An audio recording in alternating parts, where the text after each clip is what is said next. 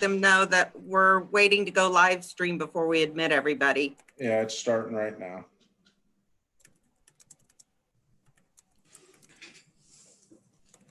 Okay. Okay, it looks like we're on, or what we will be on shortly. So I'm going to make you host, Justice Wilson. I'm going to give it back to you. You will be the host, not Marcia, right? Yes. Correct. Okay. So now you can start letting people in, if you'd like. And Justice Wilson, I've also started the conference call for the public comment. So it's live right now, but nobody has joined. Okay. Looking for my cursor. I'm going to admit all.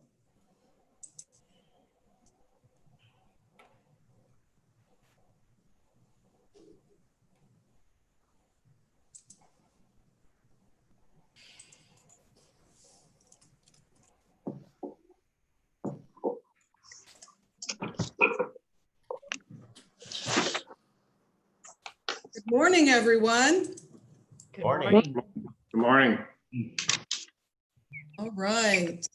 Welcome to our meeting and interviews of the 10th Judicial District Nominating Commission for the purpose of selecting candidates to be sent to the governor for the position that is being vacated by Judge Sarah Welch. First of all, I'd like to take a roll call to make sure that we know who all is here. First of all, I'm going to Annabeth Serbaugh. Here, present. James Griffith. Present. Joe Beveridge. Here.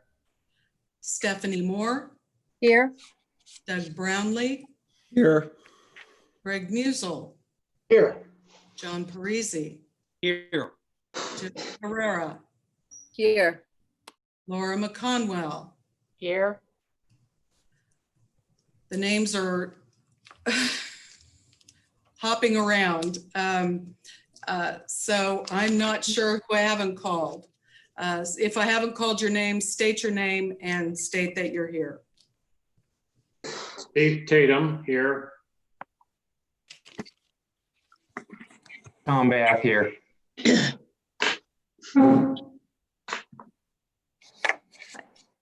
I don't see Judge Moriarty.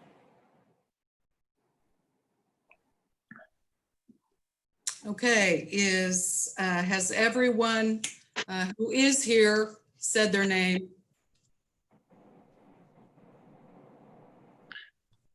Did you get Steve Tatum? Yes. It says that I'm now viewing Rick Gwynn's screen. Why am I viewing Rick Gwynn's screen? You let me in. Hey, Doug. Woo, that was close. I didn't think you were gonna let me in. Oh, I'm sorry. I'm sorry. Okay, and Sam is in.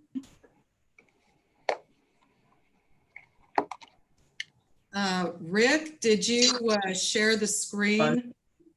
And it says everything, it says it's notification you're being recorded, but Yeah. Right. I've never seen it. Is Stephanie Moore here? Yes. I'm here. All right. Can you not see me?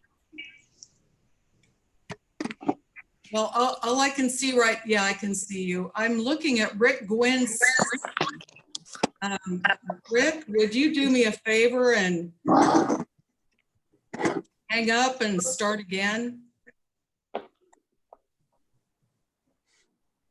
Is everybody else seeing a recording? Yes, Yeah. we are. We're not seeing pictures. Yes, and I'm not recording.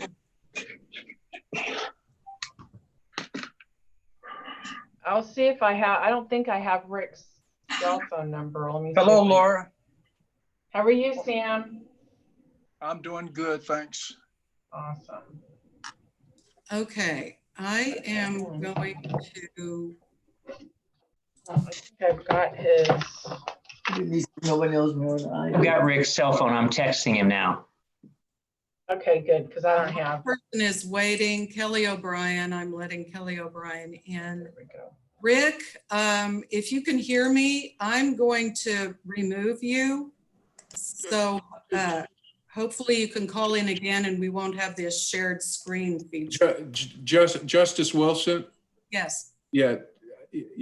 I'm in. Justice. Mr. O'Brien, yes. You, Okay, now Rick Gwynn's screen is not on there anymore. Rick, Kevin, are- did you text him? I did. Huh? I asked him I'm to not post going some. I asked him to post some summer family videos if he had them.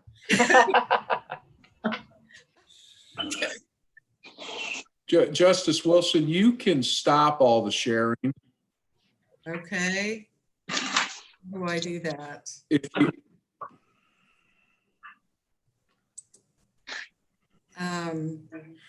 Justice Wilson, if you go to share screen down at the bottom. Okay, I see that. And the arrow, Yeah. okay. And then don't allow participants to share. Okay, it's advanced sharing options. Yeah, if you, You can share only host. Okay. yes, there you go. All right, got it. So no offense, Mr. Gwynn, but I'm not going to let you share your screen anymore. Okay. Well, all right. Well, I think everyone is now in the room on the Zoom. And after that little glitch, thank goodness we got that over with. Everything will go very smoothly for the rest of the day. I decided to come into the office. I thought it would go more smoothly, but maybe that was a jinx. I am going to declare a quorum. We have everyone here and who needs to be here in order to have a quorum. And the agenda for today is that we will have public comments. And then after the public comments, we will entertain the possibility of an executive session to discuss confidential matters that came from the background checks. And then our first interview is scheduled to begin at 9 o'clock. Marcia, did you send the minutes out for the most recent meeting, June 25? Yes. And if you have received those minutes, I would like for you to consider them, and I would entertain a motion that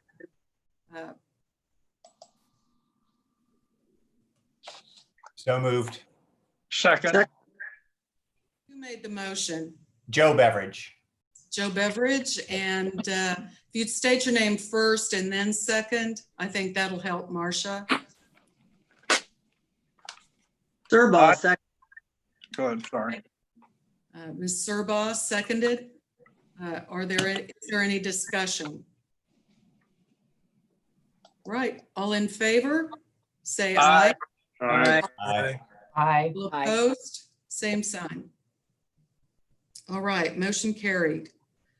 And at this time then, I will open the floor to public comment.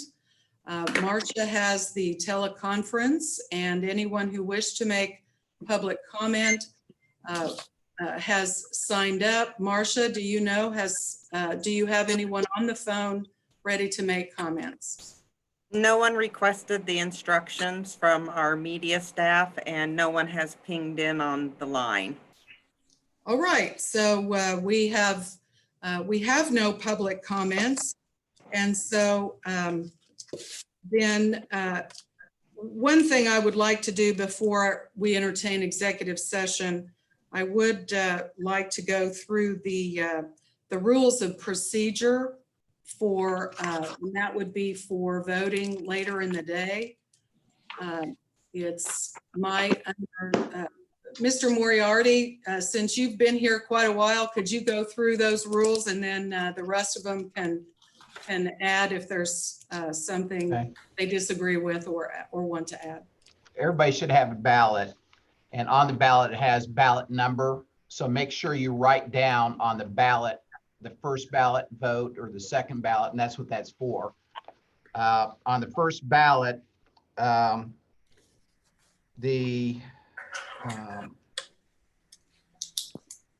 it's down at the bottom. It has the note. It says for the first round, you have to receive 2 or more votes to proceed on. And so everybody will have to vote for 3 people the first time around. Okay.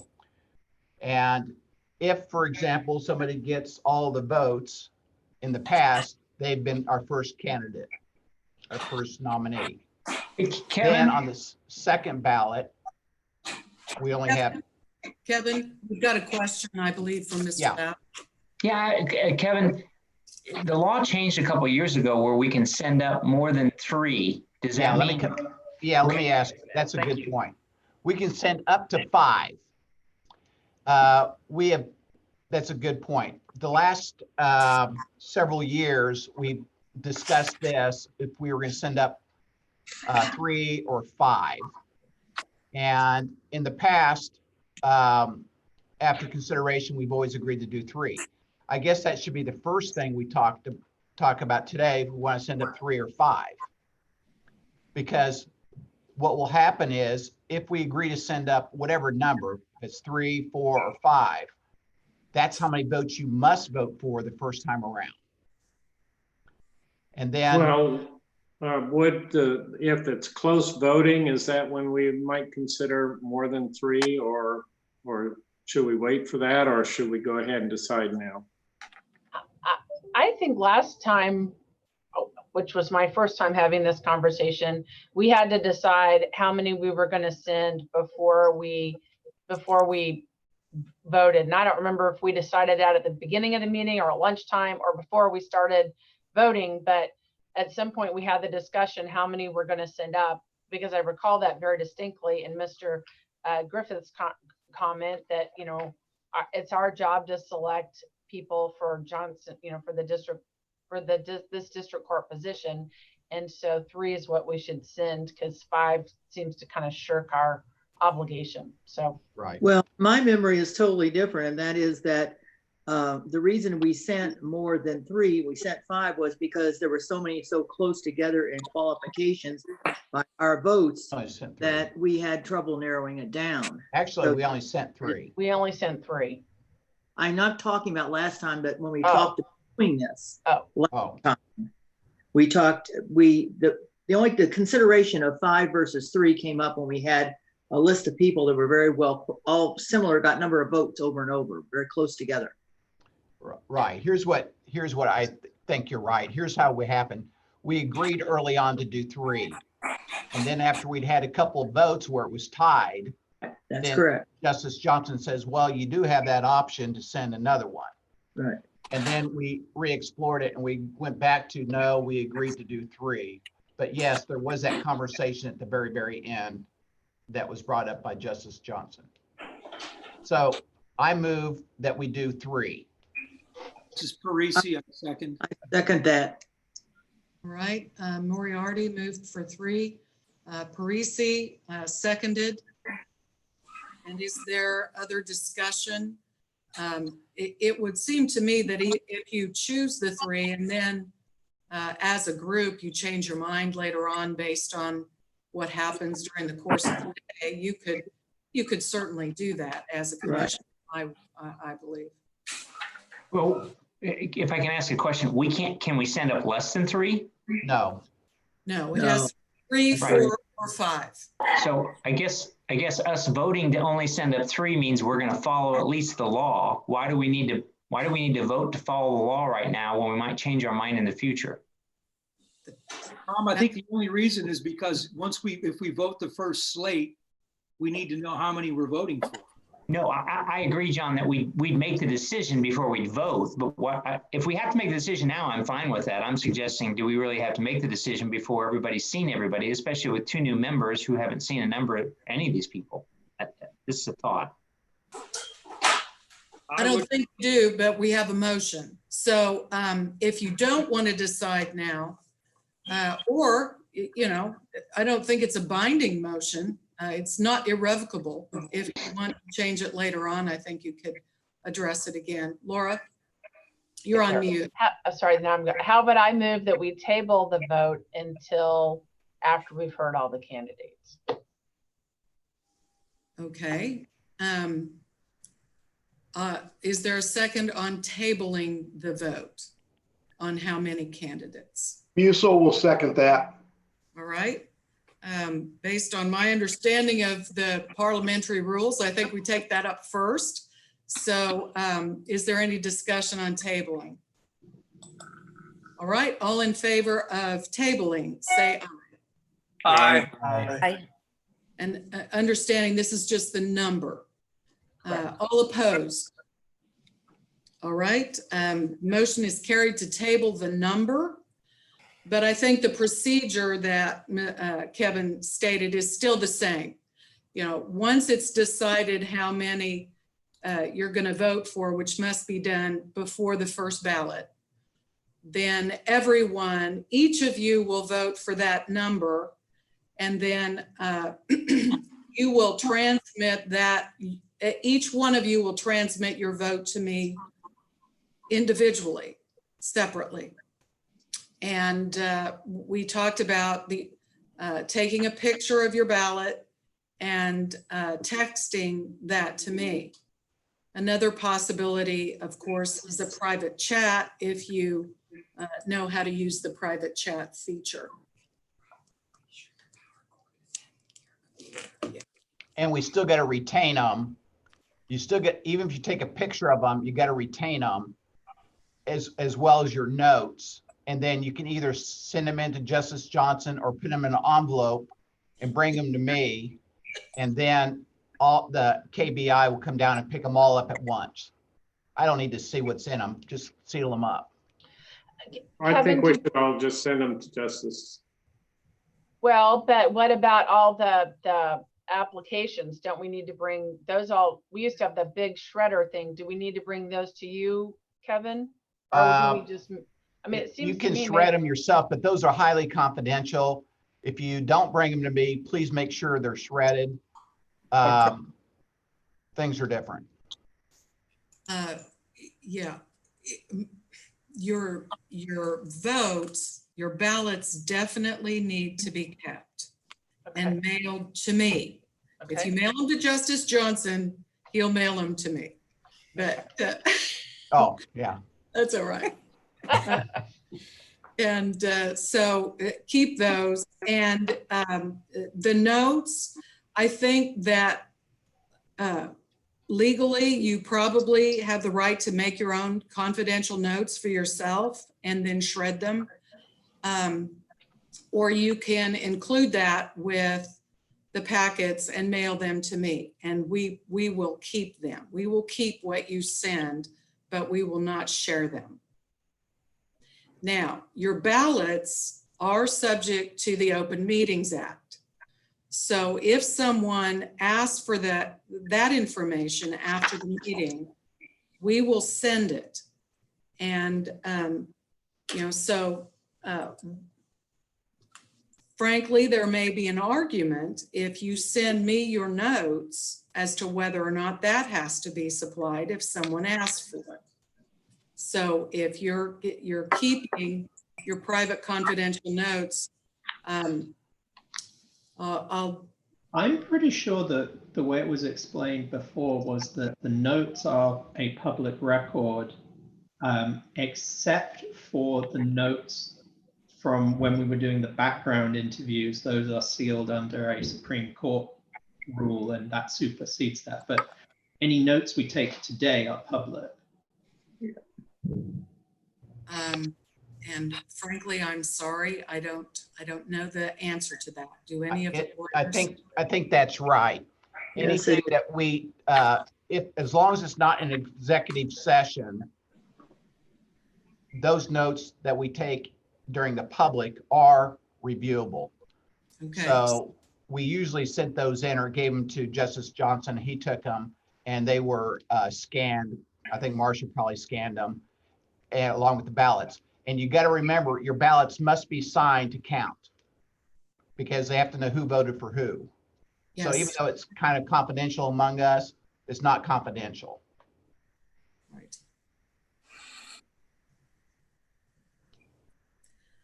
Okay, any other questions about what the procedure is? And back to the vote, then each one of you will do your ballots, fill out the number, sign them, and then I will tally that first ballot and let you know the results.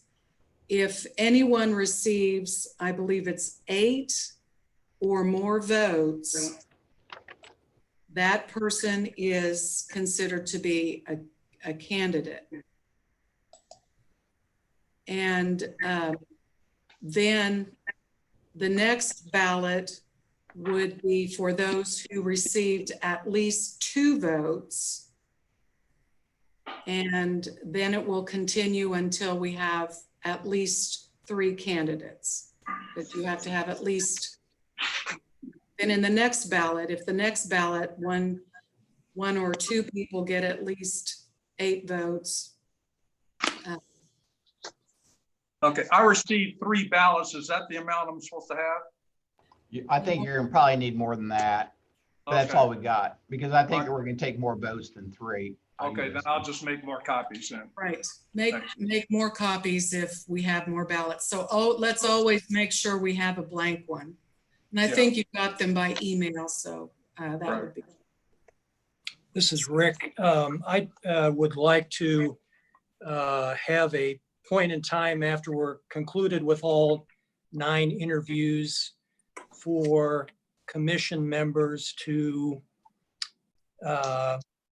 volunteer who of the 9 they are impressed with or intend to vote for.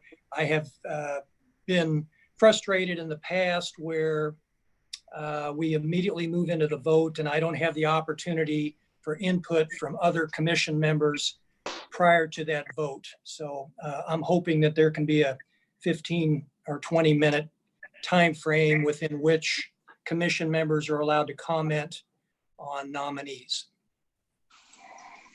Well, in the past, we've generally done that at the end of each interview to some extent.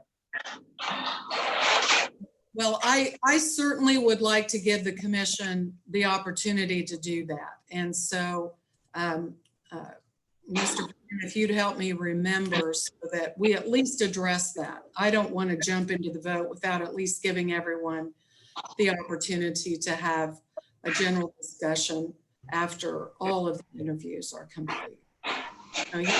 You'll each be able to use your own judgment about how much or how little you'd like to say, but I know for myself, I feel like I'm always better informed if I hear what others have to say.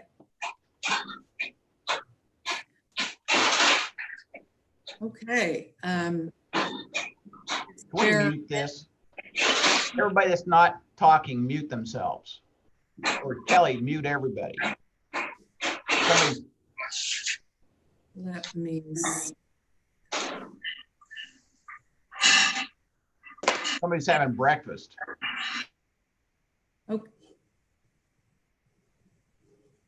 Okay, can you hear me? Okay, I've now muted everyone, so it should be quiet except for my voice. You're all muted, but you have the ability to unmute yourselves. So if you want to talk, please feel free to do so. I believe that is everything that we need to do except for I would entertain a motion to go into executive session for a period of time to discuss confidential matters.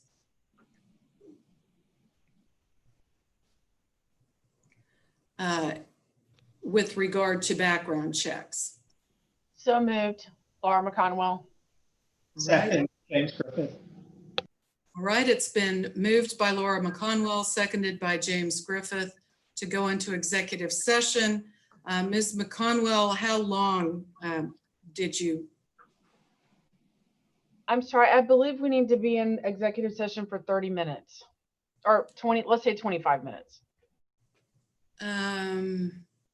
Okay. Our first interview is at 9, so however many minutes to get us up to there. I would suggest a short time period at first, say 10 or 15 minutes, and then if we need to have into another one, Then we'll go in for 15 minutes. All right, Mr. Griffith, is that acceptable to you?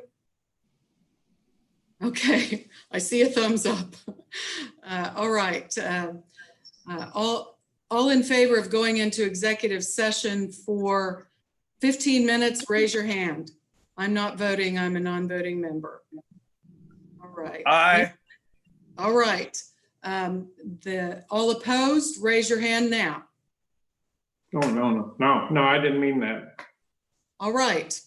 We are going to go into executive session. I am going to put us all into a breakout room. And I'm going to do this manually, create a room and assign everyone to it.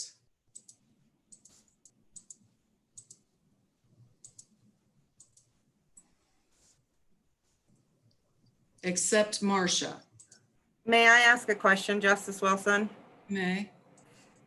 Do I need a sign for the live stream that says you guys are in executive session until 8:45?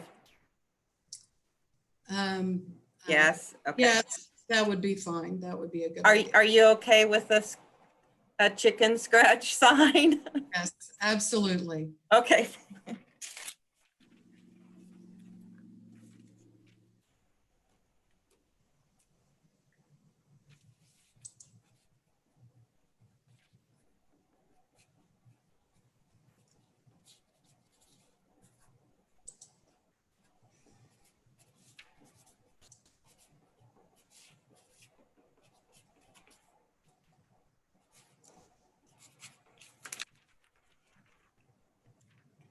All right, and I'll see if I can make something better in the meantime. I didn't even think about that.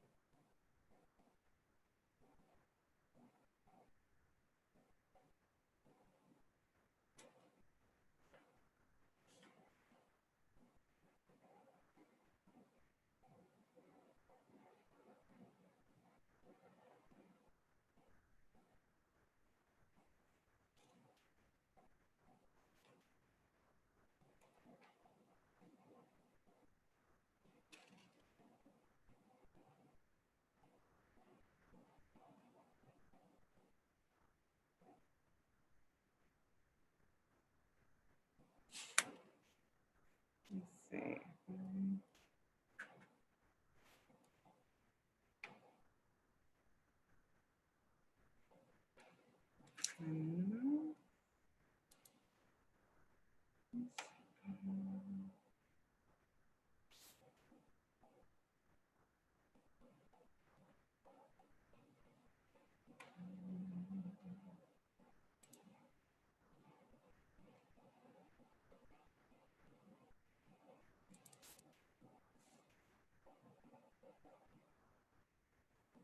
Yeah.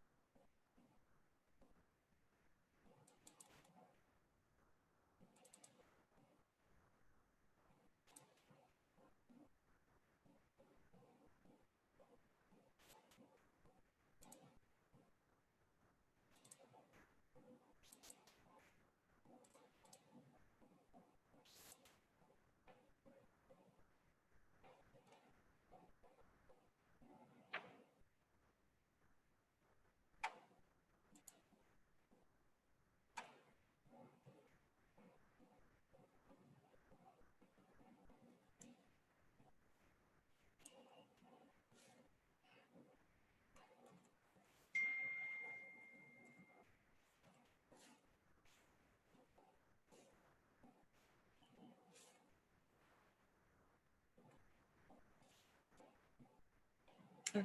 That's not. That's it.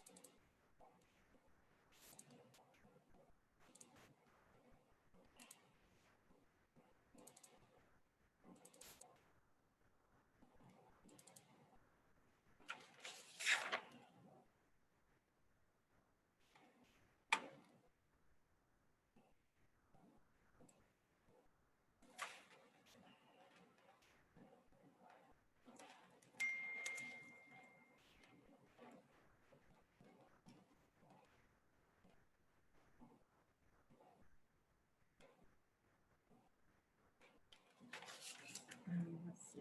I'm going to see if I can share.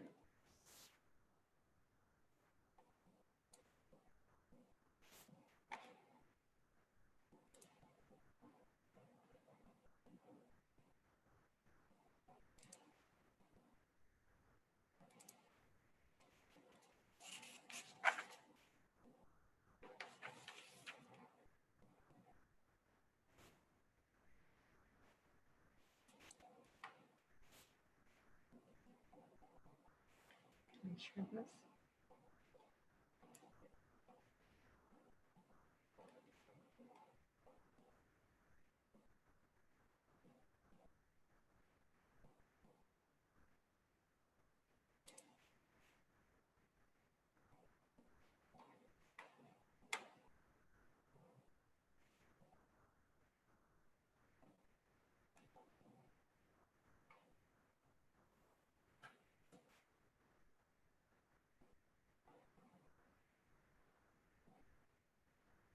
Okay.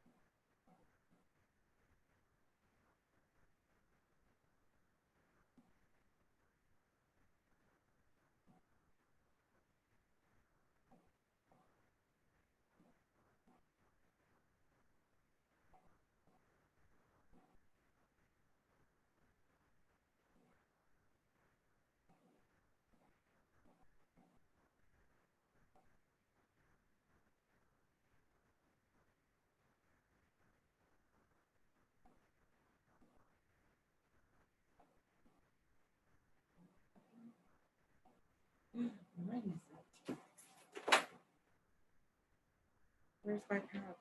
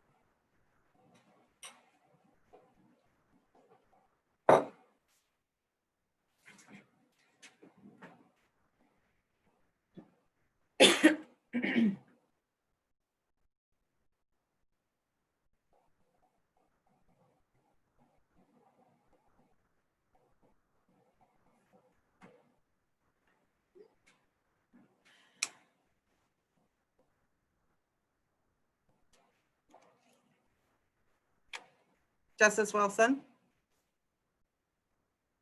I'll stop sharing that document. Okay, we are all coming back into the main session.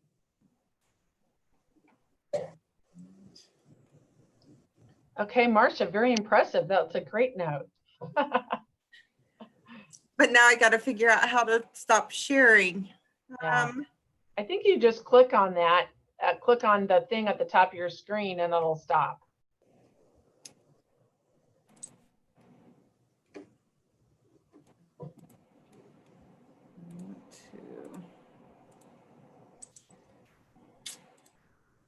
I'm trying to make it.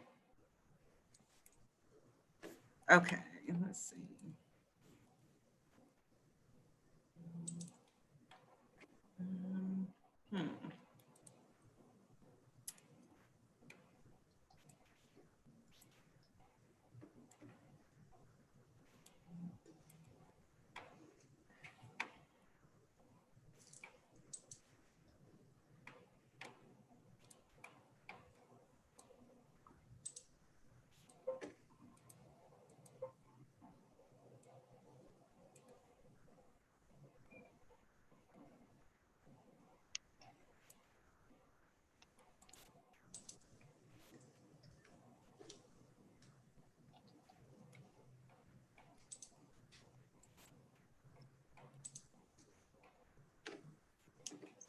Sorry, Marcia, I found a way to stop your sharing, so I cut Oh, good.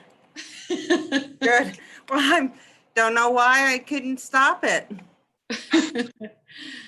Okay, we are back in open session, and Marcia, I think you have a YouTube line open. Can you confirm that we're back? It's still, I've got a little bit of delay. It's still showing my note there. Now everybody's back on. Okay, great. We're all live again and back in open session. Our first interview is at 9 o'clock. So it's 8:47 now. If you'd like to take a short break and then resume at 9 o'clock, we can do that. Annabeth, yeah, there, you were muted. Yeah, I know. Thank you. Okay, anyone? All right, what I would suggest is just to mute your screen and mute your video, and then just take a break. We won't be able to see you or hear you, and when you come back, just unmute yourself and turn yourself back on. That's the easiest way. See you at 9. There's some noise in this house. Yeah, walk around.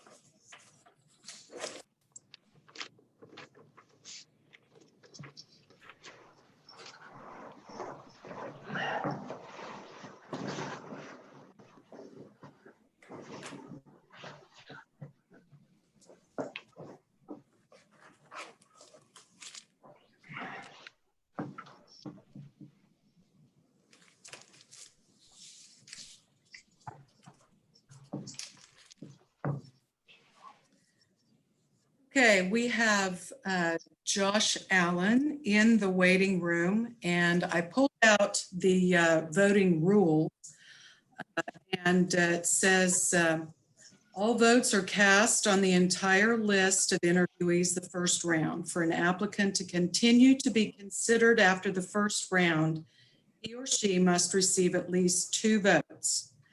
If an applicant receives 8 or more votes the first round, the applicant becomes a nominee and his or her name is removed from the ballot for the second round of voting on the remaining unfilled positions.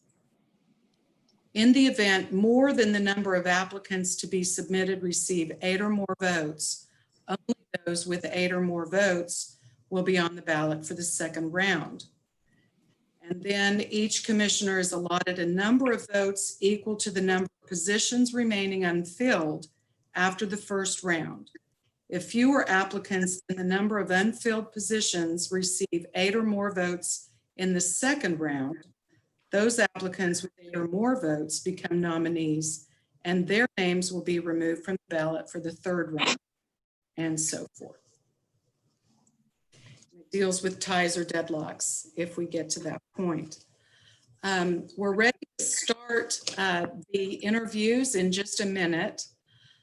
We did send an email to the nominees to be prepared to speak for about 5 minutes if they chose to do so. And if you choose to let them, would you like to give the nominees that opportunity to just speak about what they wish to tell you before the questions begin for about 5 minutes? Justice Wilson, this is Rick with Josh Allen and the other person, James Griffith and I were assigned to. We indicated we would begin his interview with a question, but with the understanding he would respond for about 5 minutes. So just not to throw our 2 people off, I think they're expecting a question to begin the process. Okay, that sounds good to me. Is that okay with everyone else? Yes, we also told Chris to expect a similar question to start things off. Okay, excellent. And Josie and I, we expected to do a little introduction. Is that okay? Of our person, Telparrot. Would it be acceptable with everyone if I just turned it over to the members of the commission to introduce their candidate? I'll welcome them and turn it over to the commission. Is that okay? Yep. Yes. Okay, we'll do that. Are we ready for Josh? Justice, I have a quick question. If people want to ask questions, is there going to be an order? Did anybody suggest there should be some kind of order, or will it just be everybody pipe in? I don't care. I'm just asking. I think that if someone has a question, just ask the question, but please wait till everyone has had an opportunity for asking another question, unless there's an obvious follow-up. If everybody would look at where it says participants, if you hit that thing that says participants, at the bottom, it has a hand raise. So you can raise a hand. It says raise hand. So you could raise a hand and she can see it if you want to ask a question. Or you could just raise a hand like that. But that way, if you don't want to be distracted to the people. Okay. If somebody asks a question, I'll try, or wants to ask a question, I'll recognize them. So we just raise our hand. Raise your hand. That's good. Yeah. How do you get that to come up? Who's to raise a hand? And hi, this is Josie. I just wanted to make sure I wasn't missing anything, but there's not set questions that we're asking. We're just allowed to ask questions as they arise with the candidate. Correct. Yeah. Correct. Okay. Thank you. I think it is good to try to seek some uniformity of questions with all the candidates. Seems fair. Relevant and material. Relevant and material, yes. Okay. Are we ready to admit Josh Allen? Yes. All right, Marcia, will you please let Mr. Allen into the room? Some people come see their picture and others you don't. Mr. Allen, welcome.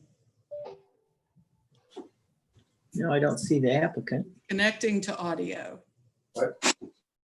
Maybe he'll come up. I don't see him. Mr. Allen, can you hear me? Where to push to get anything. You're on mute. Yes, I can. Okay, great. Welcome to the commission meeting and your interview. I'm Justice Evelyn Wilson, and we all look forward as members of the commission to your interview. At this point, Lower that. I will turn the floor over to the commission members who will introduce you, Mr. Allen. Hi, good morning, Josh. See you again. I'm going to open up with a question about when we met last week, and that is, what is it that makes you want to be a judge? Well, I think in order to answer that and to explain why I'm the best judicial candidate, I would need to kind of talk about where I've come from, and to talk about something that I don't like to talk about very much, but I think it's necessitous for the commission to hear, to understand kind of how far I've come. I grew up in Coffeyville, Kansas, which is one of the most underserved, high crime, impoverished communities in the state. My parents were small business owners. They lived month to month. Money was not something we had laying around. If I borrowed money during the week from my dad, you better believe that on Saturday morning I was at the shop working off the debt. So my family taught me that work ethic is equivalent to survival. And it didn't take me very long to realize that my work ethic was my way, my key out. I was the first sibling in my family to graduate high school. My brother and sister, older brother and sister, left school early to become farmers. I was the first in my family to go to college. I was able to earn a presidential scholarship, which helped me with the transition to my freshman year and helped me get through that, because my parents had no idea how that whole system worked. So I was able to go to KU. I was able to graduate KU with high grades, member of the student senate, and get into law school. I did all of this paying my own way. My parents could not help me. I paid my way through scholarship and having no less than 3 jobs at any given time. After my first year of law school, my life kind of stopped. I was interning at a civil law firm in Veneta, Oklahoma. I wanted to be as close to Grand Lake as possible because if I wasn't at the law firm, I wanted to be fishing. I love to fish. It was kind of a dream scenario for me. And, but it was close enough to my hometown that I would come back on the weekends and help out when I could with my parents' businesses. And I was there on a Friday night talking to my mother in the kitchen. My dad was outside working, mowing the yard. And then it got dark and the mower was still running. And I thought that was odd. So I went outside and I found my dad dead of a heart attack at 59. And it was, I was kind of broken at that point. I wasn't sure what I was going to do. I wasn't sure if going back to school was appropriate, or if I needed to stay at home and help my parents, help my mom close up the business, or what I needed to do. And my mom had to go to court for some probate issues, and the presiding judge there, I went with her to be a support system, and the judge with her, after the hearing was over, asked me back in his chambers, And again, this was the summer after my first year of law school. And while back in Judge's chambers, he said, listen, I know your situation. I know what's going on with you. I know your potential. I know what decision you have to make, and you have to keep going. You cannot waste this opportunity. Your mother's going to be fine. Keep going. That was the first time that I knew I wanted to be a judge. That was the first time that I knew that a judge does more than just sit in a courtroom and call balls and strikes, that a judge is a member of the community, that they can influence the community in a positive way. It's the first time I knew that's what I wanted to do. So I went back to school with full force. I went back, involved myself in the Polly Wilson Defender Project. I was able to get published in the Kansas Bar Association Journal. I met and befriended Gene Phillips, who has a letter that's in my application. I graduated on time, having completed an internship in the Johnson County DA's office, which I am very proud of. Immediately went to work for the Wyandotte County District Attorney's Office, prosecuting high-level crimes, including rape and murder, and I did that by myself. There were no second chairs in Wyandotte County. We had too many cases to prosecute. And to try a case like that with the victim's family 15 feet away, it takes an amount of perseverance that is unparalleled. In 2005, I started my solo practice, and I, along with my secretary, my amazing secretary, am fully responsible for the success of that practice. I don't have any associates. I don't have any paralegals. I've represented hundreds and hundreds of citizens from all over the metropolitan area, from municipal court to federal court, from traffic tickets to murder cases. And, you know, I don't represent a corporation, I represent people. And I know what it's like from growing up. I know what it's like to not pay the bills unless I do my job and do it well. And I've done it for 15 years. And now I'm ready to take the step, Mr. Griffith. I'm ready to take the step that I wanted to take 20 years ago. I'm the best candidate because I've seen the practice of law from all sides. I've prosecuted at the highest level. I've defended at the highest level. I've been a judge pro tem. I've participated in child need of care court. I know what a civil case is like. I'm not a lifelong prosecutor. I'm not a lifelong public defender.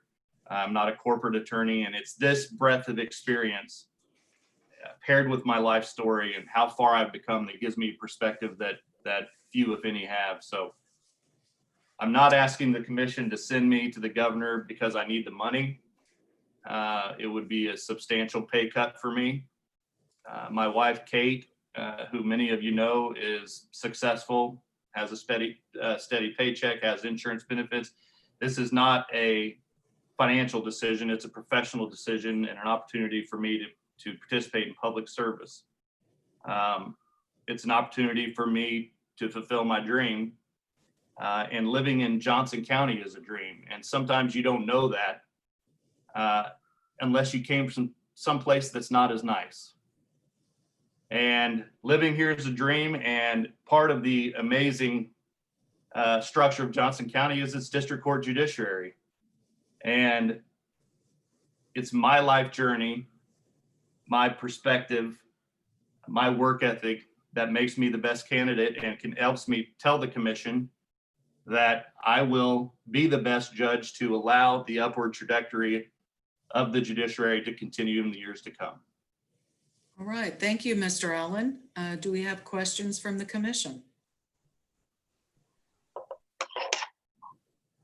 This is Rick Gwynn, the other person assigned to you.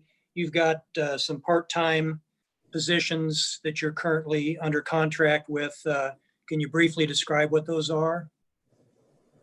Yes, Mr. Gwynn, I've held part-time positions throughout my solo practice for several reasons. One, again, to kind of maintain that perspective, to keep a foot in the different areas of the law. Currently, I'm the city prosecutor for the city of Lake Quivira, and I'm the assistant or backup prosecutor for the city of Fairway. Throughout the last 15 years, I've also been the city prosecutor for the city of Shawnee, public defender for the city of Edwardsville, Judge Pro Tem for Bonner Springs and Judge Pro Tem for different district courts, including Johnson and Wyandotte County. So they're a way to supplement the income, but more importantly, they're a way that I can maintain that perspective, seeing the law from all sides, seeing it from defense work, prosecution, from the bench. And then I'm also on contract doing child in need of care work in Wyandotte County, which if you're unfamiliar is the process for which parents could have their rights terminated, parental rights terminated. And it's a civil process. And so I kind of keep a foot in the civil field as well. So those are my part-time gigs at the time, right now. Thank you. Other questions? So I'll go if that's okay. This is Joe Beveridge. With racial issues kind of in the forefront now, I'm just curious if you've done any kind of self-evaluation or thought about how that might affect you on the bench, or things that you might even do differently than you would have done 2-3 months ago. I would not do anything differently, Mr. Beveridge. I grew up in Coffeyville, where I spent the first 19 years of my life, was 40, almost half African-American. And you wouldn't think that about a small town in Southeast Kansas, but it's a manufacturing community. And so I grew up with racial diversity. It was not a shock to me. It's not a surprise to me. It's part of my life. When you grow up in an impoverished area, when you grow up having contact with people that don't look like you, you don't have, I never had those problems that have boiled to the top lately. There's a reason why, as corny as it sounds, why justice is blindfolded, and I've never seen it any other way. And as a judge, I would not treat it any other way. Anyone who would come before me would be treated equally. It's never been an issue. I've never seen it differently. I understand the situation going on, but it's not an issue with me. And that's because I've seen it and dealt with it since birth. And no, it's not an issue. I wouldn't change now from 3 months ago. Thanks. Other questions? You've been exposed to a lot of different judges. How, I assume there are certain judges that you think highly of, and what do they do that you would try to pattern your judgeship after? Well, due to the nature of my practice and my history, I've been in front of judges all over the metropolitan area and beyond, again, from municipal to federal court.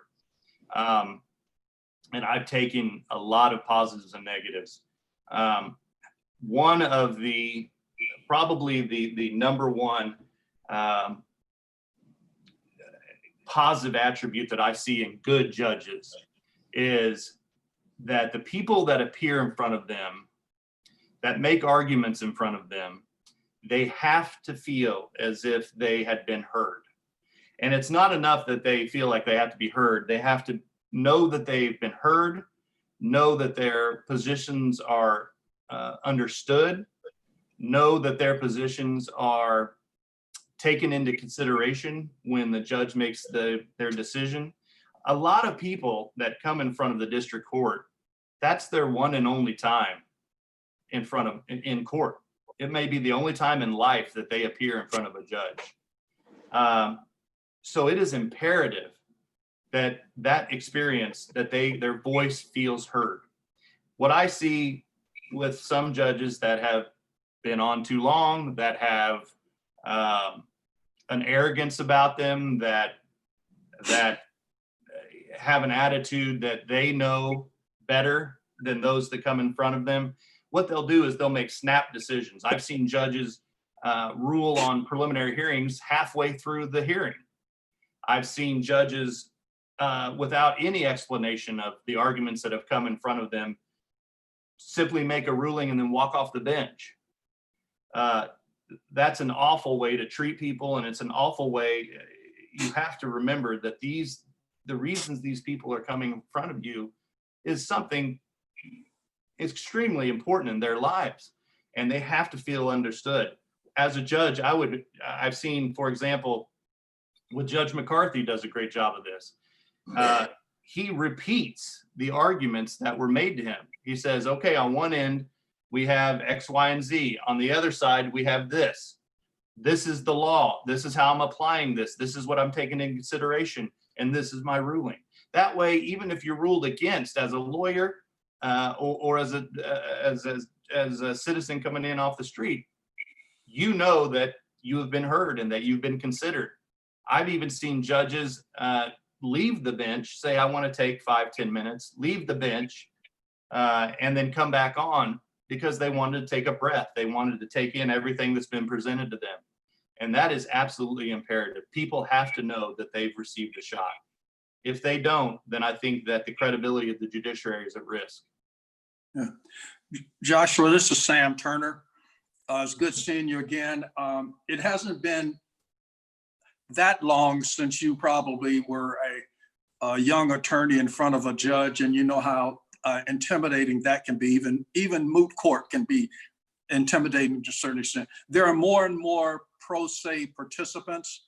How, as a judge, how would you set an environment that would put them at ease? Well, several ways, Mr. Turner. One is demeanor. And I don't think that demeanor and temperament are incredibly important with a successful judge. You cannot be hot-headed. You cannot be argumentative. You cannot be dismissive. So if you have a welcoming temperament, showing that you're understanding their feelings, their arguments, that's important. Now, at the same time, Mr. Turner, I don't think that a court is a place where you have to, we're all not going to sit in a circle and hug it out. It's a professional place. However, with pro se litigants, there's nothing wrong with walking them through the process. Today we're going to do this. This is what we're here for. This is how the process is going to go. These are the standards. Taking a little extra time to explain to them the process. The biggest fear is the fear of the unknown. So if you can take that away somewhat from these pro se litigants and give them the information that this is the way it's going to go and this is what's expected, then I think you will establish a relationship with them, one that they feel understood and safe in. Great. Okay. Well, thank you very much. Thank you. Thank you. We have a couple of hands, couple of more questions. Mr. Moriarty, you've had your hand up. What's your question? Actually, it was just asked by Sam. Okay, Mr. Musel? Josh, snap decisions are one thing. Judges that take 2 years to make a decision are another thing. From behalf of both the litigants and the attorneys, what's your plan? What will be your kind of commitment to thoughtfully and carefully but timely rule on the types of issues that come before you as a judge? Decisiveness is of incredible importance, Mr. Musel. You have to be willing to pull the trigger on these things. I've had judges that took so long to make a decision that they retired before the decision was made. And I'm talking 2 or 3 years to make a decision. The Supreme Court has obviously taken a position that cases need to move along, and they're exactly correct. You can't string along litigants or lawyers or civilians. You can't string them along by refusing to make a decision. So you have to have a judge in there that absolutely takes into consideration all of the arguments, absolutely exercises discretion, but has to make a timely decision. And in my courtroom, that decision would be made in a timely fashion. We would not fall behind. We're not going to run the dockets in a manner that drag any type of cases out for an unreasonable amount of time. I think that all lawyers are on board, including the appellate and Supreme Court, that cases need to move along for all parties interested.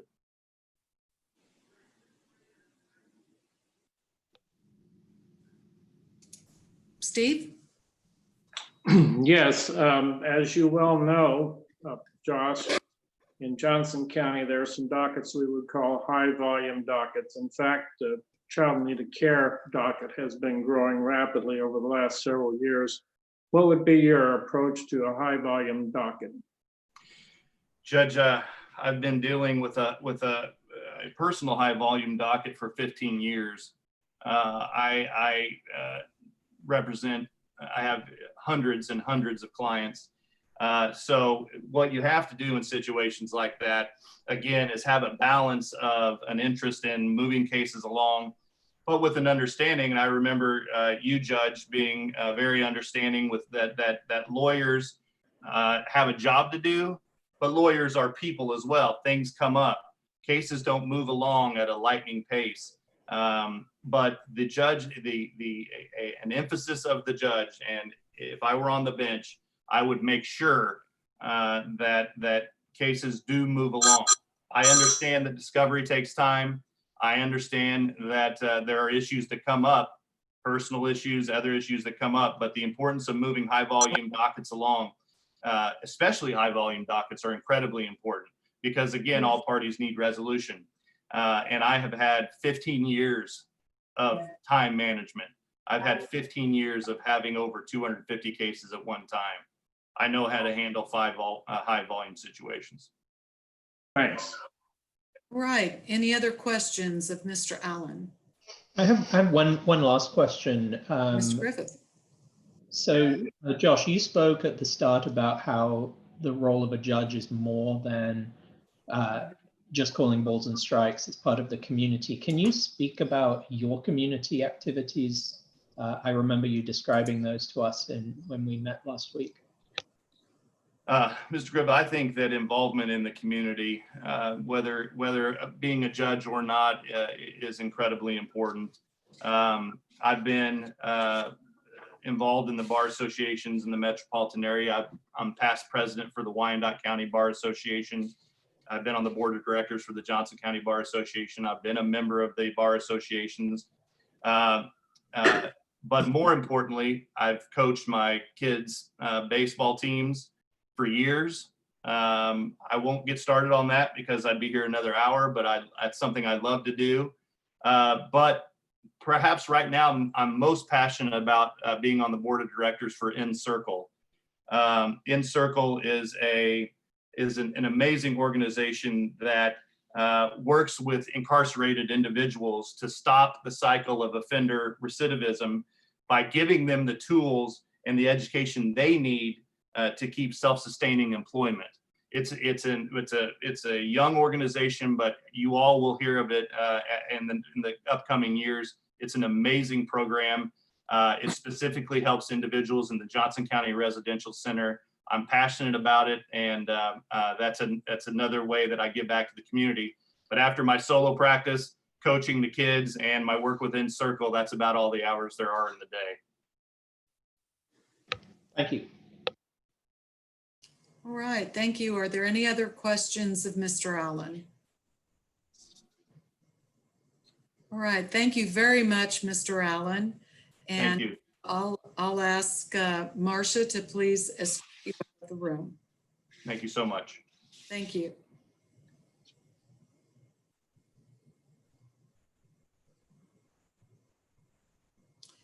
Okay, I have a question. How do you raise your hand? Several of you have used that feature and I don't know how.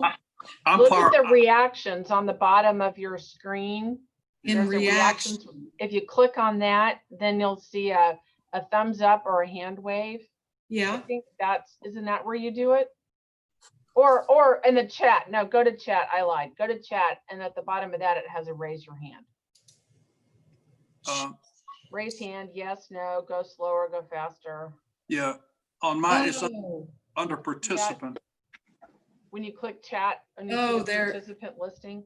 Yeah, I just forgot the rules. I don't see it on mine, but anyway, I'm good. Yeah, thanks. Okay, we have, it's 9:28. We do have Jennifer Ashford, waiting in the queue. Is there anything anyone wants to say before we escort her in for So- her interview? Justice Wilson, so can you see if we raise our hand in that screen? Is that worth doing or not? Yes, I can. Okay. I'd not seen that feature before, and I saw some hands. And so I tried to recognize that, but I still can't find how I would raise mine. Maybe I'm not supposed to raise my hand. Okay, thanks. Before we get started with Jennifer, sorry, this is John Parisi. Stephanie Moore and I interviewed her. It's my understanding that she would like to make a kind of an opening statement, and then Jennifer will ask her a question in terms of that format. Okay, well, I'll just turn it over to you. I'll welcome her into the room and then turn it over to the commission. I can, since I know it's you, Parisi, I can turn it over to you, okay? That's fine. Thank you. Okay, great. Okay. Marcia, Justice Wilson, did you want to Yes. mention something about the live stream and the videos? My question on the live stream on YouTube, you don't show up as participating at all if you turn your camera. So I'd like to ask you to make sure that you leave your cameras on. And feel free to let me know if you'd like to take a break, and we can always do that. But I think that'll work best. All We right. have some people tuning in on YouTube. I don't know. I don't even know how to tell. there is, let me minimize it, and it will tell you 16 watching. So that's when people would shut off their video, I would see you disappear from the YouTube. Yeah. So we're not a hit show yet. I don't think, yeah. We're heading towards 1 million, I'm sure. 1 million. Somebody better sing or something, or we won't be on the evening talk shows. Right. All right, Marcia, will you please escort Ms. Ashford into the room?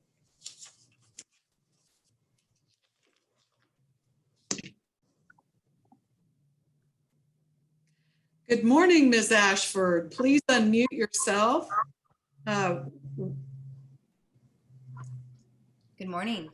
Good morning. Welcome to your interview. The commission all welcomes you. I'm Justice Evelyn Wilson. And the first thing I'd like to do is turn it over to Mr. Parisi, and he will take it from there. Welcome. Morning, Jennifer. How are you doing this morning? Good morning. How are you? We're great. Listen, it was a pleasure to meet with you last week with Stephanie Moore and I. And as we indicated, that we were going to give you an opportunity to address the commission in a format of an opening statement. And then Stephanie will follow that with a question to you. So with that, we'll let you get started so we can learn more about you. Okay, thank you. And thank you to the commission for giving me this opportunity to speak with you and answer your questions about my application.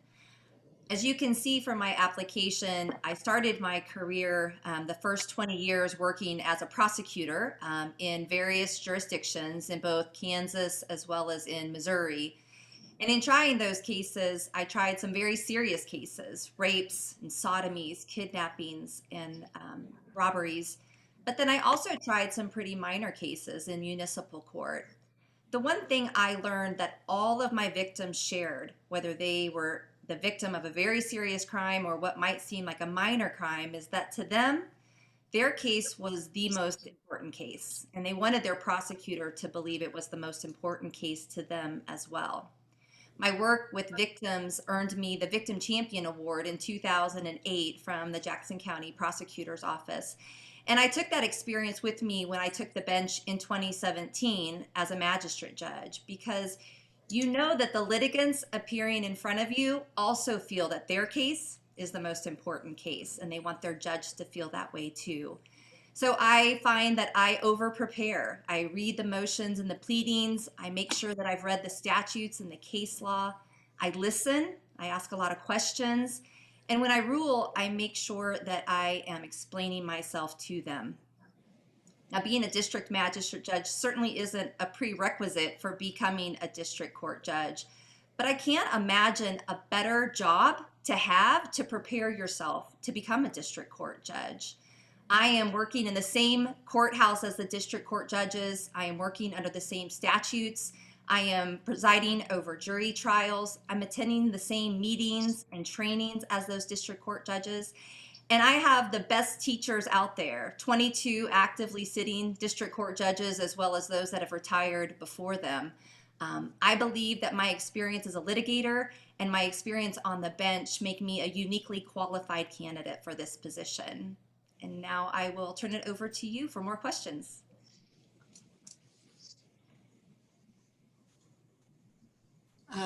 Ms. Moore, you're muted.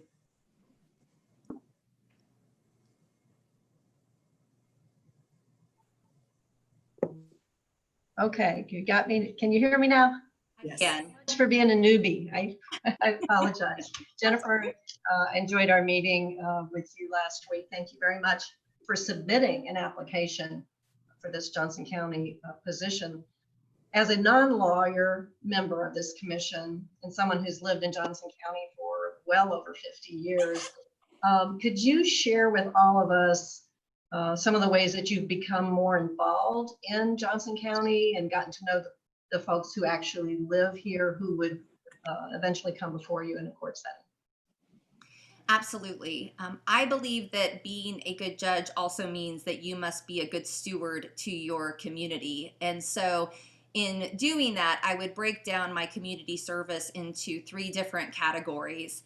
The first category would be social issues, and those are the issues that face the litigants that are appearing before me in court, including drug and alcohol addiction, mental health illnesses, as well as racial and ethnic disparity. In doing so, I am actively engaged in the Drug and Alcohol Council of Johnson County.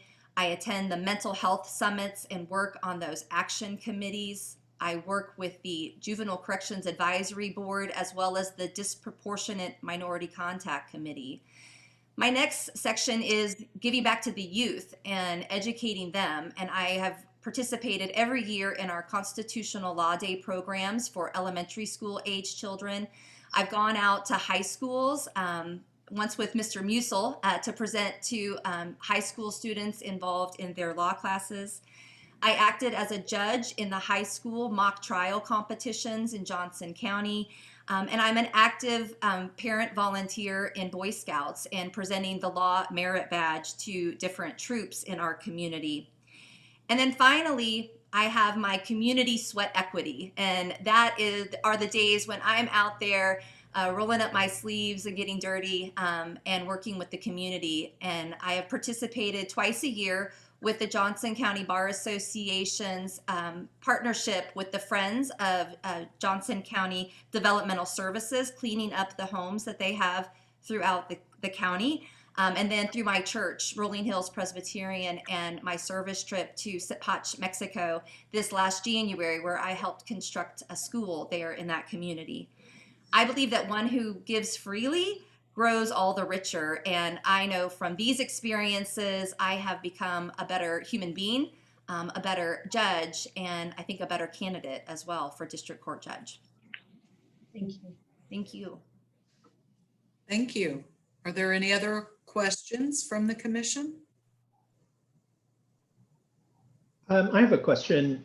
So I think it was a couple of years ago, you came before us and we appointed you to the magistrate position. What have you learned in that role that you think makes you a stronger candidate today for this? Sure. Yeah, thank you. So yes, I was appointed as a district magistrate judge in 2017. So right a little over 3 years ago today.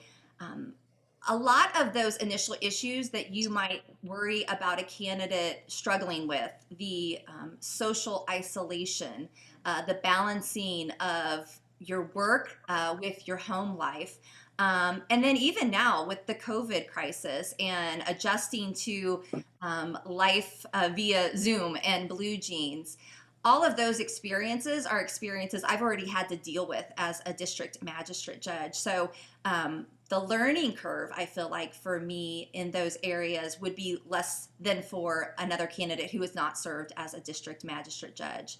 I've also been very proactive in innovation and technology. I'm on several committees at the courthouse, both for the move to our new courthouse as well as my work with the court technology committees as far as determining what technology should be in that courthouse and those sorts of things. I've also become very active in the Johnson County Bar Association, where I am currently the treasurer.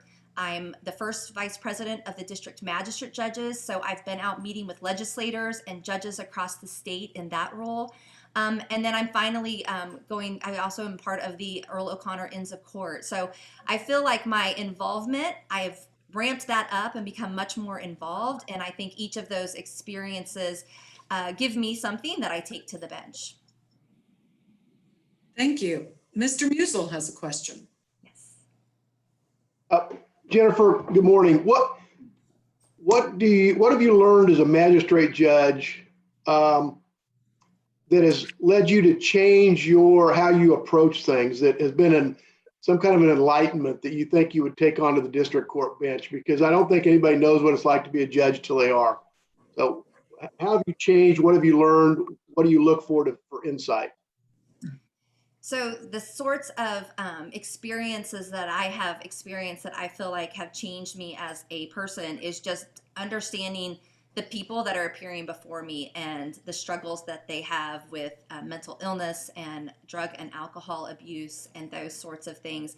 As a prosecutor, your approach is very different. Obviously, you are seeking justice, but you are constantly arguing and trying to present your case in the best fashion.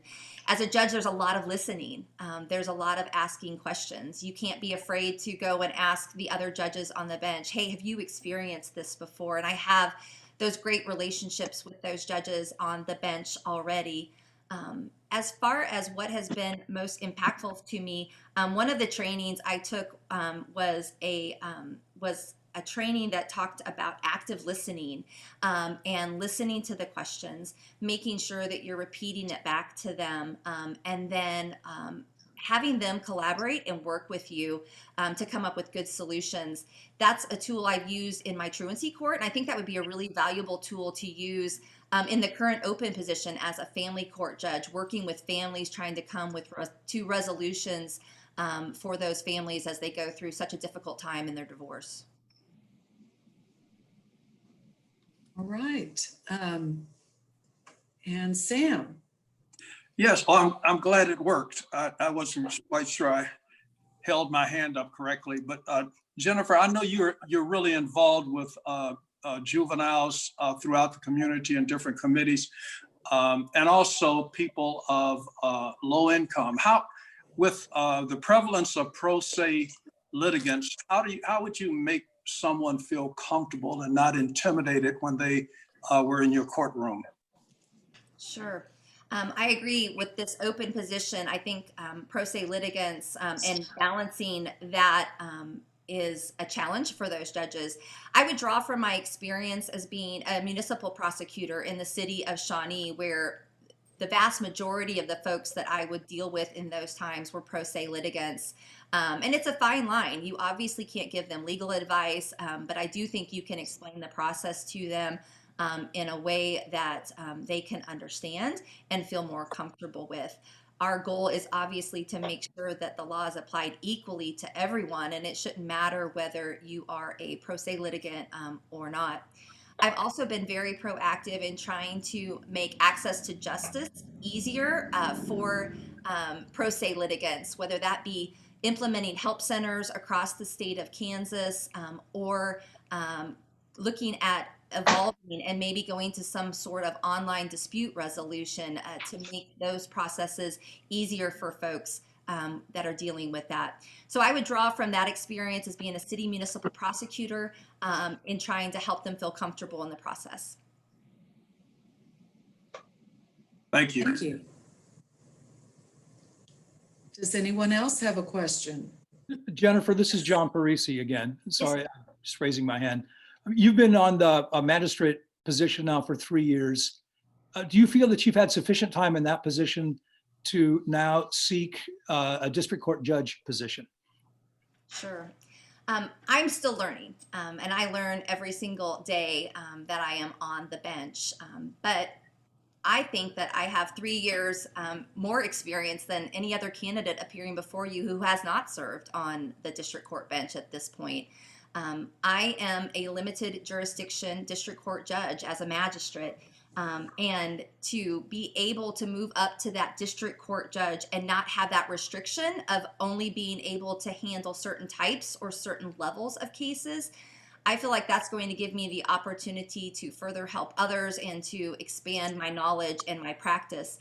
Much like with whatever analogy you want to use, whether it be minor league baseball versus going up to the majors, or whether it's an associate in a law firm, I think it's pretty common to start somebody out with those lesser types of cases to get their feet wet, if you will, and learn from that experience. So I am the only candidate that you have that has that 3 years of experience. So to me, I think that's a total advantage and a leg up that other candidates do not have.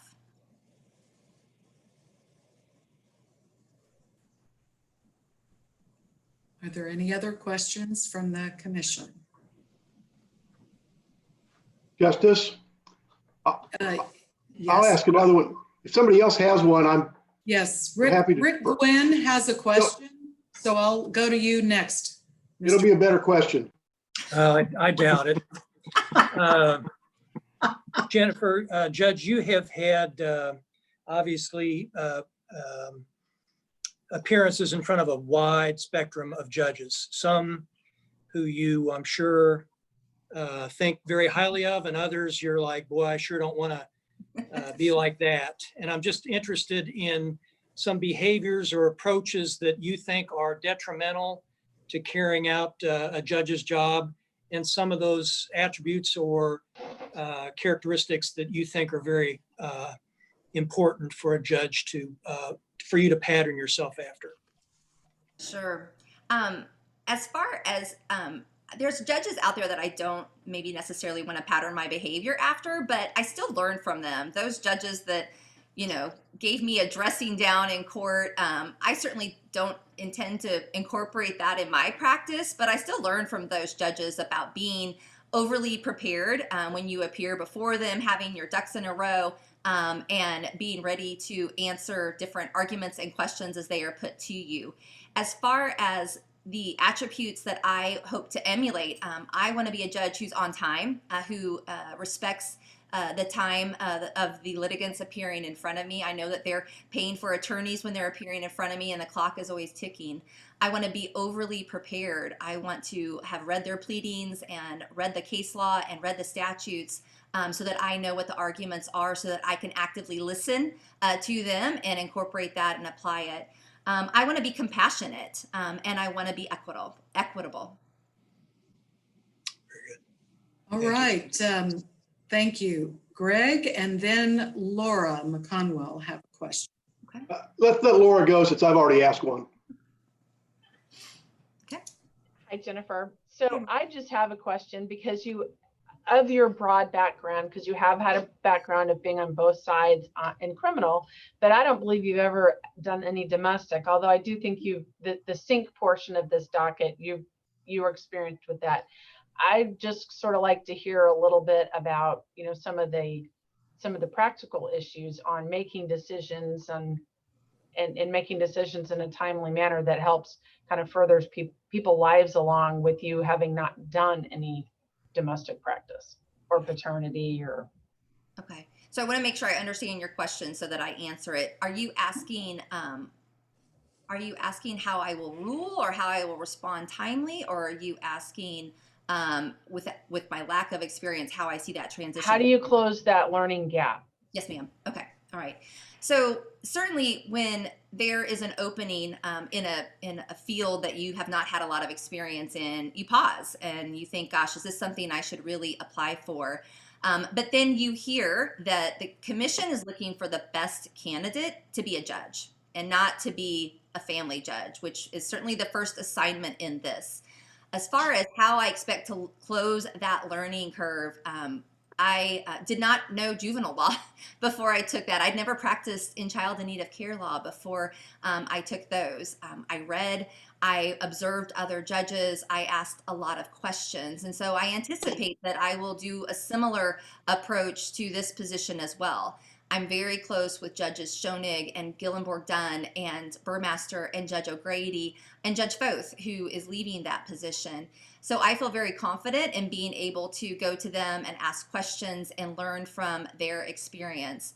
So while I understand the reluctance or the concerns with me having never practiced in this area, I think that's okay. I think it's okay to come in and have a new approach, to have new eyes on the issues, but also understand that I'm going to learn so much from those other judges. Those family judges meet all the time, twice a month. They have lunch and talk through their cases and talk through issues that they're having. So really, for a new judge, that's one of the best units, I think, to go to. Thank you. Thank you. And Tom Bath has a question. Judge, what change would you make, if any, to either a procedural or substantive law in child needed care or juvenile to make the process more fair? Since I came in at a very odd time because in 2017, I was on the bench for 1 month under the old juvenile code and then had to switch and learn the new juvenile code as of July 1 of 2017. I would like to see more focus on mental illness and trying to address the needs of the juveniles much earlier. When we did our focus groups for the Mental Health Summit, parents of children who were involved in the system and the juveniles involved in the system all felt like we missed opportunities at the elementary school age or pre-elementary school age, that those were really set points where we could have made a difference in those children's lives. So it may not be a difference in the code.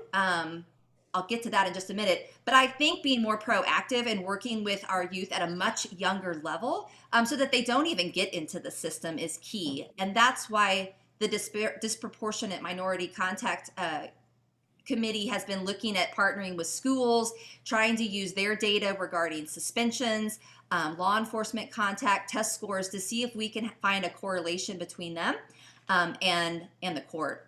The other issue that came about with those law changes is that you have a lot of youth that are now in both systems, both SINC cases as well as juvenile cases, because you have parents who are saying, I'm not coming to get them, and you can't hold them in the juvenile detention center. And I don't think that's the place for a child in need of care kid anyway.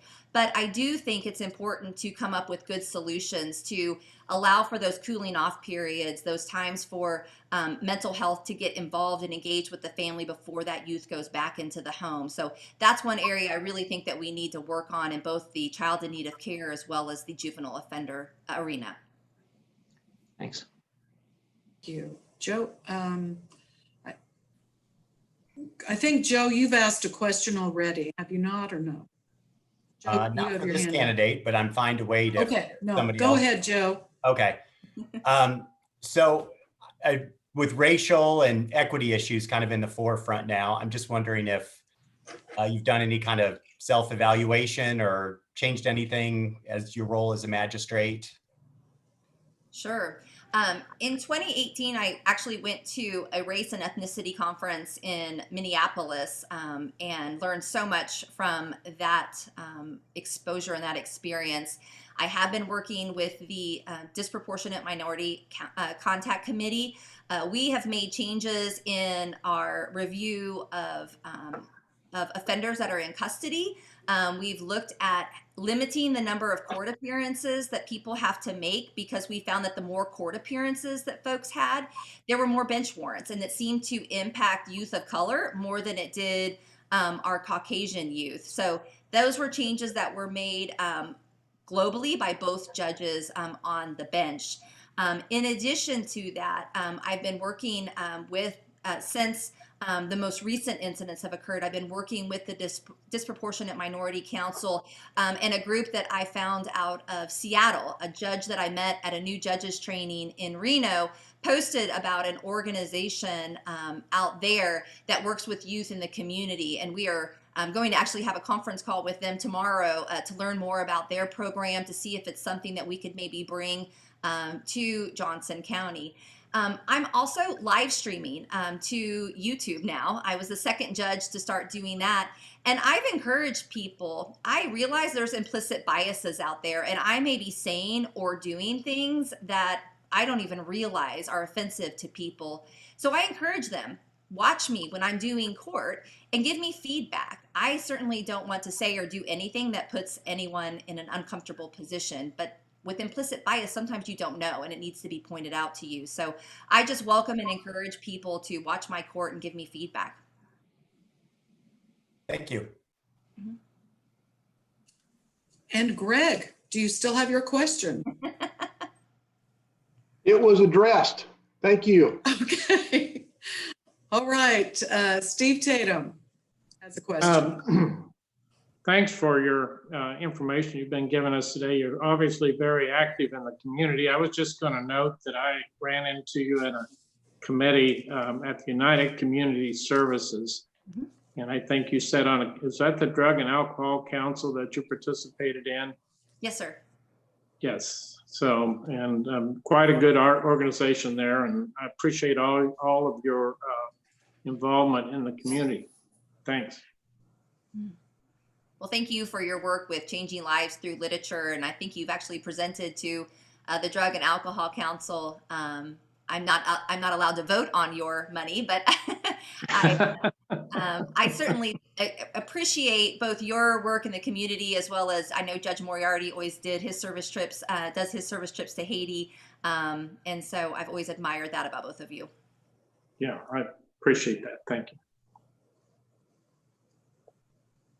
Right. Are there any other questions from any of the commissioners? I don't see any hands. All right. Well, thank you very much, Judge Ashford, for your interview and your contributions, your application. I enjoyed meeting you and hearing from you. All right. Thank you, everyone. Good luck in your process. Thank you. Marcia, will you please escort Thanks, Ms. Jennifer. Ashford out of the room?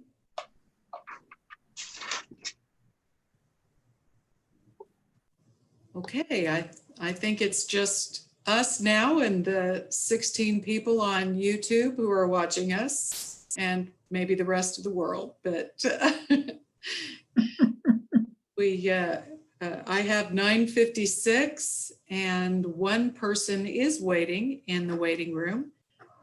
So, is there anything any of you would like to say before we begin the next one? Would it be possible just to have a 1-minute break, or? Sure. Okay. Let's take a little break. We've got 4 minutes, so we'll get started right at 10, and make sure you mute your audio and your video.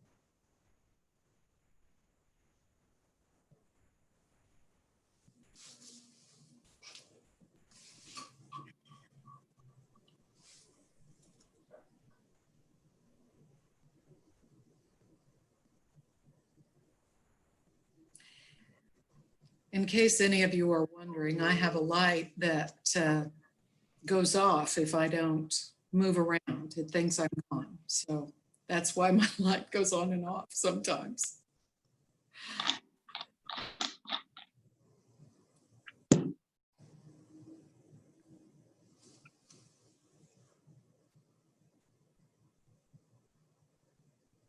Technology is not always your friend, I guess. Okay, I've got, it's 10 o'clock and I'll wait for us all to get here. Some of us have not unmuted our videos. And so it is important, since we're being live streamed, that your video is operating.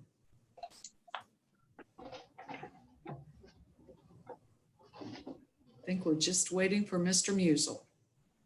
Justice, I was just checking. I think Kevin promised that the strawberry shortcake would be delivered to our house. I'm just following up on that.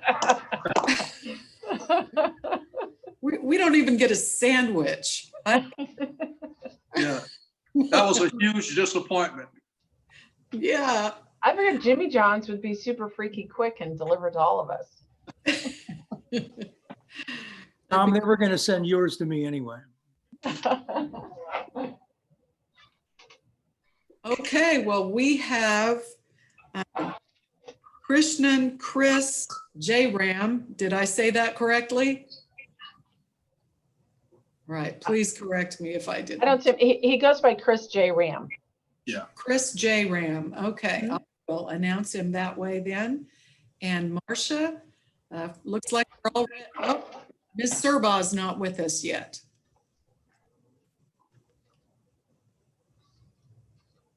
Wait just a minute.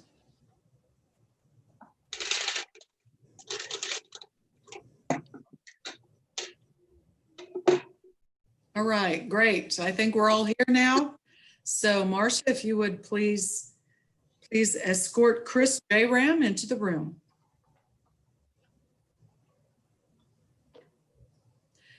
Good afternoon, Mr. Jaram. You want to unmute yourself? Good morning. How are you? Good morning. I'm good.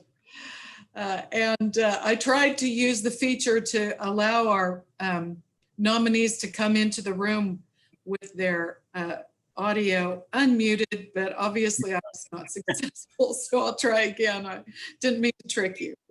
Welcome to your interview, and we all look forward to hearing from you.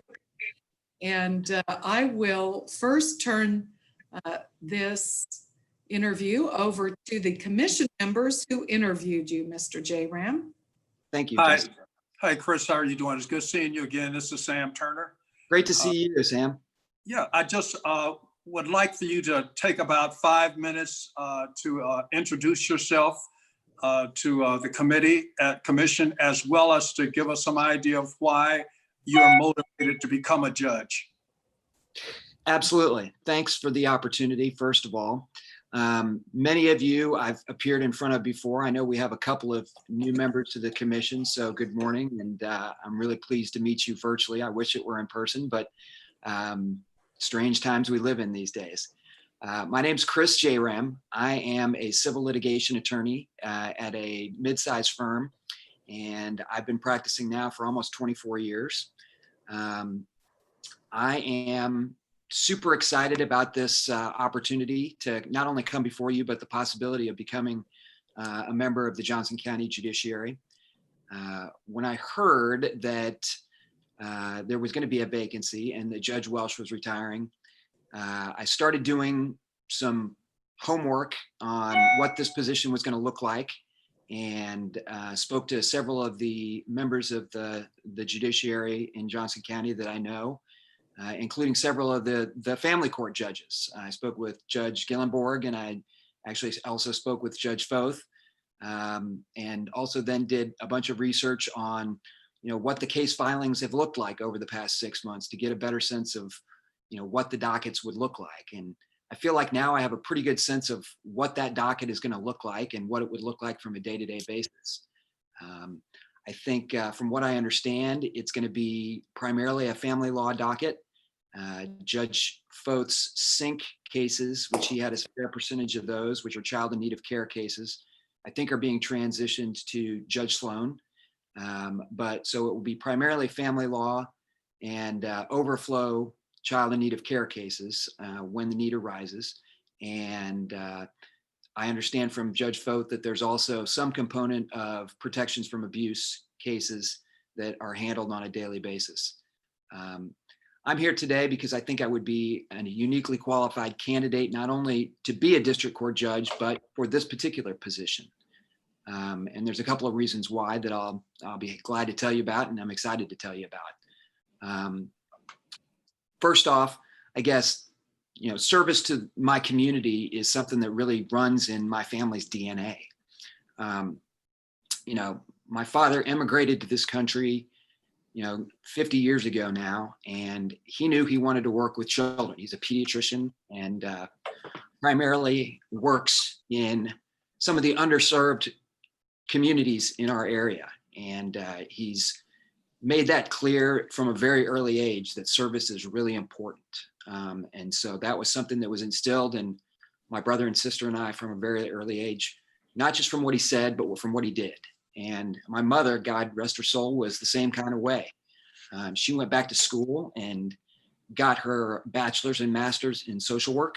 And she passed a couple of years ago, but before she did, she was really, really into working as a community counselor at some of the poorest school districts in the area. And, she worked for Operation Breakthrough and several other things like that. And that was super important to her. And that really made an impression on me. And you look at what my brother and sister are doing as well. And, I feel like throughout my professional career, I've tried to find instances where I can also serve our community. One of the things that really appeals to me about this position is that it is going to be a family position. And I think that will give me the opportunity to really impact people on a day-to-day basis and really impact people on a personal level that I can really get in touch with and I think will be incredibly rewarding. Now, I've been practicing civil litigation for 20 some years now, and that's obviously important, and I've loved it, and it's been terrific for me. It's put me in a position where I can be here before you today. But I'm looking for something in the last 5 years or so. It's been something that's really come to the forefront that I really want to try and impact change on people on a more personal level than some of the cases that I deal with, which are a lot more about money and business disputes and things like that. So that's the first thing that I think makes me uniquely qualified is my commitment to public service, and something I'm really is really important to me as an individual. Secondly, I think I bring a diversity and unique life experiences that I'm not sure that any of the other fantastically qualified applicants that you'll hear from today are going to bring to the table. My father came from a small town in southern India and came with a suitcase with a pair of clothes and made a life here. And he met my wife, who was a rabble rouser from a really small town farming community in Kansas. And so they were a really interesting couple when they got together.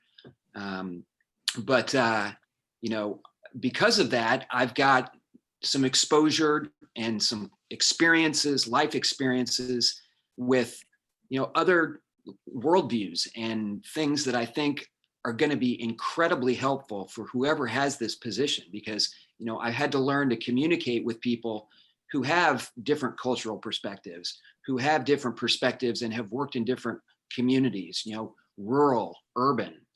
And I think the more that you have those kind of experiences, the more you're able to empathize and understand the people that are going to come before you. And you're going to be able to more effectively communicate with those people so that they feel like not only have they been heard, but that they've gotten fair results out of whatever dispute they bring before you, which is, from my perspective, incredibly important as a potential district court judge. So that's also a second reason why I think I'm uniquely qualified, and this is an excellent fit for me. I guess lastly, the thing that I think, is important to me, and you might not necessarily see it jump off my application in writing, but it is there, and it's something that I definitely want to talk about a little bit, is my passion for working with children and families. If you look at what I've done over the years, I have actually two positions. I'm a professional on two levels. I'm a professional youth sports coach in my spare time, which, not that I have a whole lot, but and I know that there are some of you who have that background and have worked in youth sports, or have a spouse or significant other who work in youth sports. And so I know that you can relate to the fact that you are required as part of that to interact with people from all walks of life. And through my coaching over the last 10 to 12 years, I've had to interact with children and families and learn to interact with them and come to know them and understand where they're coming from. And I think that is critically important for this particular position, where there's going to be an emphasis on families, and most importantly, the children that are involved in those families that are looking to separate. I think part of what I've learned from that experience is that you have to be able to have the hard conversations on complex issues while making sure that they understand that you're doing those things and having those conversations because it's what's best for the child that you're coaching. And I think the same thing would be true in a family court position where you're dealing with divorces and children that are involved in those divorces, trying to make sure that you can convey and communicate and help the parents that are involved to understand that, yes, you have your issues that need to be resolved, but the paramount issue that we need to work together when there are children involved is those children and how we can make sure that they are protected throughout the process. So those are three primary reasons why I think I'm uniquely qualified and situated for this particular position. And I'd be happy to talk about any of those as well as anything else that the commissioners would like to discuss today. All right, thanks, Chris. Do any of the commissioners have questions?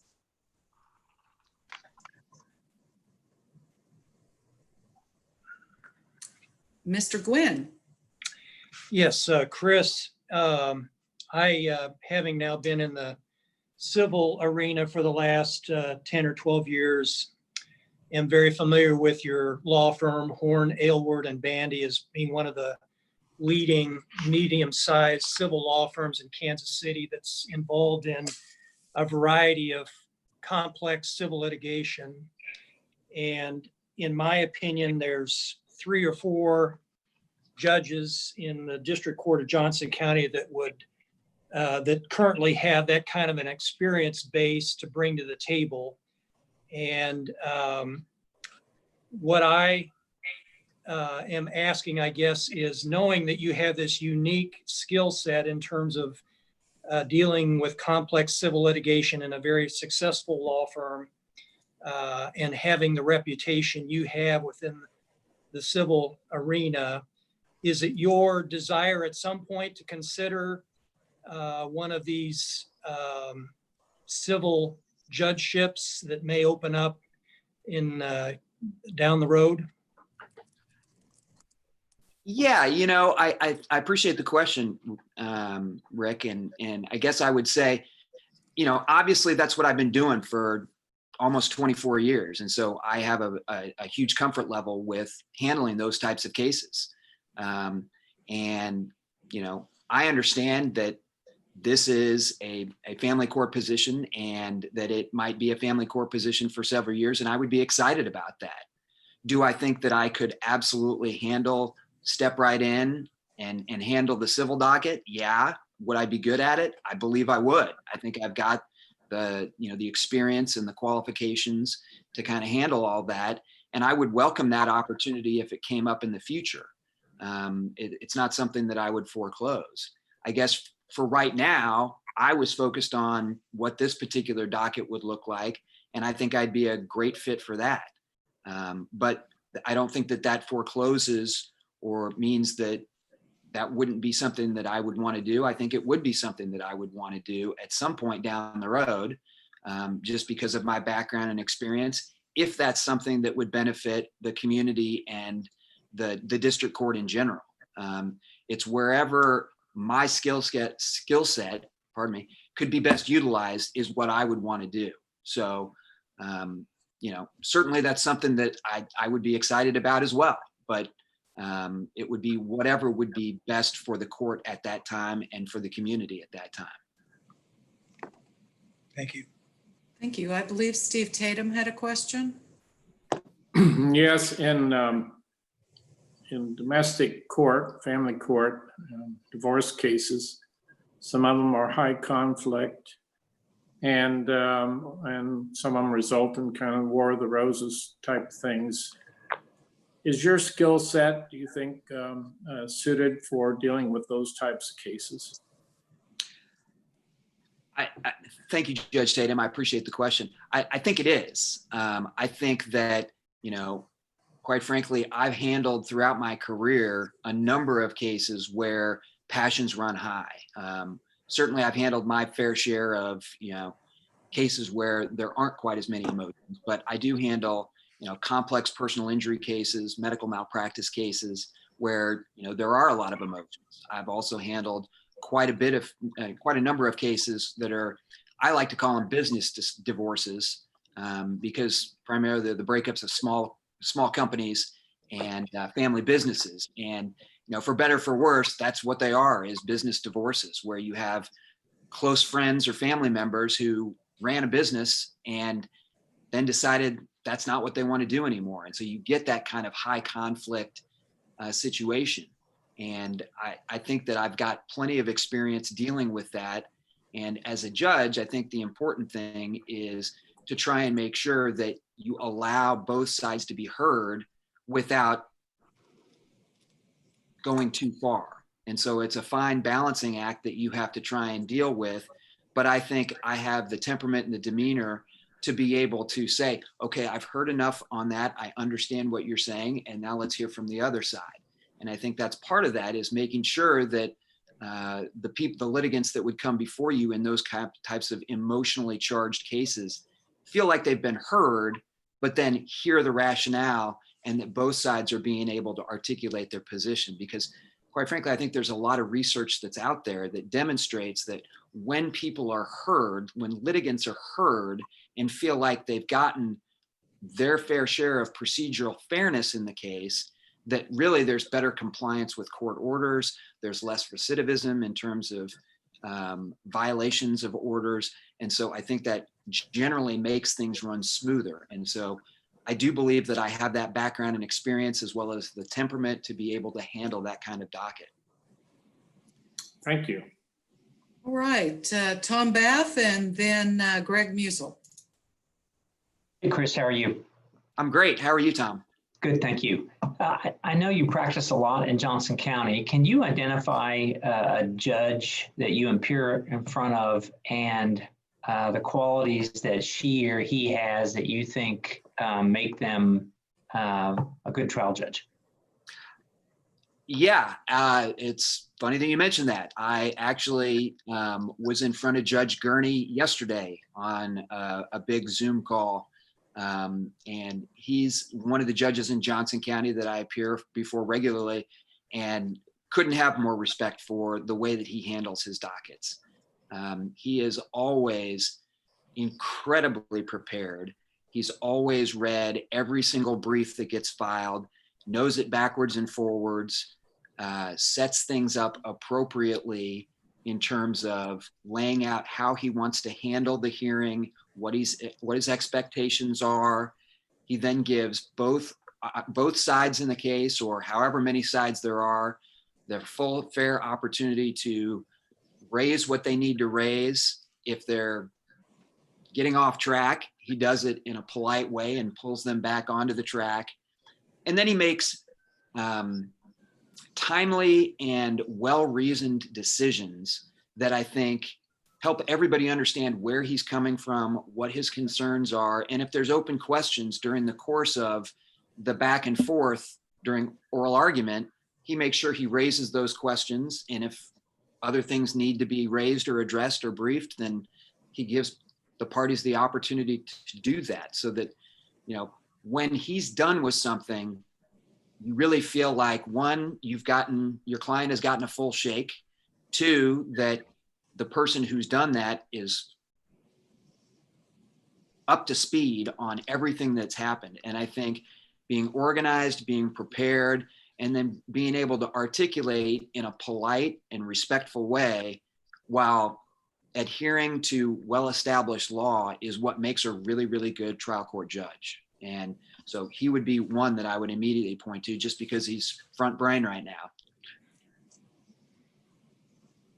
Thank you. Greg Musel. That was kind of my question, but I'm going to change my question a little bit, Chris.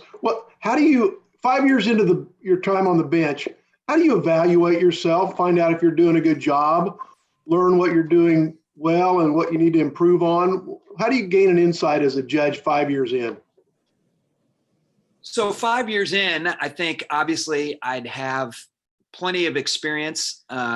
One of the things that I think is important is to try and regularly get feedback. And I do that as a practicing lawyer. I really encourage some of my partners to come out and, you know, if I'm arguing something or if I'm in trial, I love having them come out and sit in the gallery and give me feedback on things that they thought went well, things that they think I ought to improve, or that I could have done differently. I think I would apply the same type of thing as a trial court judge. And, you know, I think it's always important to talk to your peers about things like that. And I know that, you know, certainly on the family court bench, that they are a congenial and collegial group.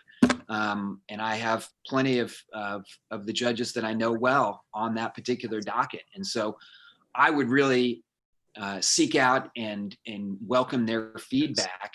And I know that one of the things that I think is always valuable, and now that we're doing more Zoom hearings, and that may be the wave of the future with the way that things are going, there's a lot more video evidence that people can review. And I think it would be really valuable. And I know that there are certain courts and certain judges who do that. They videotape what they're doing, and they, you know, send it to their colleagues and peers and say, you know, what do you think? What are things that you see? And then same thing is true when you have that kind of video evidence, you watch it yourself, because inevitably there are idiosyncrasies that you're going to see that you don't even maybe recognize that you're doing on the bench. And, you know, I've seen that in practice as a private practitioner, where it may be that a judge the body language is they're not even paying attention to that. But it's something that when you seek out that kind of feedback, whether it's peer feedback, family feedback, my wife likes to come out and watch some of my stuff, and she's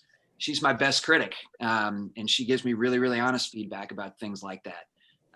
So certainly I would welcome those types of comments and constructive criticisms to try and make sure that I'm doing the best job I possibly can. You know, certainly there are a variety of other mechanisms. There are judicial surveys that get sent out, and I think you have to look at those carefully, take those into consideration, and use them for what they're worth as well. So I think there would be a variety of ways that I would try and make sure, not just at 5 years, but on a consistent basis, that I'm trying to improve myself daily as a judge.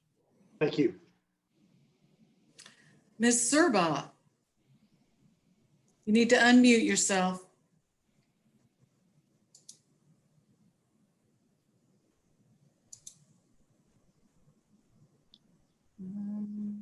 There you go. Okay, sorry. Following up on that, not necessarily just in Johnson County, but wherever you have been in court, name a few of the characteristics of judges that you'd want to make sure you didn't do the things that they did. In other words, what you see negative, what are the negative characteristics that you don't want to have when you're a judge? So I think there's a couple of things that, just as a private practitioner, one, you know, it's sometimes difficult. And I don't see this, I haven't seen this with any of the judges in Johnson County, which is a tribute to how good our bench is. But, certainly there are times where I've been in front of various judges throughout the states of Missouri and some in Kansas where, for whatever reason, they haven't reviewed what we're there to take up. And, you get there and the judge is like, why are we here? And it makes it difficult and it's less efficient from my standpoint. And sometimes that's inevitable given the dockets and the congestion that we sometimes have in our civil courts. So I guess I'd say my goal would be to try and avoid that and at least have reviewed on some level everything that comes in. I think when you're more prepared, you're better equipped to make better decisions for the litigants that come before you. So that would be the first big thing. The second big thing is I think there's again a fine line, particularly when you're in a trial, a jury trial particularly. I think you want to try and have a demeanor that you're not expressing your emotions openly as a judge. I think that's important for there to be the appearance of neutrality and not really putting your finger on one side or the other in front of a jury, particularly who they're going to respect quite a bit. But I think there are also times where I've seen some trial court judges come off as aloof and disinterested as opposed to neutral. And so I think that's a little bit of a fine line that I think you have to look engaged, but neutral. And so those are things that just me personally, having seen some of those situations, I would really strive to work hard at on my end. Thank you. Thank you. John Parisi, and be sure and unmute. Chris, John Parisi. It's been a while. How you doing? I'm well. How are you? I'm good. I'm good. Listen, Chris, this is a little strange question. It kind of touches on something that you hit on earlier, and that's kind of technology. And I'm going to add technology and COVID and technology and COVID and what's the future going to look like in courtrooms across, America and Johnson County. How are you going to try cases? You give any thought to the use of technology in trial going forward? Yeah, I have been giving it some thoughts, and not just because of, my interview here today, but also because I've got trials scheduled and I'm trying to figure out how we're going to try some of these cases. I think it is the wave of the future on some level. I think we are going to be in this situation where, in-person contact is going to be limited for a while. And so I think we're going to have to figure out a system that works at least in the short term. And I think even in the longer term, I think that there are some definite benefits from an efficiency and from an access to justice standpoint that video hearings and trials might be beneficial, or at least testimony from witnesses in a trial by video. I think that there's some benefits to that. So I think we definitely need to try and come up with some processes and make sure that that then is accessible to everybody, regardless of, socioeconomic status or, location. And that's going to be the challenge. I think that there are definitely benefits. Most people have smartphones now, and most people can download an app to make sure that they are able to appear by video through their apps. So I think that's helpful and will be beneficial. There are their own challenges with that because obviously they're not right there in the courtroom. So I think, we're going to have to try and balance, the need to be in person with the need to administer justice in an effective and efficient manner. And I think we're still trying to work through some of those things, but I do think it's important. And I think about ways that we could do that, like expanding computer terminals in the courthouse or at various other community locations, so that people that don't have smartphones or don't have internet service at home can find a private place that they might be able to patch into these types of hearings or trials or provide video testimony, so that they don't have to travel to the courthouse in pandemic situations like we're in now. So I think those are a couple of the ways, and it's an unusual question, and it's obviously timely, and I don't know that there's any right answer at this point.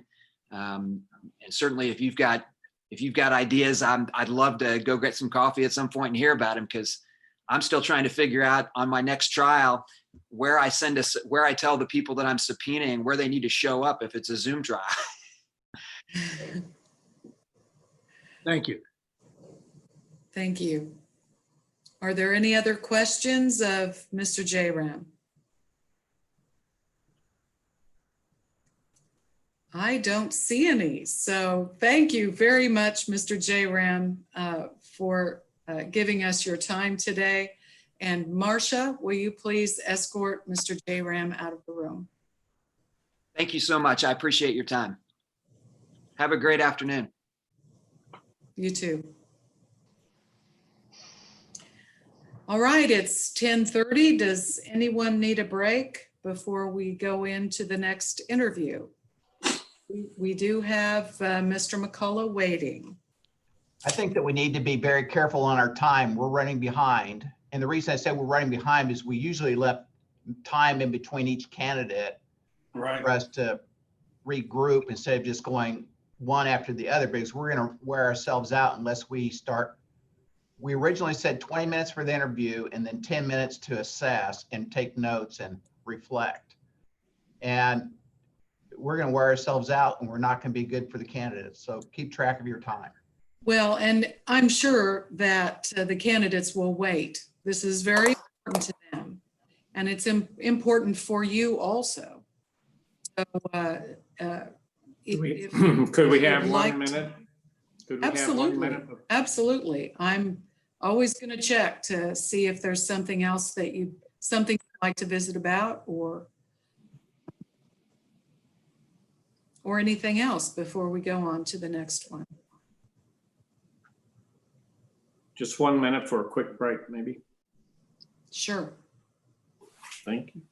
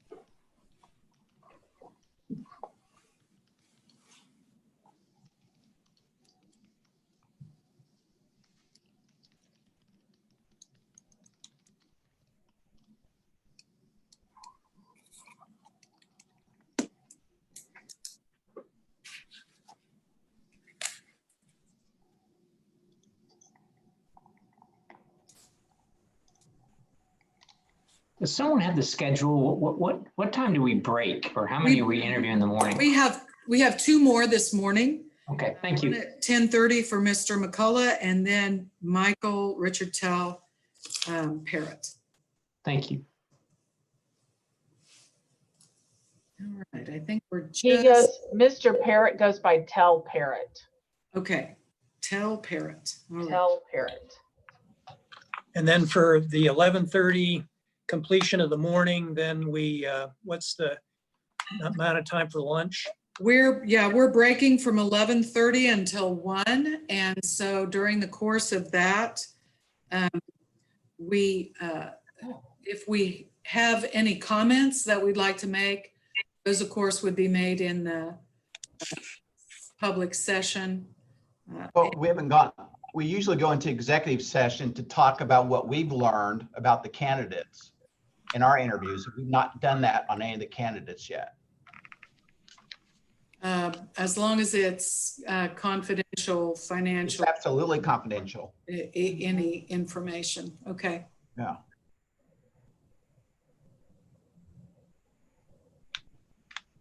All right. I think we're all here now.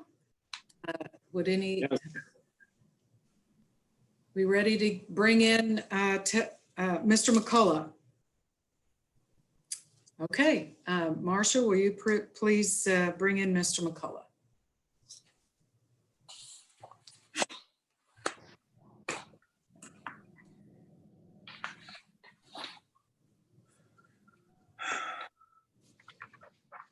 Good morning. Are you Michael McCulla?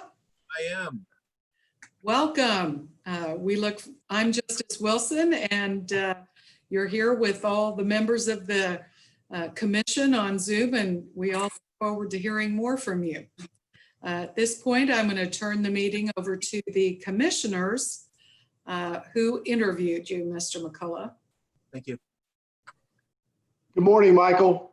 Greg Musil, thank you for the time you spent with Annabeth and me last week to kind of go through the interview process. You're familiar with this. We have 2 new commissioners that have not heard from you before, Ms. Herrera and Ms. Moore. So what I want to ask you, kind of a general question, is that you told us about, we know about your history and your previous interviews, and what has changed since your last interview? What life experiences have you had that you think have informed your decision to apply now and that the commission should hear? Yeah, thanks for the question. Thanks for the opportunity to interview. I think very shortly, there are 3 things that have changed. The first one is, of course, the pandemic. That's caused all of us to kind of rethink how we do things and become innovative. As the representative for the Public Defender's Office, I've had some interaction with the court and had an opportunity to kind of be solution-minded with how to get things moving in the court and protect certainly my client's interest, but also to be solution-minded as the court is concerned about keeping cases flowing. And in that discussion, I think that's been helpful from my perspective to be part of the solution. The second thing that I would mention is pre-pandemic, when the economy was booming, we had problems with staff shortages in my office. Just didn't get a lot of really good fit applicants who were applying. And so over the last year, we've had to do a lot more with a lot less and become innovative, and we've come out stronger from that. But I think that's a good experience to mention. Obviously, a district court judge is constantly asked to do more with less resources, and I think that's relevant to the topic that we're here for. And the last experience that I think has changed since the last time I was in front of the commission is more of a personal one.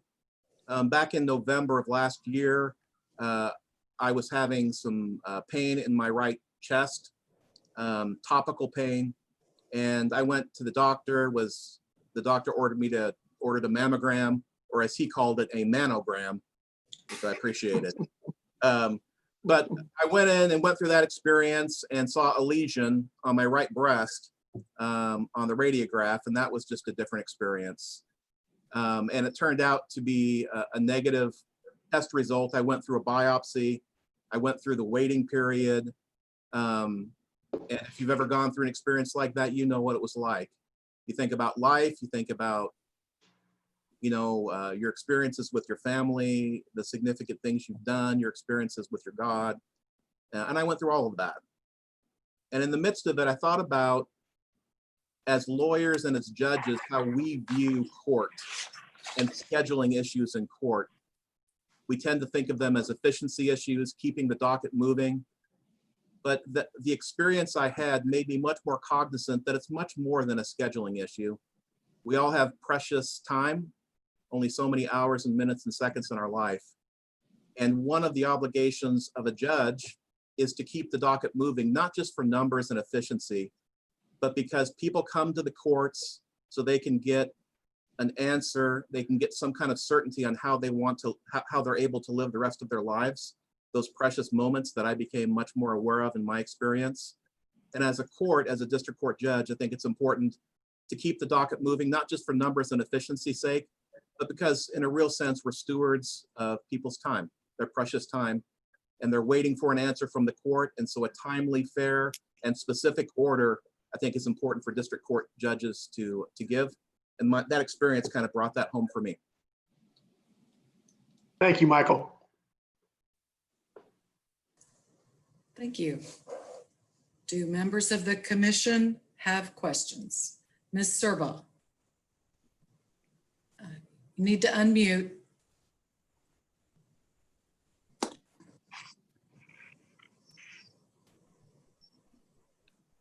I think There I you know go. the answer to this question, but I'm asking it for others, because I have interviewed you twice now. Tell me what you consider the best attributes in a judge, the ones you would try to emulate, and more importantly, be sure and share with us the ones you don't want to emulate. Yes. I think the most important thing about a judge is the ability to listen, the ability not to listen to just respond, but to listen to understand. And the second attribute that I think is important is an idea of respecting all the court users. So not respecting the litigants, respecting the attorneys, etc. That goes a long way to making a court environment a favorable court environment for fair rulings. And then the last thing that I would say is that it's important, obviously, for a judge to make fair decisions, looking at the law and the facts and doing the best they can in that moment to come up with a decision that is fair and just. In thinking about the things that I wouldn't want, that I think a judge shouldn't do, I would say that in thinking through, especially in the context of family law, which is what this particular vacancy is about, I understand. I think it's important for judges to make specific rulings in ways that are understandable so that people who want to obey orders can obey orders.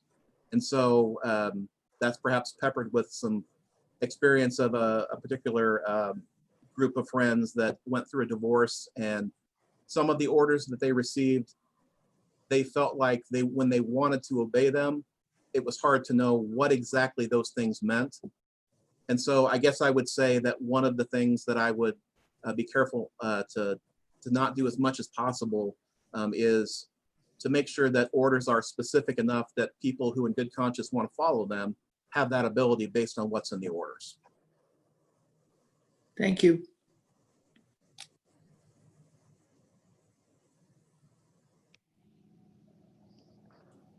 I have a question. Mr. Griffith. Can you, thinking, kind of expanding from that last point, thinking about the likely family nature of this docket, I know that's not the only consideration, but can you explain what about your background makes you a good fit for such a role? Absolutely. You know, in the practice of criminal law, there's a lot of topics that come across my desk. I practice family law virtually every week. I just don't do it in a family law court. Issues of divorce come up all of the time in domestic cases, issues of child custody, issues of property law, issues of child in need of care cases.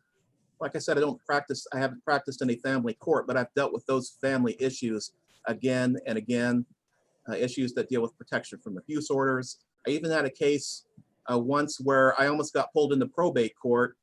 It was a murder case where there was an issue about releasing property of the decedent. So it is true that I haven't practiced family law per se, but I've done family law just about every day I come into criminal court. So I'm very familiar with it. Thank you. Thank you. I know that, Mr. McCulla, you were sent an email by me to be prepared to say up to 5 minutes of what you would like for the commission to know. What would you like for the commission to know? I would highlight my, I think, unique blend of experience that would make me the right choice to send to the governor. I would start off by noting that I have now over 20 years of experience as a courtroom lawyer, as a litigator, somebody who's been in the courtroom, and there's nothing wrong, obviously, with the transactional lawyer, but somebody who's been in the courtroom litigating cases. It's a unique perspective that is very, very valuable for judges to have, so they know how to respond and have perspective in the issues that arise in a courtroom. I've tried now, I think, between 45 and 50 felony jury trials to verdict. That's a fancy way of saying kind of done the whole thing, the whole shebang. And I think that gives me a unique perspective. The second thing I'd like to highlight is that my experience as a manager, I think, sets me apart from some of the other candidates. As a manager of the second largest law firm in Kansas, criminal defense law firm, I have some unique experiences. The Sedgwick County Public Defender's Office would be the largest criminal defense law firm in Kansas. Obviously, being responsible for caring for employees and making hard choices over a period of a great many years, 15 years as chief public defender, and the better part of 10 years as a deputy, helps you to certainly have a good grasp on how to deal with people, how to care for people, how to make choices that not everybody is happy with all the time, and how to make solid, enforceable choices and decisions that move an organization forward. I think what I've learned about those decisions is they need to be timely, they need to be fair, they need to be defendable, and they need to be specific. And my experience as a manager, frankly, of a state agency where it seems like resources are getting cut more and more, doing more with less, I think suits me very well for the bench. Obviously, a different kind of experience, but I'm used to being innovative, I'm used to being creative, and I'm used to getting the job done one way or the other. The third area that I would talk about is my contribution to the legal community. This is something that I'm proud of. I think it's significant. I know it's significant for me. I've been involved in a number of different committees as the representative of the public defender, and they're all listed in my paperwork that you can look at, but I would highlight a couple. The Criminal Justice Advisory Committee is a Johnson County Board of County Commissioners created group of interested people in the criminal justice community who meet regularly to address various issues. I've been involved in that for a number of years now. We've worked on mental health issues.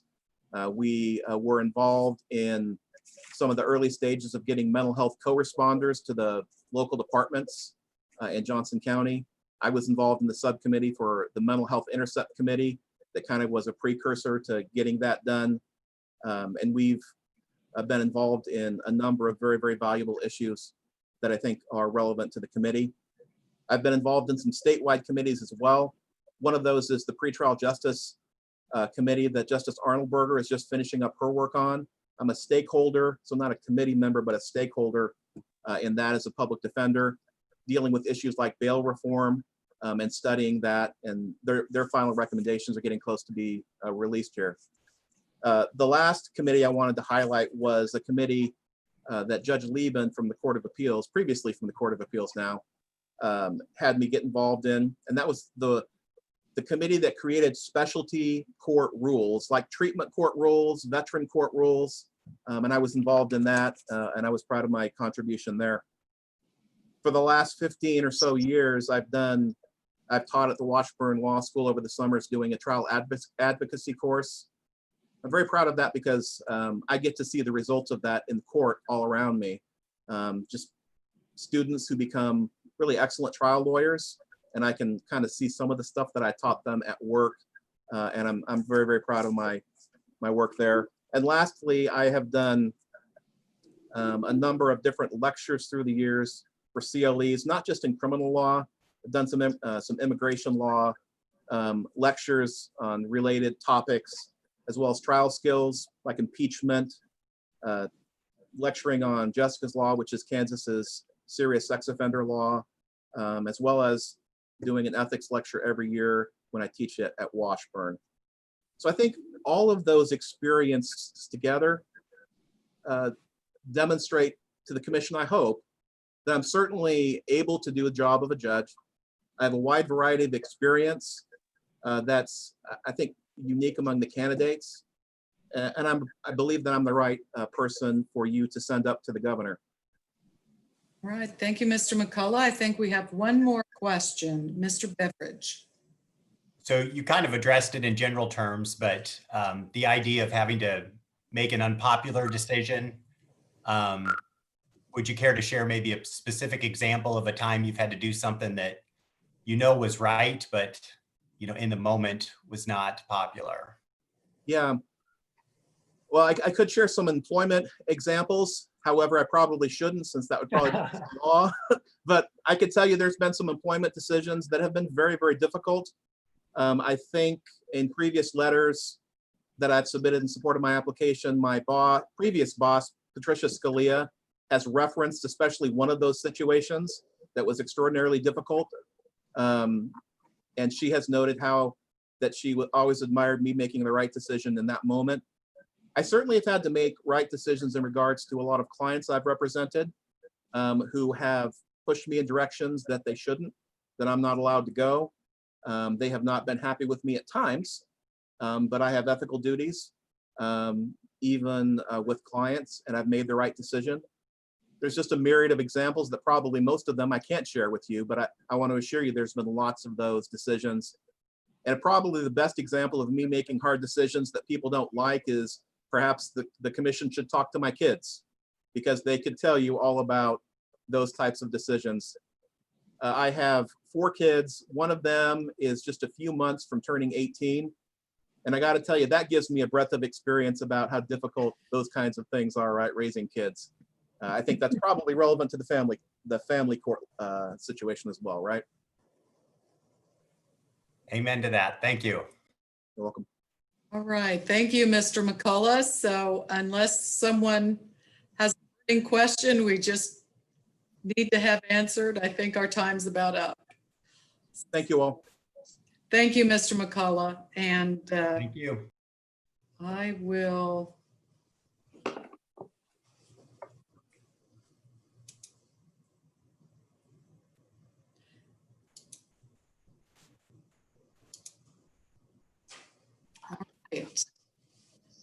We have Tel Parrott waiting in the waiting room, but it is 10:52. So we have 8 of our 10 scheduled minutes between. There's something somebody wants to say. Yeah, how about during our lunchtime, maybe we can take like 10 minutes or however much folks need to get their lunch, and then go into executive session for our teams to tell us what confidential information they've learned, so that we can have that information. Many of us, every one of these candidates applied before, so we have a pretty good idea of what there is. But every time there's a new team, it seems like we learn something new that was not known before. And I think that's the whole purpose of breaking up into teams and learning a little bit about the people to find out what we've learned. So maybe we go to executive session during that and just kind of work through it. Does that sound like it would work for you guys? Yes. Sure. I'm seeing lots of nods and nobody's shaking their heads. So I think that'd be fine. As long as we Reminded exactly what we can talk about in executive session. Because I'm sorry, Mr. Beveridge. Can you say that again? You were cutting out. Oh, can you remind me again exactly what we can discuss in executive session? My memory is that changed recently, a year ago or so. Did that go through? I will look it up and make sure that we have a clear understanding of what that would be. Unless someone else has that law off the top of their heads. or has it there? Am I remembering that right, that recently changed what we can discuss? Judge Moriarty's probably best suited to speak to this, but we did review that. And I think what we will find, as Justice Wilson often finds, is the legislation is not particularly clear. And that we had determined with Justice Johnson that we could discuss our individual interviews in teams in the executive session, because that information was obtained on a confidential basis, and we want those references and folks to be as candid as possible. So it's not strictly financial or ethics reporting complaints, but we had interpreted the statute as a commission as being broad enough to allow us to do the vetting discussions within executive session. Does that sound right to the rest of you? That was the vetting portion that was confidential, because otherwise no one would talk to us if it wasn't confidential. And the applications themselves are confidential. Right. So discussing that, yeah. Okay, thank you. I just couldn't remember where that ended up. And I think actually it's true that I can't weigh in if it calls for a legal opinion. I can't do that because of my position. So you'll have to rely on the other lawyers. I can rule on that. Okay. Johnson cautioned us a couple of times about what was permissible even under that, and that, you know, much of the discussion on the merits of the candidates it should be public. Yes. And I don't think Marcia, if you have that statute or can find that statute, I could even read it to them. So they'll have that in mind. Justice Wilson, I think the balance we've tried to strike between what James just said, which is the vetting folks report what they heard. We do not in executive session discuss the merits of that or the merits of individual candidates. That all needs to be done in the public session.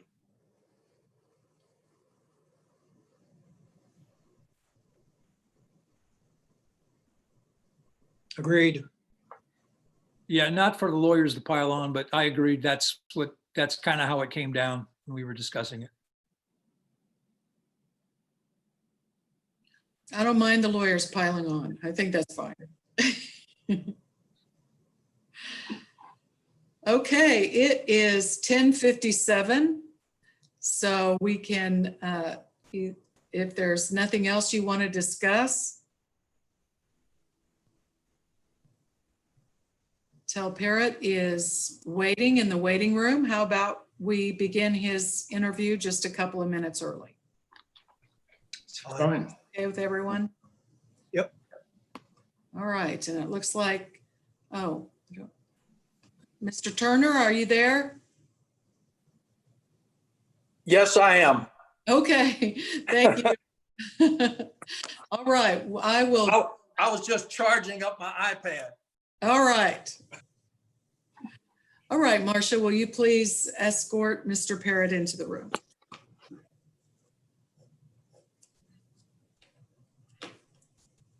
Good morning. I see you're connecting to your audio, and Mr. Parrott, if you want to unmute yourself.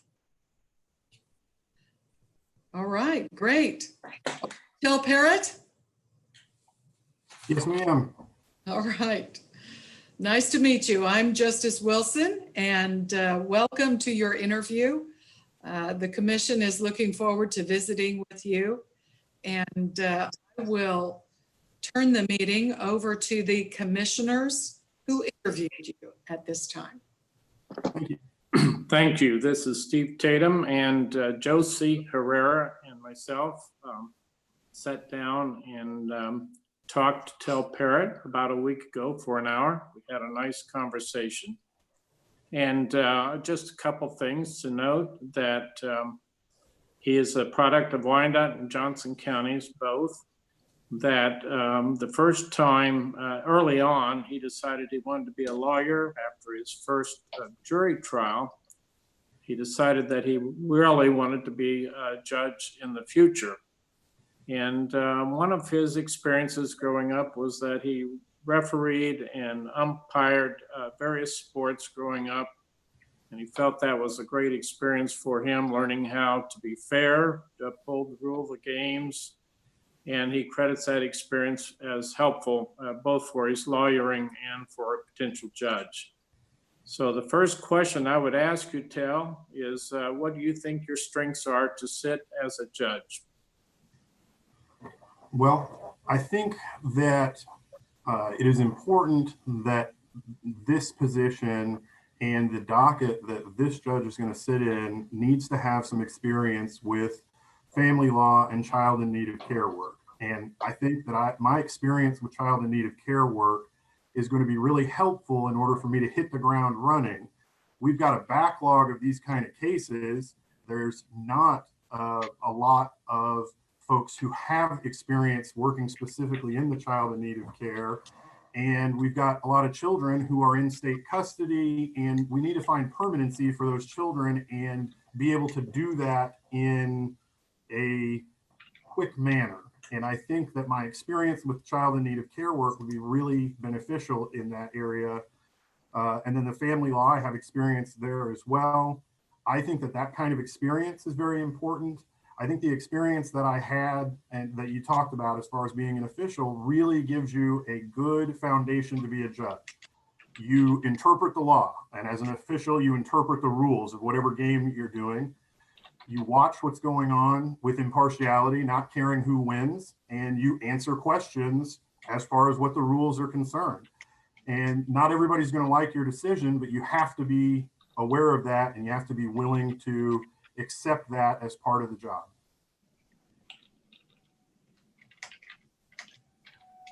Thank you.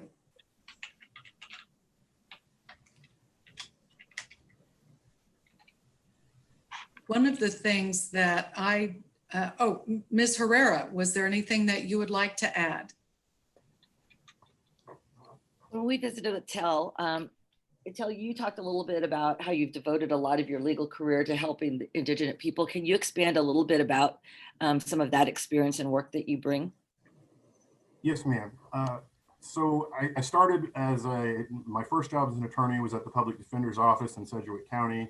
I worked there for a few years representing only indigent clients who were charged with felonies, moved to Johnson County and was at the Public Defender's Office in Johnson County doing a very similar job for about another 3 years.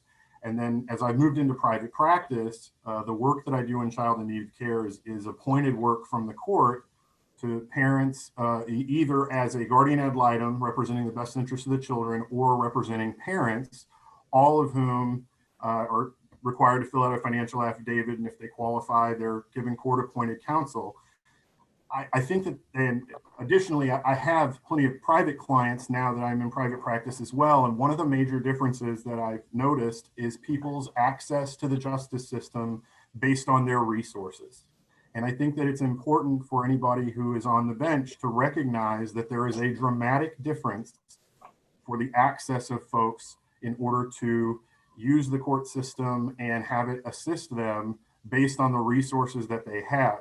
I think my experience working with indigent people is really helpful in understanding some of those problems that people have accessing the court system and getting access to quality legal results, legal representation, things of that nature.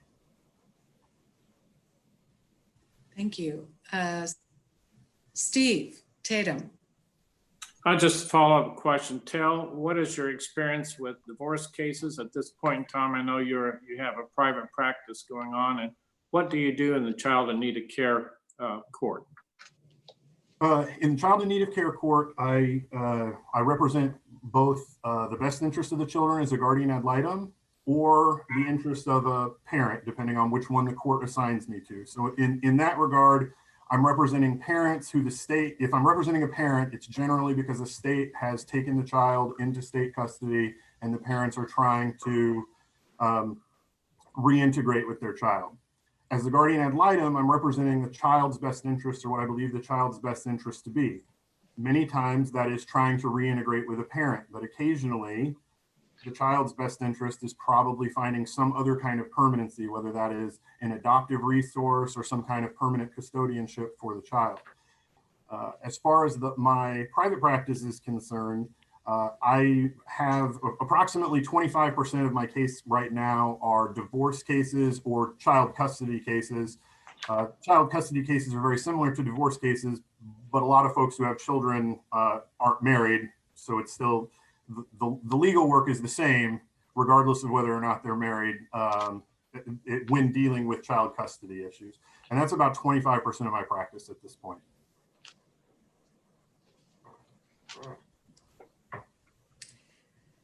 Mr. Parrott, you've watched a lot of judges during the course of your career. What do you think are the qualities that are most important in a good judge? I think that it is important for the judge to set the tone for their courtroom. Different judges are going to have different personalities, and their personalities and how they control their courtroom, I think that it's very important because they're the tone setter. If they're fiery and kind of aggressive, I tend to think that most of their hearings are going to look that way because people are going to try to communicate with them that way. And I think that they're, like I said, they're really the tone setter. And it's important that you be the leader of your courtroom. And I think that the different personalities allow that. I like calm. I like people who are able to remain calm even when there's conflict. Because our system is adversarial. So there's going to be conflict between the parties. There's going to be conflict between the lawyers. In family law cases, people don't generally get divorced because they get along real well.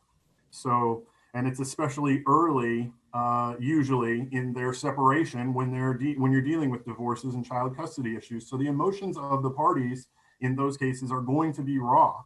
I think that it's very important for a judge to be able to remain calm, even under that kind of pressure. And even if other people get excited, I think that it's important that the judge be able to maintain their calm and their order. I also think that it's very important for a judge to be regimented and consistent. One of the things I can tell you as a practicing attorney is that it's much easier if I am in a court with a judge who I believe has been consistent and predictable. My clients come to me because they want answers. Obviously, things are fluid and situations change and nobody can ever guarantee results. But when you can give a very educated guess as to what's likely to happen in court, that is both, I think that that's both great for you as an attorney knowing that, but I also think that that is providing excellent client care, because that's the thing that clients want. And lawyers and judges are very relaxed in court if they spend time doing it. But I think something that we miss is that most litigants don't spend a lot of time in court. So it is a nerve-wracking experience for many of them. And I think that it's important to try to help everybody through that. Mr. Moriarty. Yeah, tell what community events or services are you involved in? Well, I've been involved with some youth sports and assisting there. Member of the Kansas Bar Association. I think, are those kind of things you're talking about? Okay. Yeah, the Kansas Bar Association, the Johnson County Bar Association, some youth sports organizations. Both assisting in either coaching, helping to run tournaments, or officiating. Okay. Thank you. Mr. Bath.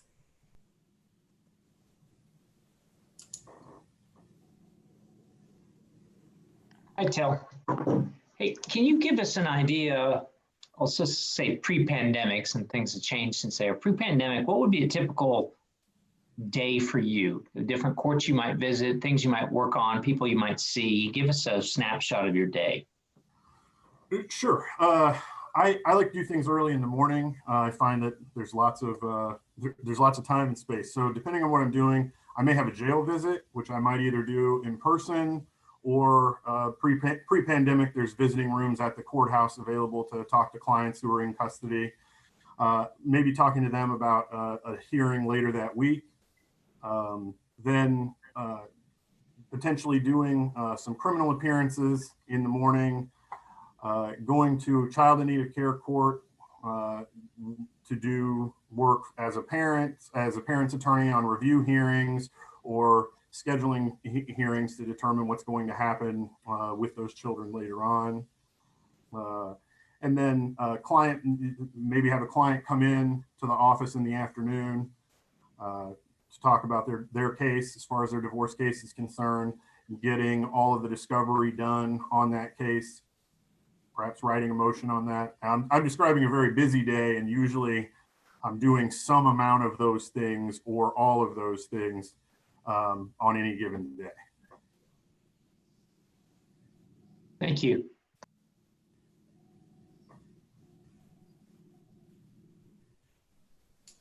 Greg Musel. Yeah, I've got a question about how we know judges change over their time on the bench, I think. The ones on this commission got better and better all the time, but some might not. 5 years into your judgeship, how do you evaluate yourself? How do you get insight as to whether there are things you're doing well and things you can improve on? Well, I think talking to the people who practice in front of you most often, if you have a rapport with them, I think that can be really helpful.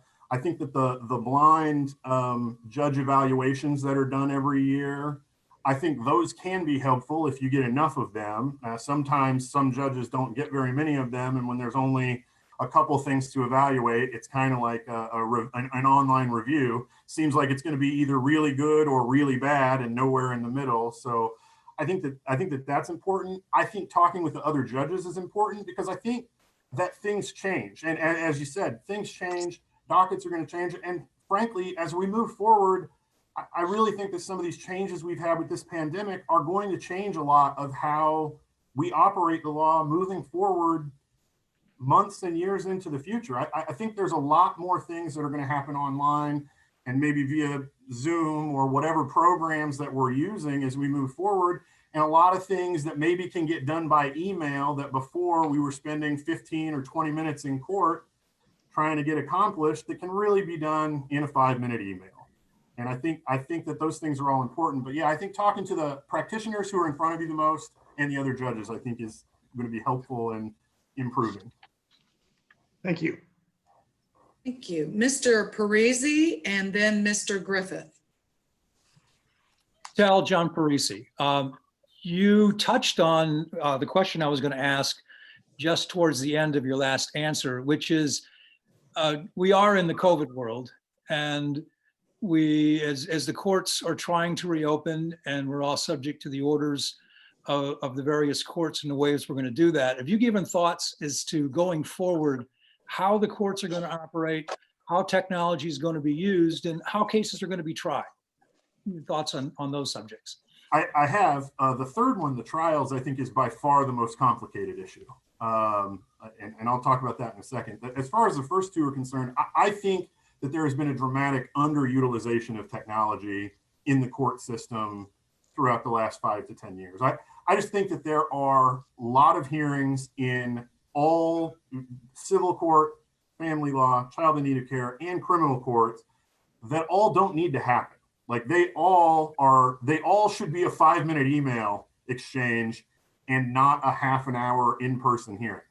I think that this is really showing a lot of people that that's the case, and that I think that a lot of that is going to be utilized in the future.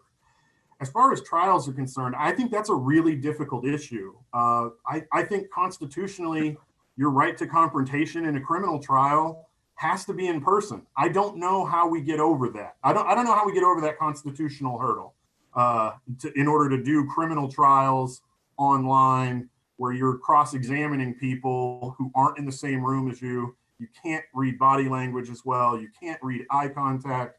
It's very difficult to figure out if anybody else is in the room or what notes they're using. That's going to be a really difficult issue as we move forward. Now, I think that the guidance that we have from the Supreme Court and suspending a lot of the speedy trial issues for those criminal trials, I think that that's a good start. I don't know how they're going to solve that issue, but I think that the trials in family law court and probably even in child in need of care court, I think those will be able to transition to remote style hearings because of the lower standard of evidence required in those hearings than in criminal court. Thank you. Mr. Griffith. Good morning, Mr. Parrott. So one of the things about this process that's always a struggle for me is we have a great list of candidates and then we have to narrow it down. And so we're always choosing between some really good people, which means we're not choosing some really good people. What is one thing you would like the commission to take away about you that sets you apart from the rest of the candidates? Well, the one thing I think is enthusiasm and energy. This is what I love to do. Practicing law is what I love to do. I know that it sounds really nerdy. I like reading the law. I like reading case law on Friday when there's new case law. That's exciting to me. Now, sometimes those get boring and drawn out, but I look forward to that. I look forward to acquiring that knowledge, putting it in the file cabinet of my brain and recalling it 6 months or 9 months later when I haven't thought about it. I just like doing that. I always have. So I think that kind of enthusiasm, I think, is the one thing that really separates me. Thank you. All right. Are there any other questions from the commission? I'll ask a question if nobody else has something. Yes, Mr. Bredford. So I get the sense that listening is important for a judge. Can you give some examples in your career as a lawyer where that's been important to you? Yes. Well, I'm glad that you brought this up because I really was hoping to mention this. Practicing as a lawyer and as a litigator, generally speaking, you think that you're the smartest person in the room, but you're in a room with 3 or 4 other people, a judge, other attorneys, who also think they're the smartest person in the room. And it's important that everybody think that to make their arguments go well. But it's also important to maintain some amount of humility where you're listening, because there are going to be a bunch of smart people in the room, and they've probably thought about things you haven't thought about before. So it's imperative that you listen to the other people, not just so that you can respond to their arguments and defeat their arguments, but it's important to listen to them because that might help you reframe your argument either in that case, or it may give you ideas for arguments in future cases. As a judge, it's important to make sure that you remember that even though you're the arbiter of what the law is and you're the one making decisions, you're still not infallible. And everybody who's coming before you is working very hard to try to convince you of something. So it's important to listen to them and study what they're saying, even if you don't necessarily agree with their arguments at that point. It's important to always listen to that and remember that so that you can utilize those things later. Thank you.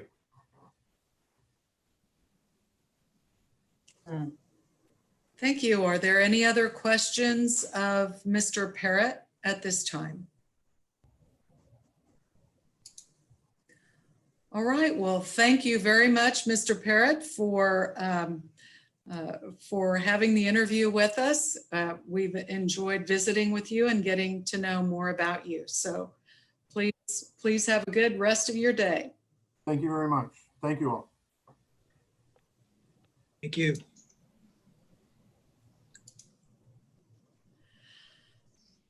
Okay, that is the last interview for the morning.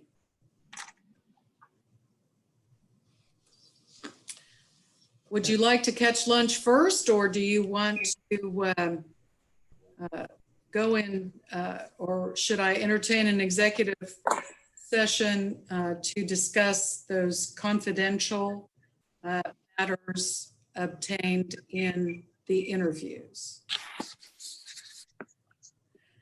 How about we grab, I got to thinking, how about we grab lunch? Then I can look at that statute, maybe read it to you so it's fresh in your mind. It is now 11:19. So we are on break until the next interview is at 1 o'clock. So shall we break until noon and then, or what?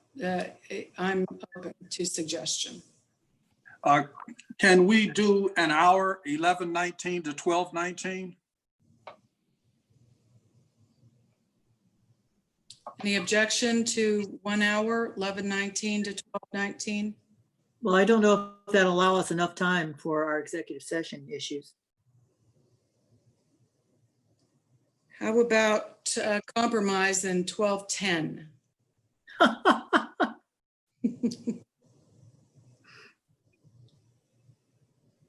Does that sound okay? Okay. All right, we're gonna break until 12:10. Marshall, will you please let the people who need to know as far as the YouTube goes? And Can we just leave our connection? I'm just gonna leave the YouTube or leave the Zoom running. I'm just gonna turn on, mute my microphone and mute my video.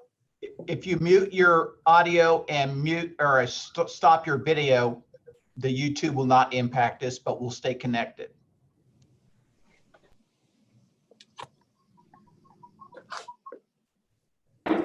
Okay, I think that sounds okay then.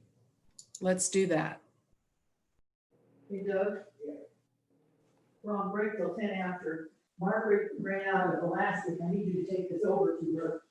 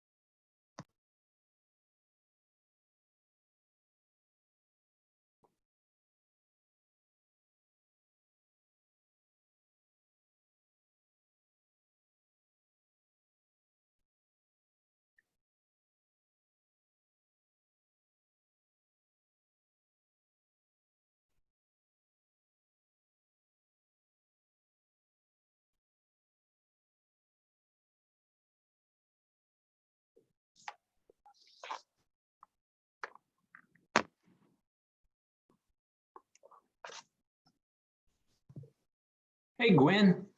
Hey, Thomas. See, you got a jacket on. Yeah, with this health condition, I get cold, and so I just use it to warm up. Good. Yeah. I guess- Merker saw you, Rick, Merker saw you the other day and he said you looked thin. Are you? I've lost about 10 to 12 pounds. You didn't have 10 to 12 pounds to lose. That's what I was thinking. You've always been thin. Yeah, no, I agree with that. It's, if you look in the mirror, it's pretty bad. So So we need But to be sending you pies and ice cream. there you go. I'm really excited. I'm almost to that 6 weeks, and they say, 6 to 8 weeks is the time frame, and so I'm getting there. I'm definitely having a guy in our firm handle a deposition for me next week, just because I feel like I'm doing my client a disservice if I try to do it myself. So Are you doing your cardiac rehab?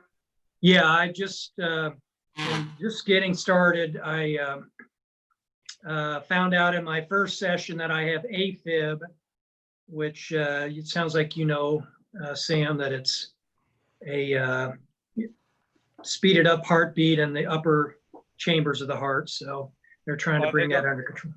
Yeah, they won't have to do a pacemaker though, will they? Not so far. Okay, good. Yeah. Yep. Yep. Probably if you as long as you are good with your rehab, as young as you are and fit, you should come out of it pretty good. Yeah, I'm hopeful. We know you as a very healthy guy, Rick, so. Yeah, well, thank you.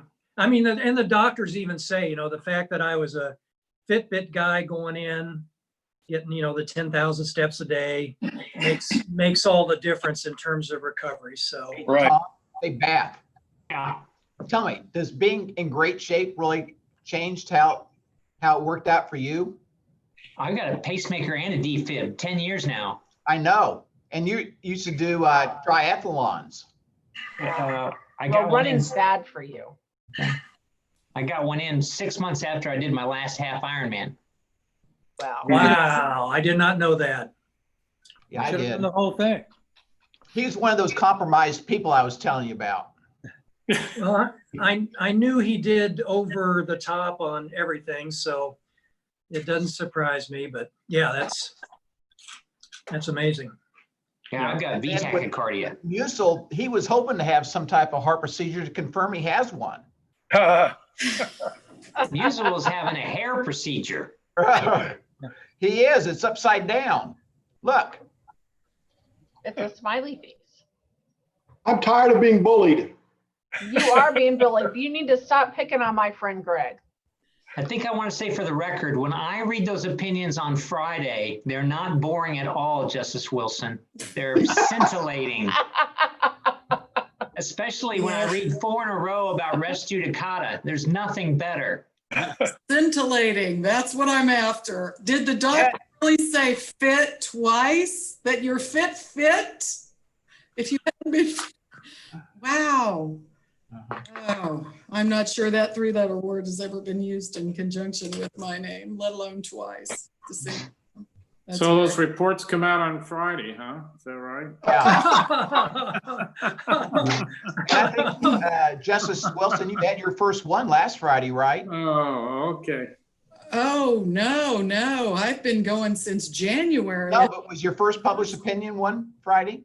No, I think I had read through the names. Yeah, my first day of work was a doctor day, so no rest for the wicked. But it's been a wild ride. It's actually Thursday last week. Justices of hazing me.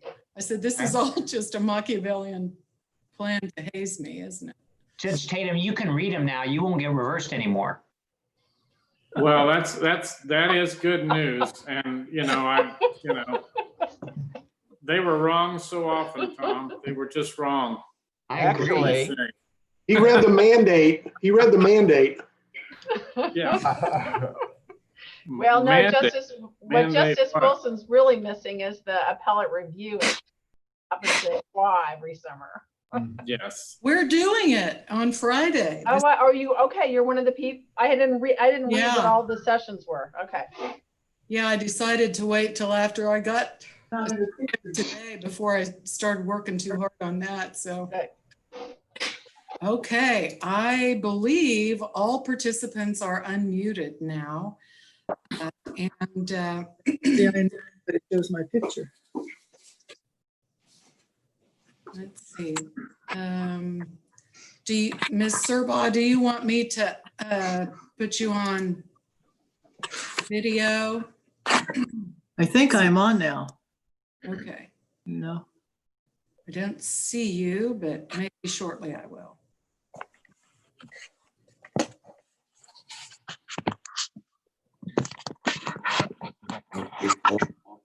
Okay, I think you have to check me in. Okay. I can do it. Let's see if I can do it. I can ask to start video. Okay. I asked you to start video, so maybe, yes, we'll see you. We see you. Okay, we are back in open session. Marcia, are we on YouTube?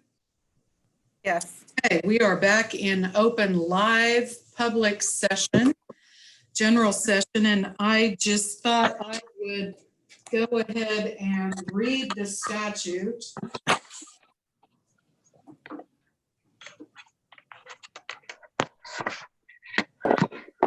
Okay, this is, and hopefully you have a copy of this in your book, and I'll refer you to page 15 of the book that the commission book you should all have.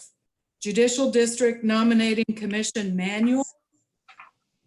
Page 15 talks about executive sessions, and KSA 20-2907 subsection E2 says, except as provided further, the commission shall not recess for a closed or executive meeting for any purpose. The commission, in accordance with KSA 75-4319, which talks about Open Meetings Act, may recess for a closed or executive meeting for the purpose of discussing sensitive financial information contained within the personal financial records or official background check of a candidate for judicial nomination. Want me to read that again? I think we got it. This is Rick. I was just going to say, I think we interpreted the background check to include the assigned commissioners to the interviews, with the belief that if we were not able to keep things confidential, we would not obtain information that's important to the selection process. So that's the way we interpreted the background check language. Anyone else want to weigh in on that? Well, I cannot. I have been at this a while, and we used to, from the very beginning, when I started, and when I called the people I called this time, I always tell them, be they judges, attorneys, prosecutors, whomever, that their comments will be shared, but their name will not. And I think that's the only way you really get accurate, or, the only way people are going to say anything bad to you is going to be if they know they're not going to get attributed and have to deal with it later. I'm thinking of being, and then being late, page, for example, tardiness. okay, then page 15 just talks about the logistics of making the motion. You have to address three things: the subject to be discussed in executive session, the justification, such as which means why it's being called, and the third, the time and place when the open meeting will resume. So, for example, at this time, I move that the commission recess into an executive meeting the break room to discuss sensitive financial information contained in the personal financial records or official background checks of the candidates for judicial nomination from the statute. The justification for recessing into an executive meeting is to, and the example given here is protect the privacy rights of the candidates. And then you will reconvene in this court, in the general Zoom room, in fill in the blank as far as how much time, such as 1 hour, to continue an open meeting. So all of that is contained word for word on page 15. Well, how about I'll make a motion. So I move that we go into executive session for the period of 40 minutes to discuss the sensitive background and to discuss the backgrounds that were done by the individual commissioners. And the justification is that the applications are all highly confidential and it contains sensitive information that we're not to disclose. And did I cover everything? For the period of 40 minutes? I'll second it. It's Rick. Okay, that was Rick Gwynn and Kevin Moriarty. Where's Kevin? Enough, Kevin, did you hear the motion? Because you have to keep the minutes for that. You're on mute. On mute. I'm keeping the minutes and the time and everything. Okay. So far, I haven't messed up. Okay. Doing a great job. But give me a little bit more time. Okay. 40 minutes. We gotta vote. We do have to vote. May I say something? 40 minutes is 1 o'clock, correct? Okay. Correct. Okay. It's right now it's 12:20. So yes, it would be till 1 o'clock. Did you want me to change it to 35 minutes? Yes. Do you accept that friendly amendment? Yes. All right. All right. It's been moved and seconded for 35 minutes. All in favor, say aye. Aye. Aye. All opposed? Motion carried. I'm starting the timer for 35 minutes. Well, I'll restart it when we get to the breakout room. Okay, breakout room will be for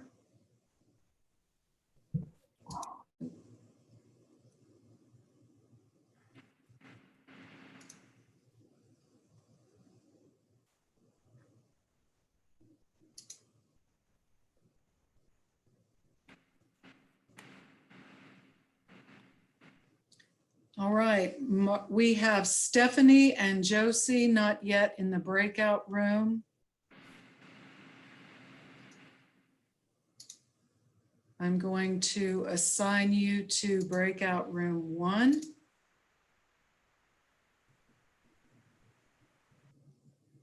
And that leaves me, and I'm going to join.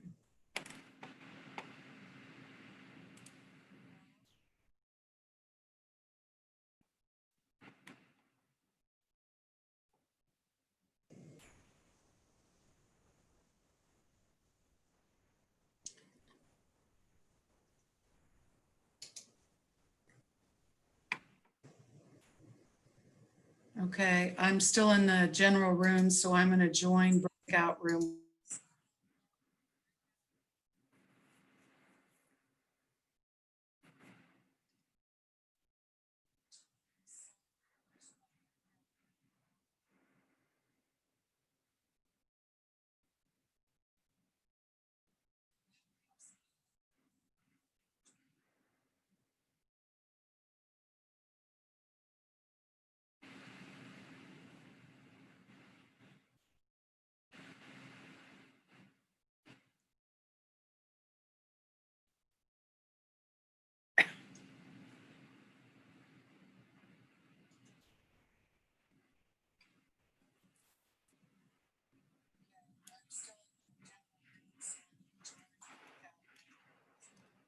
I was going to say, I can still hear you, Justice Wilson.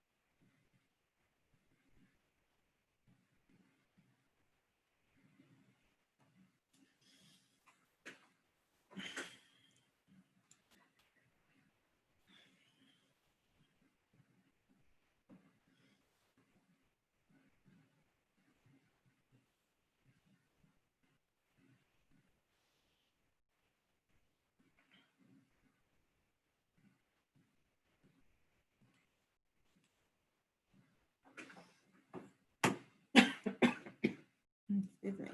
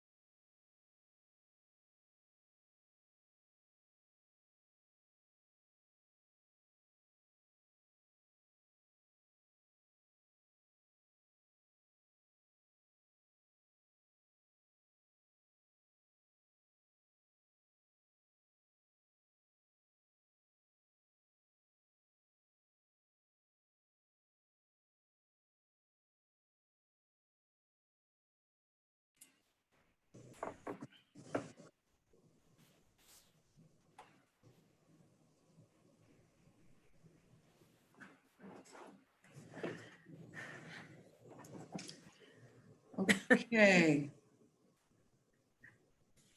I believe we're in the main room now, and Vanessa Riebley is in the waiting room.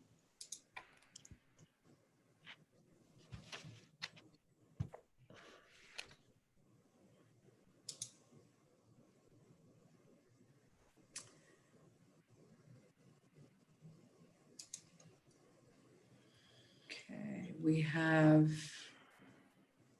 Marcia, can you check? Do we have everyone back in open session now?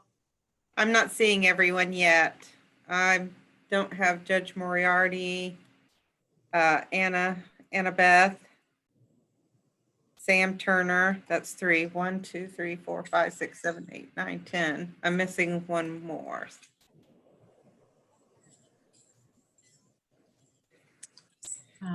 Okay.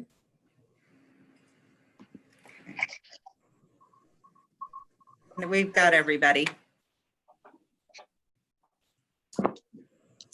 Okay, we are back in open session, and it is 12:59. We have one person who is waiting in the waiting room. We are ready. I'm gonna shuffle my paperwork a little bit. Looks like we're ready. Looks like everybody's here. All right, if it's okay with everyone, we'll bring candidate Vanessa Riebley. Marcia, please escort her in.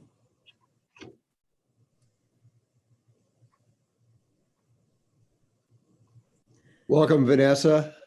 Tell us a little bit about yourself and your unique qualifications for this position. Yes, and I'm sorry, the audio wasn't turned on. Can you repeat that question for me? Oh, it was just a welcome and inviting you to share your story with us. All right, thank you very much. And thank you very much for this opportunity to interview for this position. I have lived in Kansas most of my life, over 20 years in Johnson County. I grew up in north central Kansas. If you're an avid fan of who has the world's largest ball of twine, then you're very familiar with Cawker City, Kansas. We moved to Hayes right before high school, so my mom could attend nursing school. We told my brother goodbye on Saturday. He's on his 3rd deployment. He is currently living in a tent with no air conditioning. We are very proud of him. And then the best part about me is my 17-year-old son, who will be a senior this year. And if he is currently watching, he is absolutely mortified. I think that one of the things that sets me apart from candidates is my accounting background. I graduated from Bethel College with an accounting and business administration degree. I have passed the CPA exam. Because I knew I was going to have to put myself through law school with scholarships and money that I had saved, I needed to work for a few years after law school. So I worked for Intrust Financial Corporation in Wichita. And then I moved to the Kansas City area where I worked for Lockton Companies. And then I moved over to JTL Consulting within Lockton Companies, which houses, it's the LLC that houses the insurance producers. I think this accounting background is beneficial to a district court judge, and especially a family court judge, whether it be issues related to valuations of businesses, a division of assets, child support calculations. For instance, there's an adjustment line on the child support calculation for taxes. We need to ensure that the proper credits, exemptions, all of those are properly taken to benefit the parties. I have experience with that. Judge Schoenig mentioned that trying to calculate the adjusted gross income for self-employment litigants is very important. So all of that, I have a strong background in. I think the other thing that sets me apart is my trial experience. I have been trying cases since my 3rd year of law school. I graduated from Washburn Law School. I was on Law Journal, and I had 2 internships during law school, the U.S. Attorney's Office, which helped me and introduced me to complex fraud litigation, which is one of my passions, along with elder abuse. And then also in the DA's office. During my 3rd year, I carried a full caseload as well as going to school. I was hired by the district attorney's office, worked for approximately 8 years, doing a vast array of criminal cases. and consumer protection cases, which is civil litigation. I then had a job offer in 2007 from two partners who were leaving Armstrong and Teasdale to start their own business litigation firm. I was the only full-time associate, so I touched every case that came in that door. I represented clients in criminal cases, both on the state, federal, and local levels in Kansas and Missouri, and also civil litigants. So I have practiced both civil and criminal law, which I think is important. I returned to the district attorney's office in 2009 when DA Howe was elected. I am a supervisor in the office. I supervise I supervise 8 attorneys, and I specialize in complex fraud litigation, elder abuse, and then as you can tell by my packet, I do several homicide cases and person felonies. I would say in my career, I have had thousands of hearings that run the gamut from misdemeanor thefts to first-degree murder. I would say I don't keep track of my jury trials, but I know I have had 100 or more jury trials. I have spent a lot of time in the courtroom. And I think that is invaluable to a trial judge. You know, whether it's weighing witness credibility or keeping control of the courtroom, you know, there can be many instances where things go sideways and you have to keep moving forward. I have a lot of experience in very very tense situations in court where I've had to make quick decisions, again, to keep the case moving forward. Another thing about my trial experience is a lot of things that are going to bring litigants to family court deal with issues that I deal with, and that's going to be the domestic violence, sexual abuse, drug issues, mental health issues. And I've talked about that with other judges, and they talk about how important that experience in criminal court was to them when they crossed over to the family court levels. And then also I would say, you know, what sets me apart is just my passion for justice and service, which I think I've proven over the last 20 years. Thank you, Ms. Rebley. Thank you. Would the other commissioner like to weigh in? Yeah, Vanessa, I interviewed you as well. And you've also been in private practice. So you've not just been a prosecutor, you've also been on the other side as well. Is that right? Yes, correct. I was approximately 2 years with, it was Bradshaw Harrington, LLC. Okay. And you have a small town background, correct? Yes, I grew up in a town with, we were a 1A 8-man football. So that tells you how small it was. Okay. So even Greg could have played football there. I don't think I should comment. Okay. All right, Steve Tatum. Vanessa, what qualities would you like to see in a judge, particularly as to judicial temperament? I think that courage is an important aspect of a judge, especially now. You can't turn TV on without seeing how politics is entering every facet of our lives. And judges need to decide the issues based upon the facts and the law and give unbiased decisions. A second important quality directly related to judicial temperament is judicial temperament. I've been in front of a lot of judges and I've seen what works and doesn't work. And it's so important to litigants in court to be able to present their case. And if you have a judge that is yelling at you, that's creating a very tense environment, nobody is at their best and they are not given their opportunity to succeed. And Judge Tatum, you always had the attitude of, you know, letting people state their case and people felt comfortable in front of you. And that is not always how it works.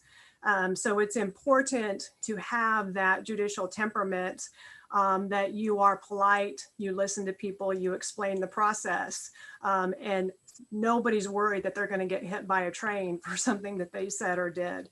And then finally, I think one of the most important qualities of a judge is hard work. It's important for judges to have read the motions prior to the hearing and know the status of the case. And what I always tell people is I may not be the smartest person in the room, but I will work the hardest. Thank you. Thank you. Joe Beveridge. Vanessa, with race and equity issues kind of in the forefront, have you done any recent self-analysis or thought about how that might change the way that you would be a judge if you were appointed? Absolutely. Any attorney that works in the criminal justice system should be going through that process. When Justice Roberts was in front of doing his confirmation hearings, he talked about confronting every case with an open mind. And that's what we need to do. Implicit bias is a term that we are hearing more.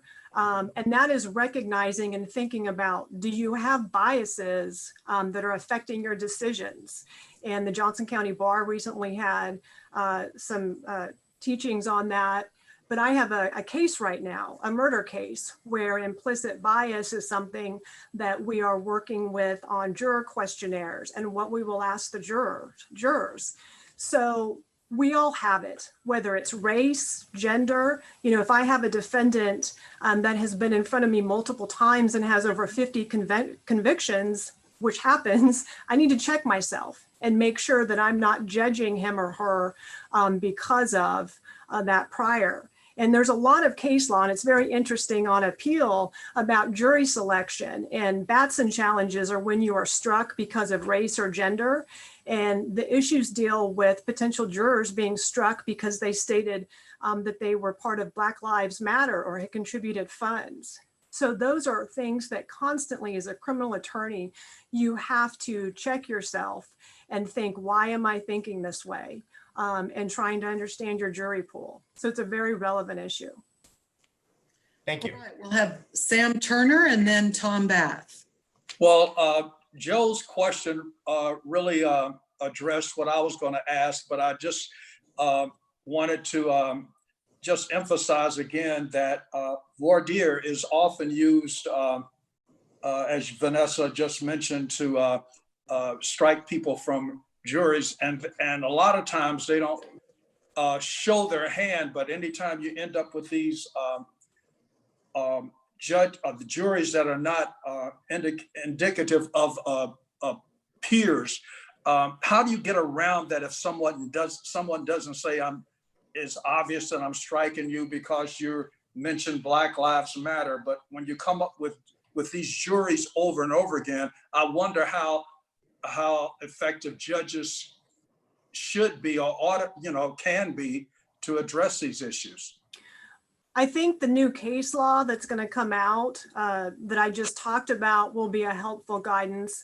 But when a juror is struck and they are on a basis what could be minority or gender, the judge has to make sure that the correct record is made and that the reason that they were struck is proper. So what will happen is a defense attorney will object, say I strike an individual and they're Black, and the defense attorney will make a Batson challenge. And then we approach the judge and I have to provide a race neutral reason as to why I struck that person.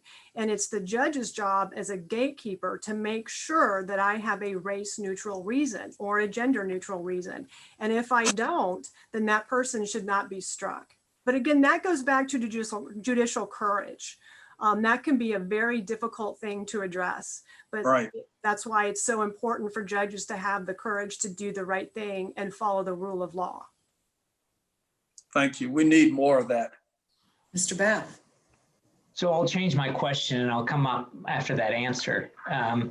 Ms. Reebley, and I don't get to question you very often, even though we have lots of cases together. Yeah, I'm a little nervous about what your question is going to be. It would seem to me that really in the past, a lot of courts, I'm not saying Kansas courts, but courts across the country really have given lip service to that race neutral explanation. What kind of lens will you use to apply that courage label you just talked about to hold prosecutors accountable? As a former prosecutor, should we be concerned about that? Well, Yes, I mean, you always have to be concerned that people are treated fairly in the courtroom. And as a judge, you know, you have to follow the law, and that prosecutor has to provide that race neutral or gender neutral reason. And if they do not, then they are not allowed that strike.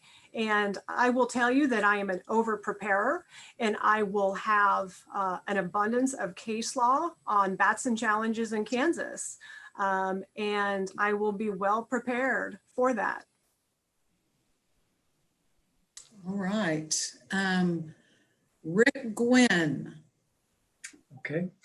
Vanessa, you know, you're going from a position of a lot of authority in the DA's office, probably the number 2 person in that office, to a docket in which it's going to be a very large docket, lots of litigants, lots of pro se litigants, and likely a lot of issues that one could perceive as trivial as compared to what you're dealing with now.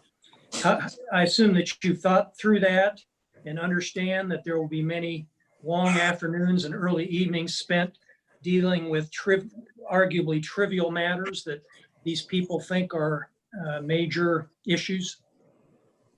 Yes, and for the record, I'm not second or third in charge in the DA's office. I am way down that list, but I'm glad you think that. No, I am excited for the opportunity to change from criminal law to family law in the civil practice. I talked about before in my interviews that what led me to be an attorney was an imbalance of power in my childhood. And my goal has always been to be a judge with the attorney path that I have chosen. And that gives me an opportunity to be the person that can help families. And I don't think anything can be too trivial. I deal with a lot of stuff in criminal courts. I know that many people find boring, and that's just part of the job. But I've always viewed the courtroom as the great equalizer. It's where parties can come in, state their case, be listened to, and have a fair decision based upon the facts and the law. You know, there's no inequity of power. In most of our cases, what occurs or what drives them to court is somebody has a weapon or somebody has, you know, financial leverage over somebody, all this conflict. And I just am excited about the opportunity to be a trial judge. Whether it's in family law, civil law, you know, criminal law, that's what I've always wanted to do. Right, Laura McConwell, then Greg Musel, and then John Parisi. So I'm going to follow up. The family bench, family court is, you know, there's case law, but it's also pretty much a court of equity. And trial judges are given quite a bit of latitude in the decisions that they make. When those families come in, I think there's an old adage that family law attorneys deal with their clients on their worst behavior and criminal defense attorneys deal with them on their best behavior. And so I guess I'm just interested to hear, I want to hear kind of your reflection on that, because I will tell you that that's a concern for me that I know you were about 1.5 years in a civil practice, but the rest of it, you know, you have great experience as being a fabulous prosecutor. And, you know, I'm concerned about those families that come in and you're going to see them, the ones you see the most are going to come in at their ugliest. And I just want to know how you're going to deal with that, because I don't know that a prosecutorial mindset helps.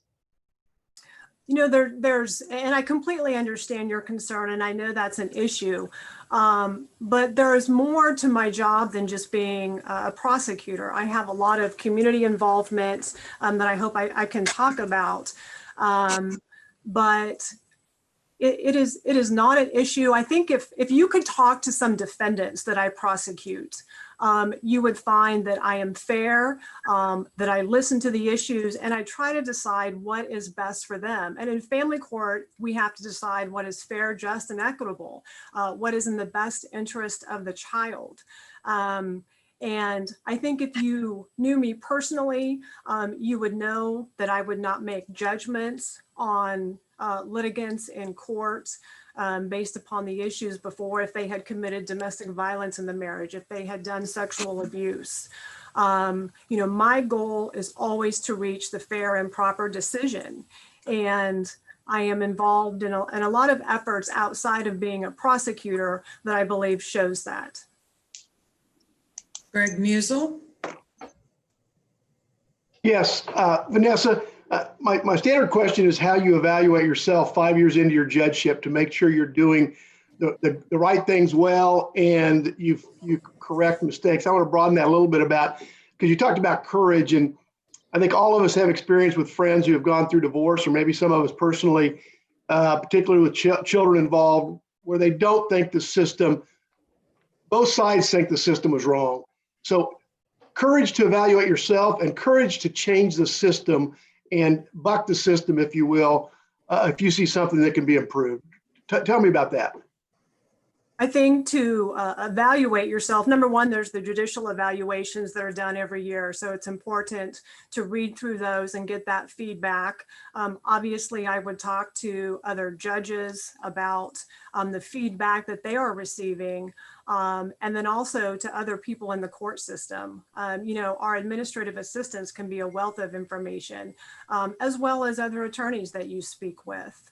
Obviously, if you get reversed by the Court of Appeals or the Supreme Court, you have made an error. But my approach Not would necessarily. My approach would be to learn as much as I can from other judges, talk to them about what they've learned in the first, 5 years. I talked to Judge Burmaster last week to talk about what he has learned in the first years as a district court judge. So it's always important to monitor yourself, but to listen to other people. We're not always the best judges of ourselves. I have done closing arguments and thought I did a fantastic job. And then afterwards I talked to the jury and they were not impressed. So you just never know. Mr. Parisi. You're muted. Unmute. Vanessa, I'm going to, a little bit of left field question here for you, but we're in the COVID world. And I've kind of asked this question of a couple of other candidates. Have you given thought to, if you're sitting on the bench, how are you going to be conducting trials? How are you going to be making litigants' lives and attorneys' lives easier through technology or otherwise, given our current situation?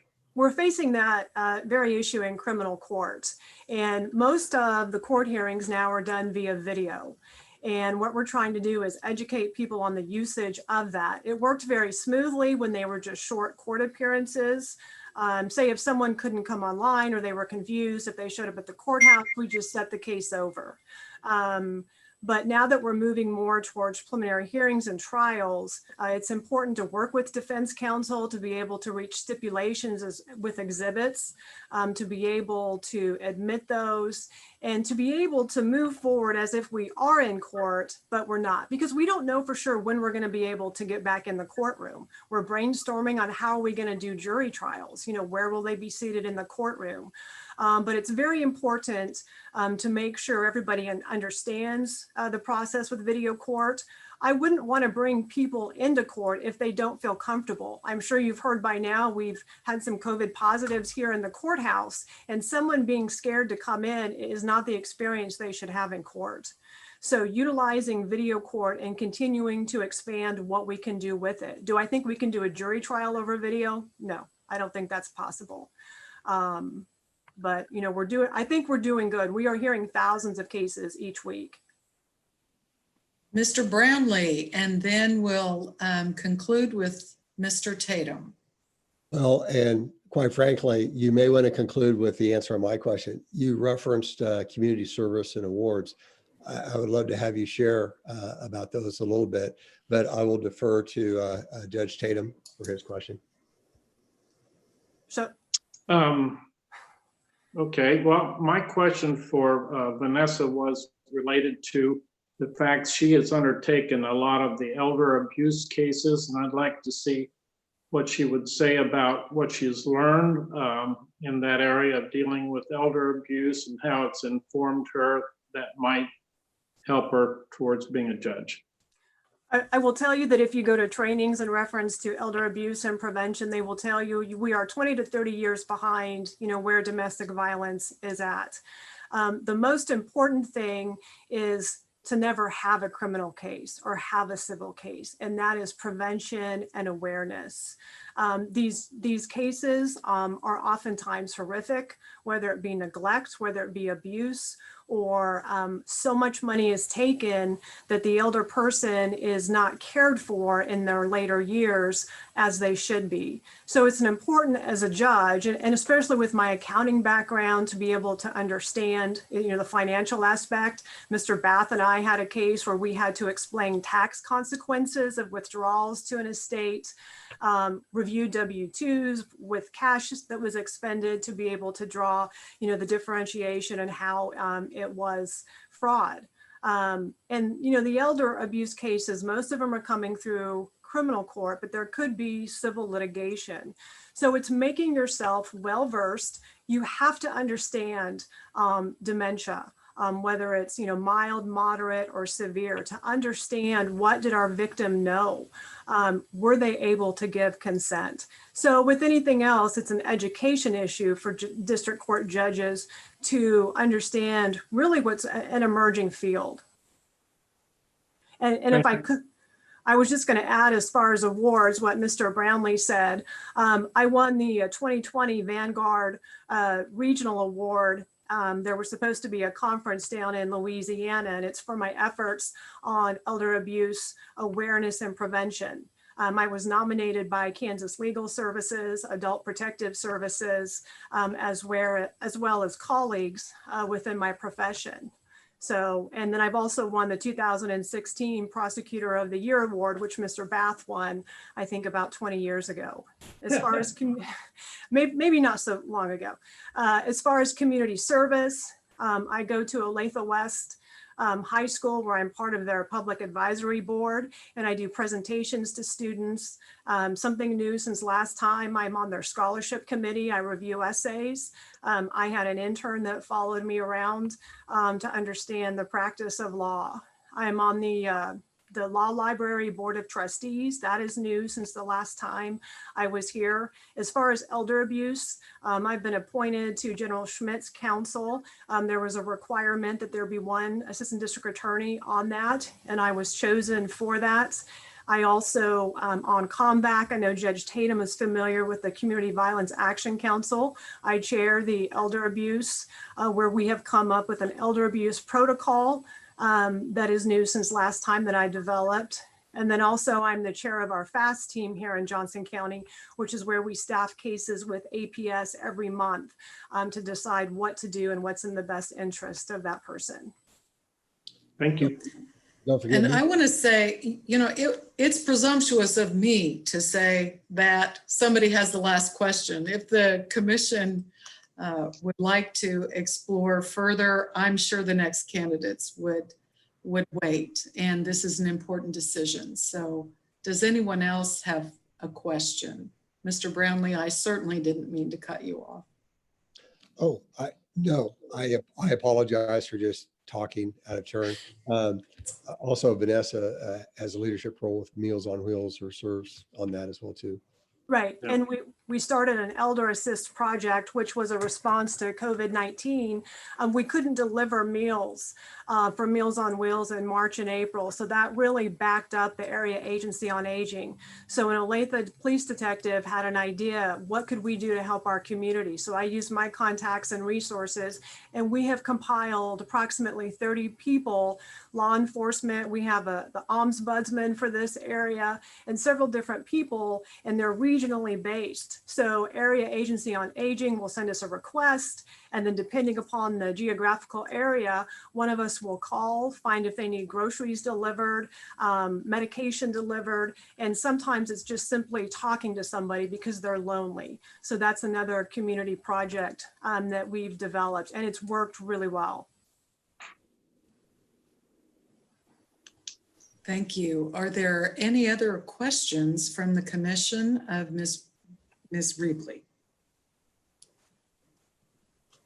All right. Well, thank you very much, Ms. Rebley. It's been a very interesting experience. I'm glad I've gotten to know you better. And so have a great rest of the day. Marcia, would you please escort Ms. Rebley out of the room? Thank you very much. Thank you.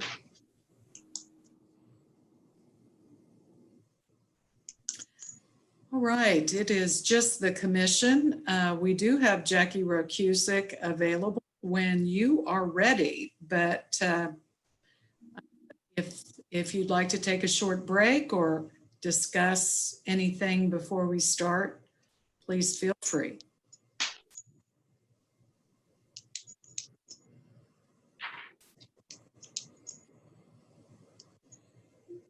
All right, I'm looking at all of you. Ready, I'm ready. Are we ready? Okay, I can't see Rick Gwynn, but I'm sorry. Let me. there you are. No, you're behind a little sign that says Jackie Rokusic has entered the waiting room. So that's why I can't see you. Okay, are we nod? We're ready? Yes. All right, I will admit Jackie Rokusic.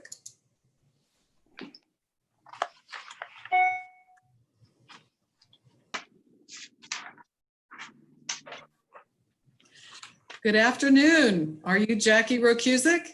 I am. Good afternoon. Good afternoon. I'm Justice Wilson. I'm chair of the commission, and you have joined all of the other commissioners in our meeting for the purpose of interviewing you, and I can't wait to get to know you better. I'll turn it over to the commissioners who interviewed you during the background checks. Thank you. Hello, Jackie. How are you doing?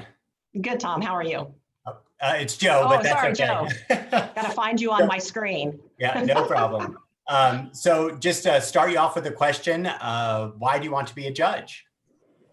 Well, I'm really passionate about having judges on the bench who have not only a litigation background, but also a background in business development. I think when you marry those two skill sets, it really brings something to the table that benefits the litigants appearing before that court, whether pro se or represented by counsel. My passion really stems from my father. My father was born and raised in rural Ohio. He was born into a very large, very hardworking, but very poor family. And he had a learning disability, and unfortunately, he dropped out of high school before he graduated. He came to Kansas City, met and married my mother, and they had 2 children. And he was really passionate about his daughters being afforded the opportunities that he never had. And he made it clear to us that he wanted us to get an education so we could support ourselves. But more importantly, he really wanted us to pursue our passion in life because he didn't have that opportunity. And so I've been fortunate because of the opportunities granted to me by my parents to pursue my passion, which was litigation. And I started litigating back in 1993 when I accepted an internship in Shawnee County, and I volunteered for and tried 11 misdemeanor jury trials as an intern, and I was hooked. I then transitioned to the district attorney's office in Johnson County, where I had a high volume of cases. I had a lot of cases, but they were lower level felonies for the most part. And that afforded me the opportunity to try over 40 felony jury trials in Johnson County during my 6-year term there. I also had a collateral duty in Johnson County, which was the traffic division. And I started working in traffic first as a law student, and then it was a duty I had throughout my term in Johnson County for over 6 years. And there are a lot of pro se litigants who go through that traffic division as well. And that's really where I started to learn how to communicate with unrepresented people in the courtroom. And finally, I transitioned to the U.S. Attorney's Office, where I was hired as a Special Assistant United States Attorney to handle more complex cases. And it was really there that I honed kind of my litigation experience with more complex cases. Finally, I opened my own business in 2005 and grew my practice from a solo practice to what it is today with a law firm with 3 lawyers, 2 staff members, and we practice in municipal, state, and federal court in Kansas and Missouri. I believe that a strong litigation background coupled with business development experience really brings a breadth of knowledge to the bench. And that's why I made application. All right. Thank you. And who was the other commissioner who interviewed Ms. Rokusic? That was Tom. I was, Justice, you want me to go ahead and ask a question? Yes, if you'd like to, or if there's anything you'd like to add. Sure. No. So Jackie, we're seeing a lot of case law and articles about implicit bias, and there's been discussion earlier today about Batson challenges. So give me an idea of what you would be looking for and doing in assessing if there's a Batson challenge made as to whether whoever, it could be strike, could be a defense strike or prosecution strike, and assuming this is a criminal trial, of course, but what lens would you use to determine it was a race neutral challenge to that juror? You know, that's a very good question, Tom, because I think you know that those issues come up anytime that we're in a criminal jury trial and we have a client who is a client of color. I think that's something that you really have to delve into as the litigant. And there's a lot of different continuing legal education opportunities that have happened recently about implicit bias, which I think are very valuable for practitioners, regardless of what your practice is. But I think you would really have to take the time to ask some nuanced questions to really, because let me just put it out there. I think that jurors, if they want to be on the jury, answer questions sometimes or don't speak at all, or they answer questions the way they think you want to hear the answer. Or if they don't want to be on the panel at all, they'll give you an answer as if they are biased so they can be removed for the panel. So I think you really have to ask more nuanced questions about implicit bias, perhaps even referencing some of the more recent happenings in that have been profiled in the media, and getting the jury's opinion about those matters, because certainly this is something that has been really covered prolifically in the media recently, and I think it's an important area that we need to be very sensitive of with it, hopefully when we have our juries back sometime soon. All right. Do any of the other, Steve Tatum? Yes.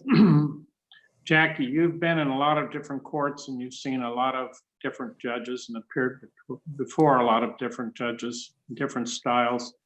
Has it informed you on what you would perceive the right way to sit on the bench and be a judge is? Have you formed some opinions about that?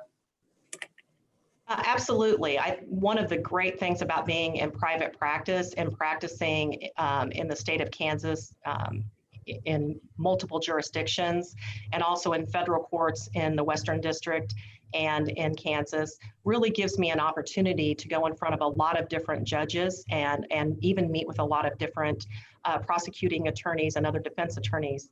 I think every time you walk into a courtroom, you should learn something from that experience. You should learn what you should be doing or what you shouldn't be doing when you're in that courtroom.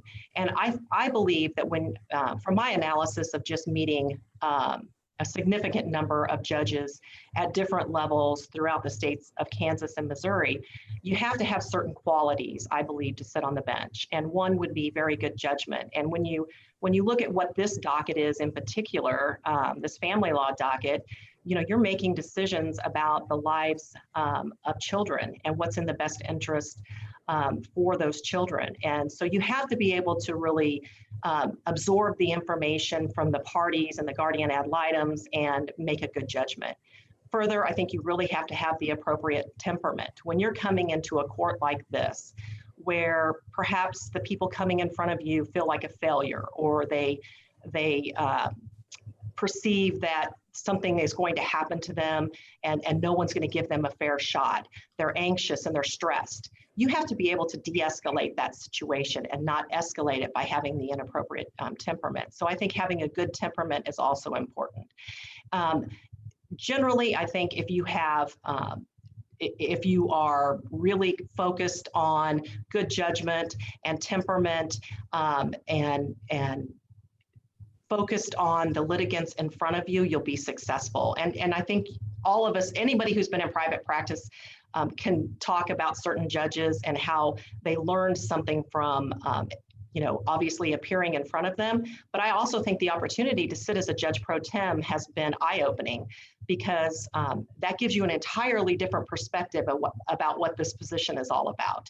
So yes, I do, Judge, think that appearing in front of a number of different judges across the state of Kansas and Missouri has given me some idea of what it takes to sit as a judge in judgment of others.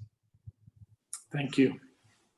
You be Rick Gwynn, then James Griffith, then Greg Musel, and then Annabeth Serba. Jackie, having practiced now since it sounds like 2005, with a large segment of your practice involving the United States District Court of Kansas, you obviously have, I assume, are well acquainted with the fact that the federal district judges have challenged the status quo with the U.S. Attorney's Office up there in terms of recording various communications between attorneys and clients, et cetera. And I guess my question is, what have you taken away from your involvement with that court in terms of the judges taking the bold step of challenging the manner in which the U.S. Attorney's Office has conducted business? Well, thank you, Rick. I was involved in that case from the beginning. For those on the committee who are not familiar with the case, and initially I was asked to remove myself from a federal case, and the underlying issue was the U.S. attorneys informed me that they were going to go look at videos of my attorney-client meeting to determine whether I had done something inappropriate, which I had not.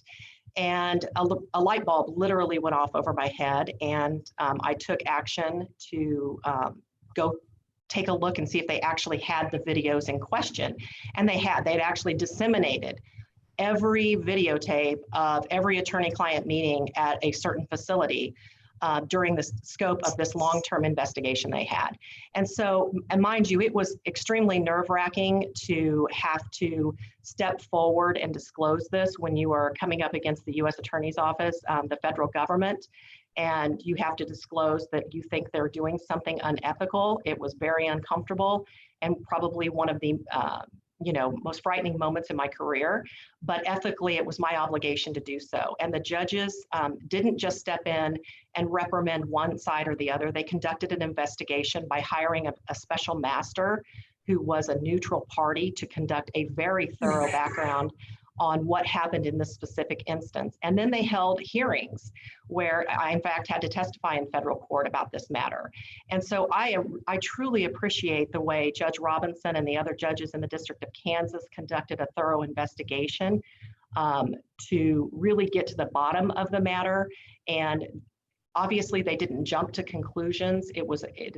Not only was it a thorough investigation, it continues to go on today as it relates to the U.S. Attorney's Office. But I do appreciate the fact that as judges, they did not jump to any conclusions. Judge Robinson in particular was very meticulous about the investigation and the hearings that were conducted in this matter over the course of several years. Thank you. Right, Mr. Griffith. Thank you. So the judge's role is, in one way, it is deeply tied into the legal system, obviously, and but it's also a community role, which is, I think, why this body is made up of lawyers and non-lawyers. Can you speak to your vision of the judge's role on the community side? Well, obviously, the courthouse really belongs to the public. We're attorneys and we're inside of it every day, and we have some sense of ownership from that. But it's Johnson County's courthouse and the public's courthouse. One, I think that if you're selected as a district court judge, you must be involved in community service projects. I think it's critical. If you're sitting as a district court judge, you want to encourage the bench and the bar to be involved in community service projects, and you have to get out in front of the public to do so. Further, I think you have to be involved in that. The public has a right to view most hearings, not every single hearing, but most hearings. And so you want to invite people into your courtroom so that they can really experience what is going on in the courtroom. And I think that Judge Tatum really took a lead at one point when we were trying to, when I say we, but when the community was trying to decide whether to build a new courthouse. And part of that involving the community in making that decision and having them come forward and give their thoughts about what we needed for a new courthouse. So yes, it's the community's courthouse, even though we obviously take a great deal of ownership and pride in what goes on in that courthouse. Thank you. All right, Greg Musel. Hey, Jackie. It's going to come back to a little bit to what Rick asked you about the U.S. Attorney's Office and the federal district judge, but a little different twist is you're a judge 5 years in or however long in. How do you evaluate yourself or evaluate the system and be willing to make changes when it becomes kind of comfortable?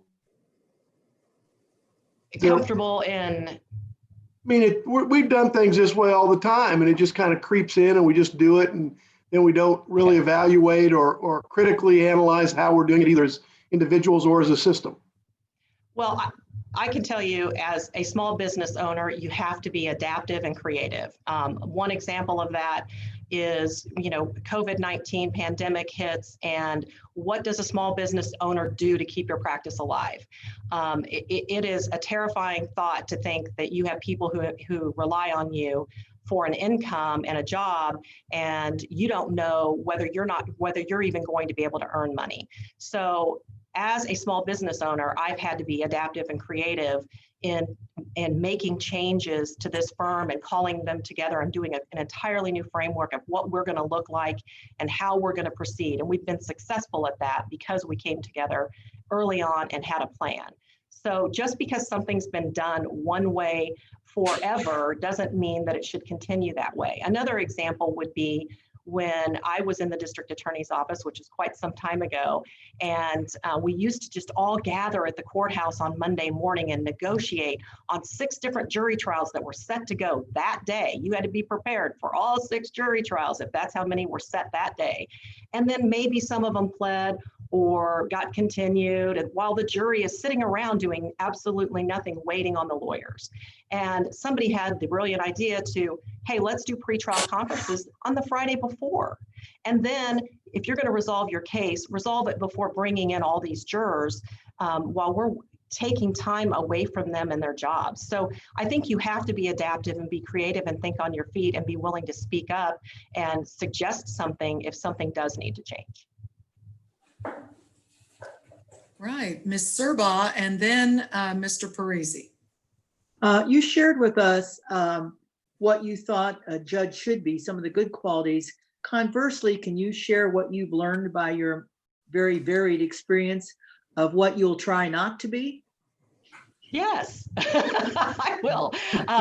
I think obviously you have to have the appropriate temperament. I mean, it's particularly in a court such as family law court, you have to be able to de-escalate a situation when you're dealing with people who are high anxiety and stressed and perhaps even depressed about their situation.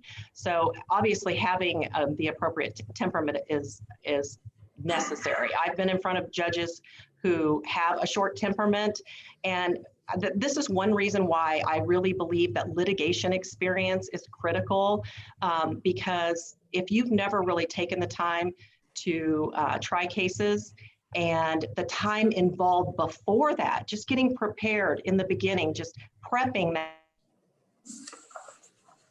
trial over time, if you don't really appreciate what that entails, then sometimes people have expectations that are unreasonable. But mostly I would say if you if you really don't lose sight of the fact that you used to be in practice at one point in time and that things happen and you have to listen to the parties and understand what they're going through so that you can work with them, that is something that's critical as well. So you can't become someone who forgets that you were ever in practice and that people have a lot of balls in the air at all points and times and a lot of plates are spinning.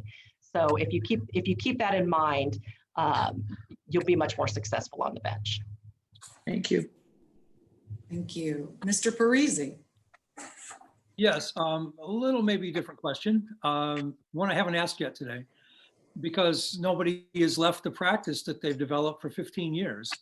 I'm curious why at this stage, after developing a successful solo practice, and you obviously have 2 other attorneys working with you, do you wish to give that up to go be a judge?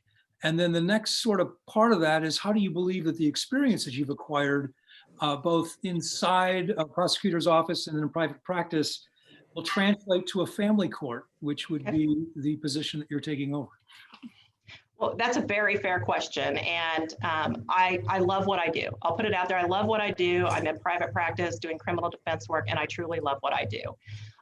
But I believe that if I'm ever going to give back and get back into public service like I was for 10 years, this is the time. I'm nearly an empty nester. Our children are, we have 17-year-old twin boys and an 18-year-old daughter who's getting ready to hopefully go to college if the college is open.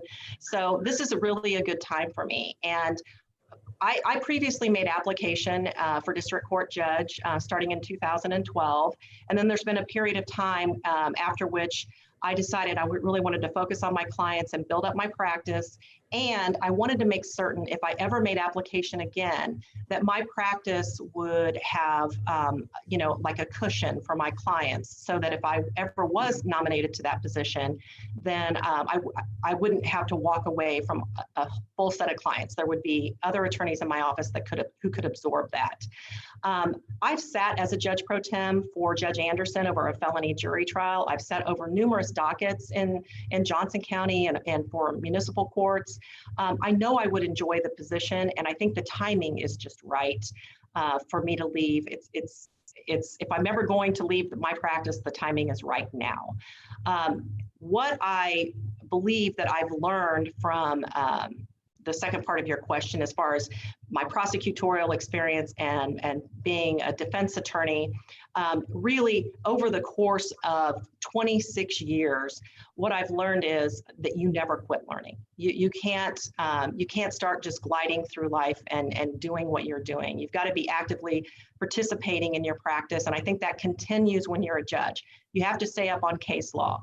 You know, you have to actively participate in continuing legal education, not just get your 12 hours and something you're not interested in and don't use on a daily basis. You've really got to get out there and stay ahead of things. As a prosecutor, I had a lot to learn. And fortunately, because of some mentors I had, I learned a lot from my time in the DA's office, what to do and what not to do. And as a defense attorney, what I've really learned that would be applicable to this position in family law.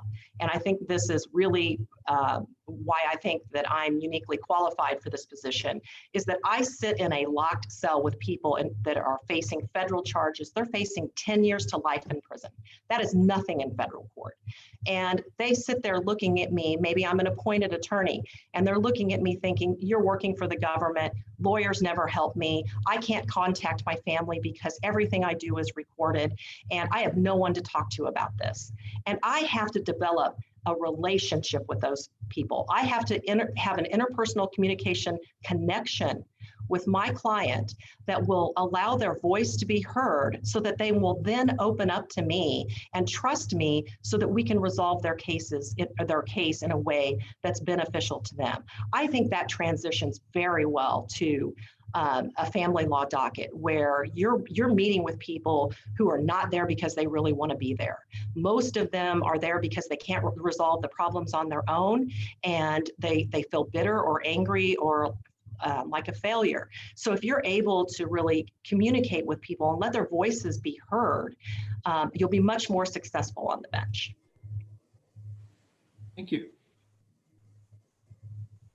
Thank you. Are there any other questions from the commissioners? Justice? Yes. I want to follow up, Jackie, on that, because one of the things that has always troubled me about thinking about becoming a judge is the isolation that is required. I mean, you can't go out with your friends. Your friends may appear in your courtroom. You don't get to build relationships with lawyers like you used to. You certainly don't get to build relationships with the parties in front of you like you just described. So given your passion for developing those relationships and your success at it, how do you handle becoming a judge where all of a sudden you can't go out and have a drink with Tom Bath because Tom Bath has 5 cases in your courtroom? Well, first of all, I don't. As an attorney, not as a litigant. No, I appreciate that question, Greg. I think that's a very fair question. Fortunately, I have a lot of friends who are on the bench, so there are other friendships that you can develop, and I think you really have to have a life outside of the law at some point. You really do. You have to have, you have your professional relationships, but then you have a life outside of the law. And I don't think it means that you have to be completely disconnected from the litigants who appear in front of you. But when I'm talking about developing relationships with my clients, I'm not bringing them home for dinner. What I'm doing is developing an interpersonal communication relationship so that I can facilitate resolving my case in a way that's favorable to the party. So I would say that every judge present today, I know them. It's not like I would ignore them if I saw them in the hall. You just have to know what the ethical rules are, comply with those, and have a life outside of the law too. Thank you. All right, I don't think we gave you the chance in the beginning, so I'll give you the chance now, Ms. Rokuzik, with everyone's indulgence. Is there anything that you'd like for the commission to know? Just open-ended. Well, absolutely. I would like you to know that I held off making application for judge for a number of years so that I could develop my practice. And I wanted to set some goals for myself and achieve those goals. And I have achieved those through hard work, through being adaptive, through being diligent in what I've been doing. And every day is different. And I believe that the time is right for me now, both in my practice, in my personal life, and with my 26 years of litigation experience, 15 years of business development experience, 60 plus jury trials working on everything from a misdemeanor case to a first degree murder to a death penalty case in federal court. I believe that my experience really lends itself to this position, and I am very grateful to have had this opportunity to talk with all of you today. Thank you very much, Ms. Rokuzik. I appreciate your time, and I know the commission does too. I enjoyed getting to know you better. I don't think you and I have ever met before, but I've enjoyed it. And so, Marcia, if you would please escort Ms. Oh, I thought you had a question. Tom, I'm sorry, Mr. Bath. If you would please escort Ms. Rokuzik out of the commission meeting, I'd appreciate it. Thank you. Thank you. Have a good day. All right, hardworking commissioners, what is your pleasure? It is. I need to step away from my computer for a minute.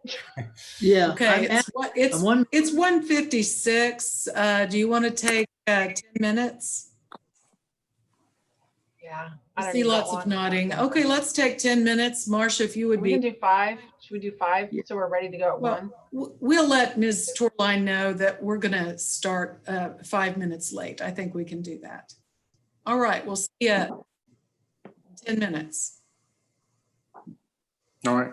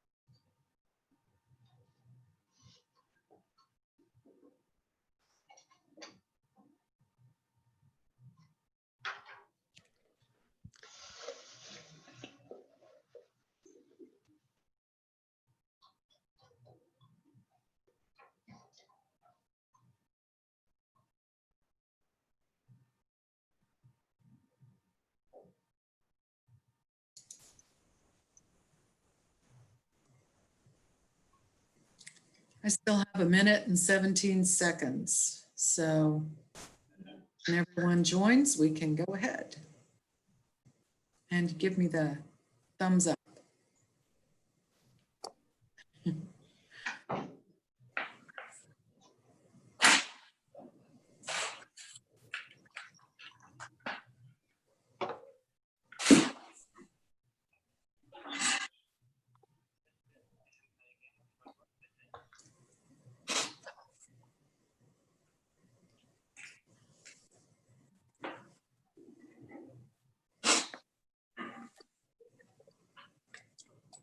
All right, Marcia, we're still waiting for Miss Serba, I think. Is she the only one, Marcia, that we've got left? Okay. It looks like it.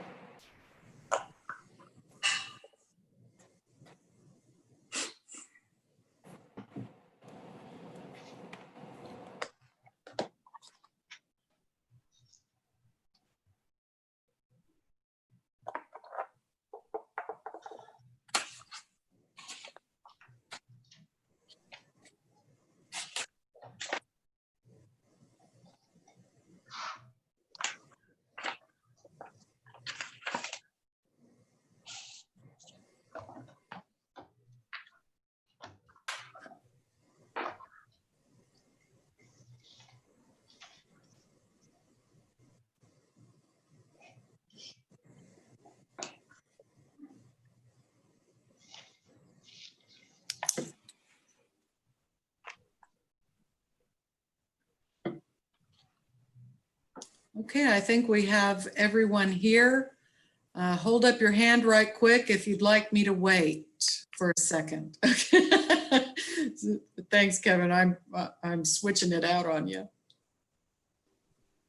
All right, looks like everyone's ready. Marcia, will you please escort Karen Torline into the room, please?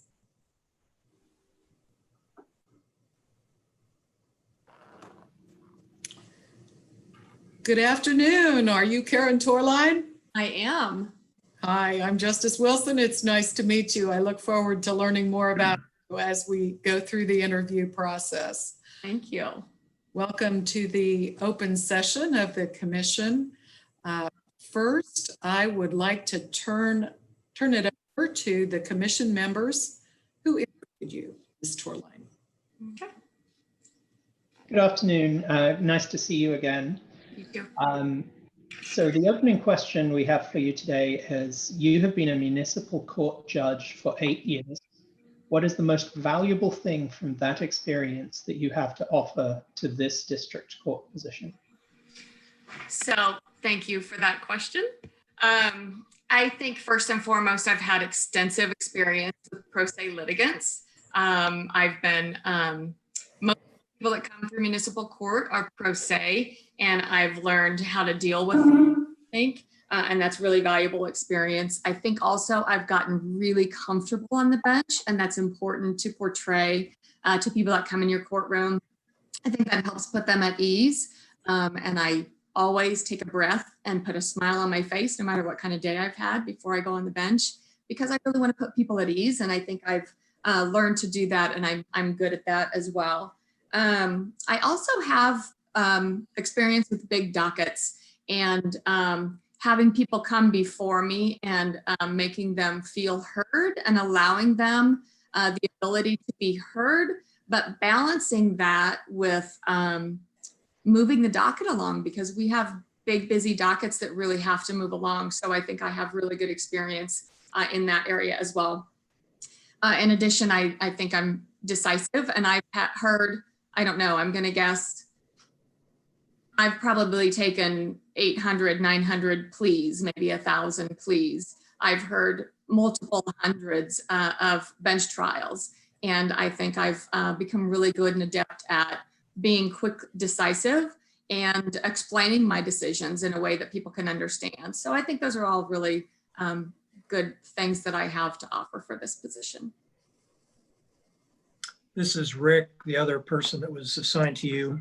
For those, there's a couple of new members of the commission that are maybe not familiar with the courts that you work in, you are the judge for the Shawnee Municipal Court, or the Prairie Village Municipal Court, and is the third Edgerton. Am I correct on that?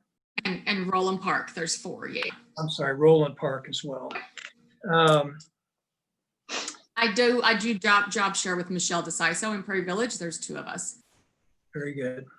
One thing that I think is unique to your life outside of the practice of law that I just want to make sure that's mentioned today is that you and your husband are the proud parents of, I think, 4 kids. Am I right? 4 And kids. then you also have taken in a foster child and have been that child's foster parent for several years. And I just am interested in your sharing what that experience has been like for you and your husband and family. Sure. Tyara was with us for 4 years. She graduated last May and did her freshman year at Washburn University this fall. So, you know, it was really good. It was really great to have our kids really, I think, have made a big impact in her life because they're similar in ages. And I hope that we made an impact as well. I think time will tell on that. But it was a really positive experience. It's tough. It's tough bringing somebody in from the outside. But, you know, we really enjoyed it. She's always going to be a part of our life and a part of what we consider to be our family. And she has 2 older sisters. And one of them has 2 babies, and they'll always be a part of our life and a part of our family. So it was a really positive experience. And I'm glad we did it. What was the motivation behind it? So I was the 3 of them, their mom, they were in care, and I was their guardian ad litem through Judge Sloan's court in Child Native Care Court. And I saw Tyara especially because the older one aged out pretty quickly. And then I saw Tyara and her older sister really bouncing around from foster care to foster care. A lot of different placements for reasons that to me seemed kind of silly, I guess, to move foster homes. And she was having a really hard time settling in, I think, and being consistent in a consistent school. And so my husband and I just talked about it and said that we felt like we could provide her with the consistency that we thought she needed. And I knew she was a good kid. I was her GAL for 2 years. So, we weren't concerned that she had serious psychological issues or anything along those lines. We actually offered for her and her older sister both to come live with us. Her older sister had a newborn baby, and we laid out the ground rules, and her older sister chose not to partake in the ground rules and living with us, which was totally fine. Obviously, that was her right. And so she ended up aging out of care, and we just took Tyara. So it was watching her bounce around in the system, I think, that really motivated us. Okay. And you have been very involved in some not-for-profit agencies. I think you were chairperson of the board of the Sunflower House, and I think are now with a agency that's on the Missouri side. Can you describe a little bit about those 2 agencies and your involvement?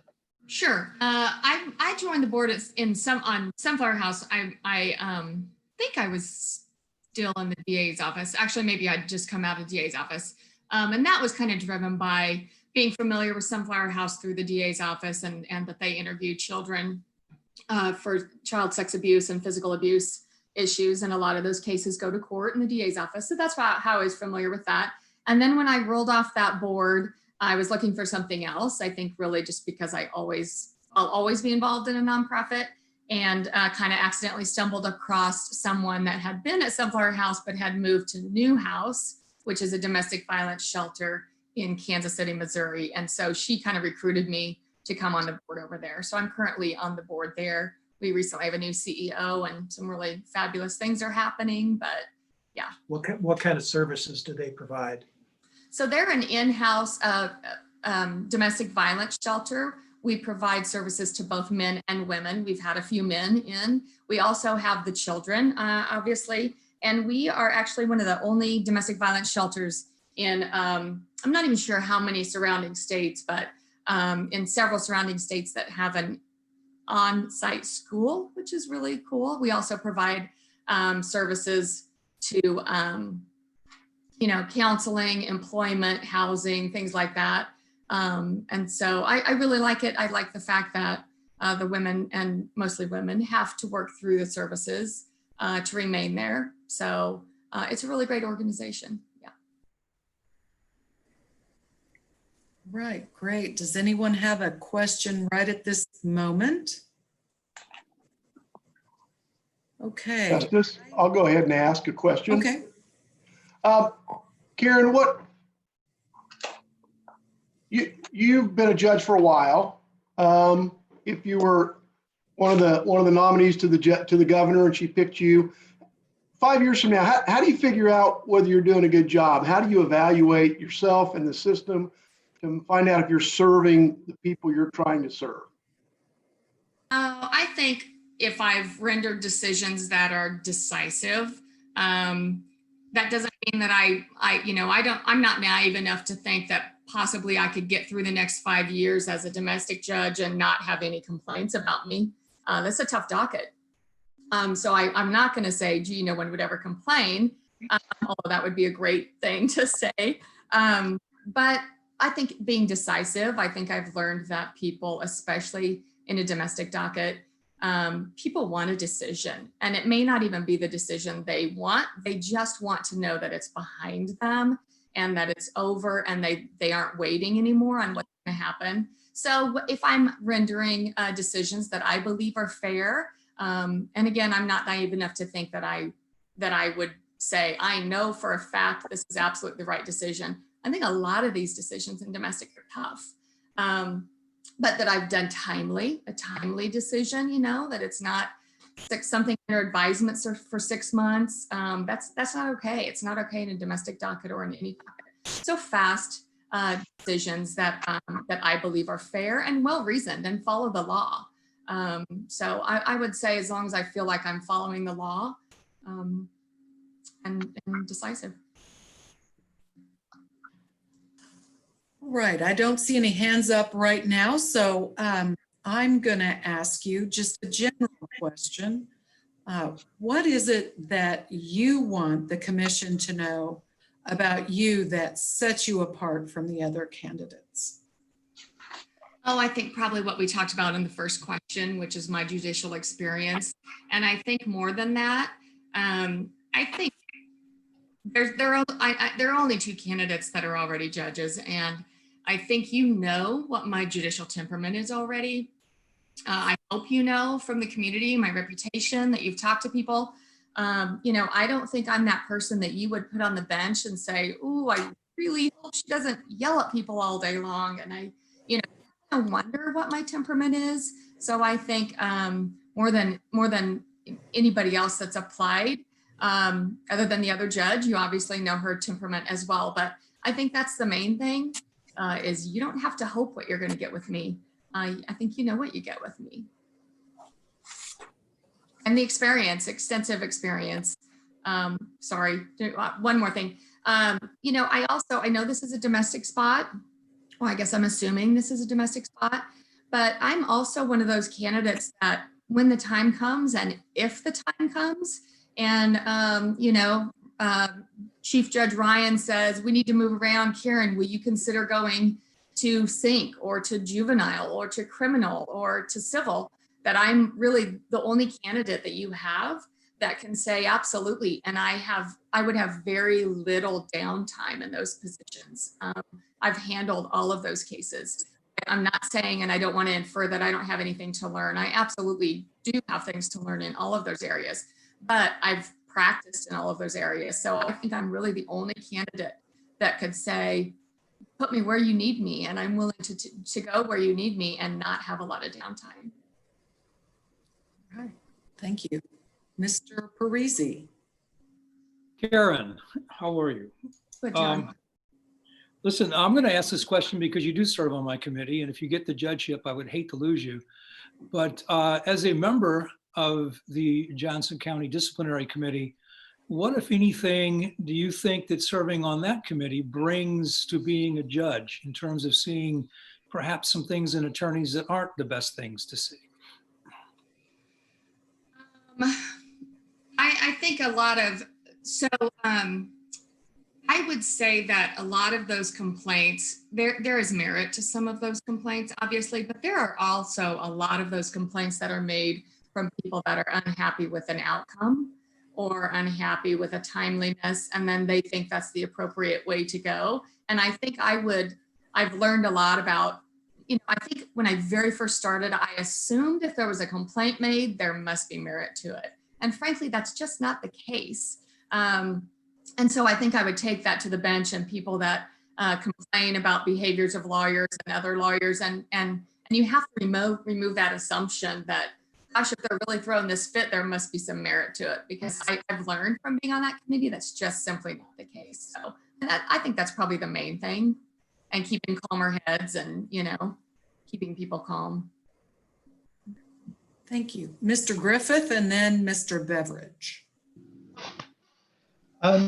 So a question, I remember you talked to us about this last week when we met. Can you tell the commission about how the pandemic has affected your docket? Yeah, so about a year ago, I really started pushing for virtual dockets and video conferencing dockets, and really wanted to be a forefront. I was pretty excited about that. The research I'd done, there were very few, across the whole country, there were very few courts that were actually doing extensive video conferencing. So we started that process, and it wasn't as quick as, IT was involved, and what's the best thing, and what's it going to cost the city, and all these things. So the pandemic has really moved that along. So I'm really excited, obviously not about the pandemic. What I'm excited about is the fact that I think we're all going to change the way we think about court. And, I don't believe there is any reason whatsoever that someone that has a speeding ticket should physically be required to drive to court to appear for that ticket, or a lot of other charges, a lot of other things as well in court. I just think they can accomplish what they need to accomplish. They're not going to leave work and potentially get fired. They're not going to be driving illegally. Most of the people that I see in court are driving illegally. And so this pandemic has really moved that process along. We're currently doing a lot of Zoom court in my courts. We're doing some hybrid. So some people are there in person and some are by Zoom, and we're figuring it all out together. And I'm pretty excited about the future of being pretty aggressive about not requiring people to come to court if they don't need to come to court. So, and on that line, I've also, since I applied, have been appointed by the Supreme Court to the ad hoc virtual court committee, which I'm excited to be, have been considered for that. So we are actually working on best practices on a statewide level for district courts and municipal courts as well for virtual court. Thank you for doing that. Thank you. All right, Mr. Beveridge. Karen, with race and equity issues kind of being in the forefront, I'm just curious if you've done any self-evaluation or, maybe thought about how that might change the work that you do going forward. So we do, for the Judges Association, we do a lot of, you take quizzes and see the the implicit bias that you have. Judge Karen Arnberger is one of those that presents on that quite a bit, really all across the state for implicit bias. So we do a lot of that and kind of trying to reflect on whether or not I have some biases that I'm not aware of, or, but other than that, I can tell you that, we have a lot of fees due, and a lot of them are discretionary fees. And with the pandemic, that's going to be much, much worse. I think our rate of indigency is going to go skyrocket, and it's always been high for people that come in my courts. So considering those issues, waiving fees, doing low monthly payments. I have people on $5 a month. I don't care if you make a $5 monthly payment and you consistently make it, we're going to put you on. So just kind of those issues that I try to really communicate with them about. And I'm trying to be really conscious about that. So other than that, I can't tell you that there's anything specifically that I'm going to be modifying or changing. Okay, thank you. All right. Does anyone else have a question? Yes. All right. Steve Tatum. Karen, in divorce court, you'll often have issues related to who takes the children, the custody of the children, and or splits it up, or however it works. What are your thoughts or philosophies about that, if you have any particular views that you'd take to the bench with you? So I don't have any preconceived notions. I don't know if many of you know the Lane Project or are familiar with the Lane Project. It's a local organization that does some, they do like supervised custody exchanges and things like that. They do parenting classes. It's a very big organization and agency for domestic docket in Johnson County. And I know that they're recently kind of pushing, let's start with a 50-50. Let's start with a preconceived idea of 50-50. And if it shouldn't be 50-50, then let's break it down and go from there. I don't really think that I have any of those preconceived ideas. I don't have a preconceived idea that a mother is particularly the better placement. I think it's really important to not have those. And, you know, I've done a case where I was GAL and was, you know, the dad was more appropriate placement. And that's what I recommended as far as more time in the parenting plan. So I don't have preconceived ideas. And I think it's important that I not have those actually going into that docket. I want to think that I'm really open-minded about those issues. Thank you. Thank you. Are there any other questions? I can't tell, Ms. Herrera, if you raised your hand because I've got a sign in front of me. Okay. All right. Well, thank you very much, Ms. Torline. I've enjoyed getting to know you better, and I hope you have a good day. Thank you for coming and interviewing. Marcia. Thank you.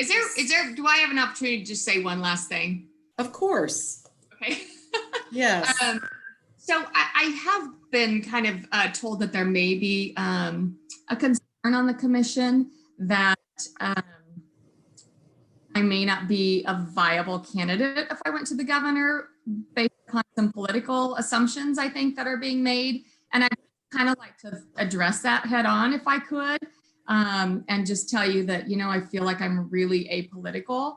I don't think any judge, even a municipal judge, should have anything in their history they can point to and say, I know how they lean politically. So, you know, I don't have any writings, I don't have any comments, I don't have any postings, I don't have any research out there that I think you could determine where I lie politically.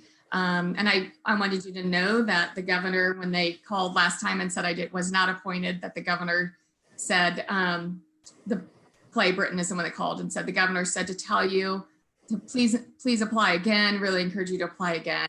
And that it was a really difficult decision for her. So I just want to throw that out there, that I think I would be a viable candidate, and, you know, put that out there if there's anybody that wants to have any conversation about that. All right. Thank you, Ms. Torline. Any other questions? All right. Thank you so much. Thank you. Thank you.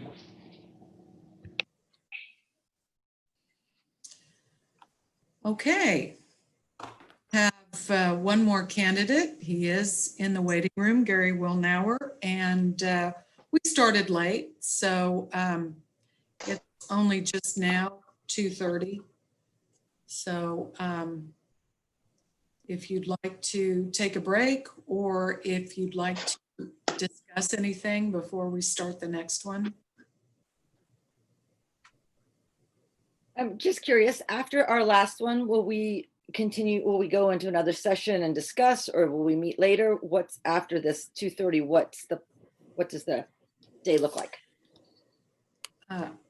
I would suggest that we take another very short break, and then if you'd like to go into executive session, you know, we'll make sure that you consider how the motion would need to be made, and then we'll vote on it. You know, if there's a second, and we'll vote on it likely that would go as they have in the past. Yes, Laura? Well, I was going to say, we're going to get it all done today. We will know who the 3 people are that are going to get sent to the governor before we finish our meeting. I think that was really the question. Yes, Oh, yeah. thank you. Yeah. Yes, I wasn't sure if we did another meeting and continue discussion. So Sorry, I'll to learn the process. we're going to get her done. Okay. We don't have to, but historically they soldier on until until it's all done. Okay, thanks. And Marcia is here prepared with a letter with blank names in the letter for me to sign. And she and I are both at the Judicial Center across the street from where the governor's office is. So if we finish today, it's likely the governor will receive her letter today also. So Justice, go ahead. just for Josie, we still have 2 more people that we did not hear from their vetting team. So we should go into executive session for that. Then I assume we'll come back out, have general discussion. And once the balloting starts, we can discuss between each round of ballots. But typically once the balloting starts and you start narrowing it down, we get to the three, or if we decide to go to 5 or 4, we get to there pretty quickly. But I agree with Rick. We need to make sure we have some time to see if anybody has any discussion. Yes, absolutely. That's what it's for after we've heard from everyone. Thanks for clarifying. Sure. Raise your hand if you'd like to take a break before we go on to the next interview. I'm not seeing any hands. All right. Marcia, will you please admit Gary Willnauer?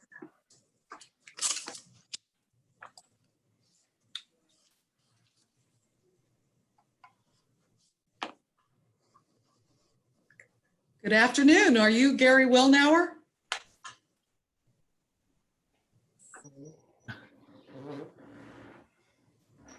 Looks like him. No. Except he's got a lot of gray in that beard. I'm not sure he can hear us. Can you hear me, Mr. Willnauer? I don't think he can. I think I think I'm unmuted and it looks like he's unmuted, so I'm not sure what's happening.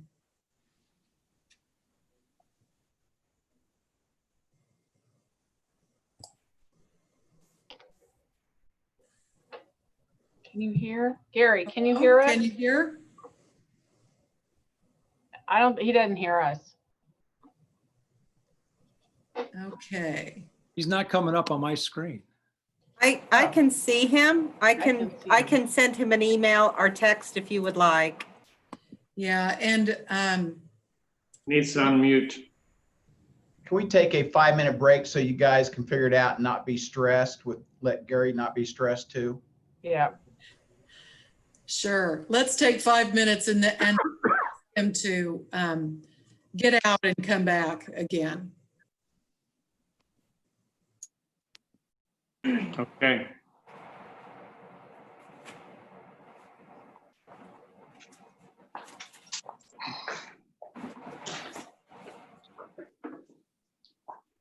Gary, can you hear us?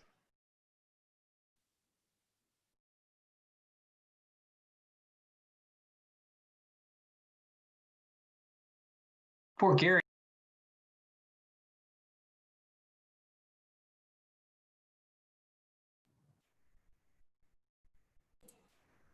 Mr. Willnauer?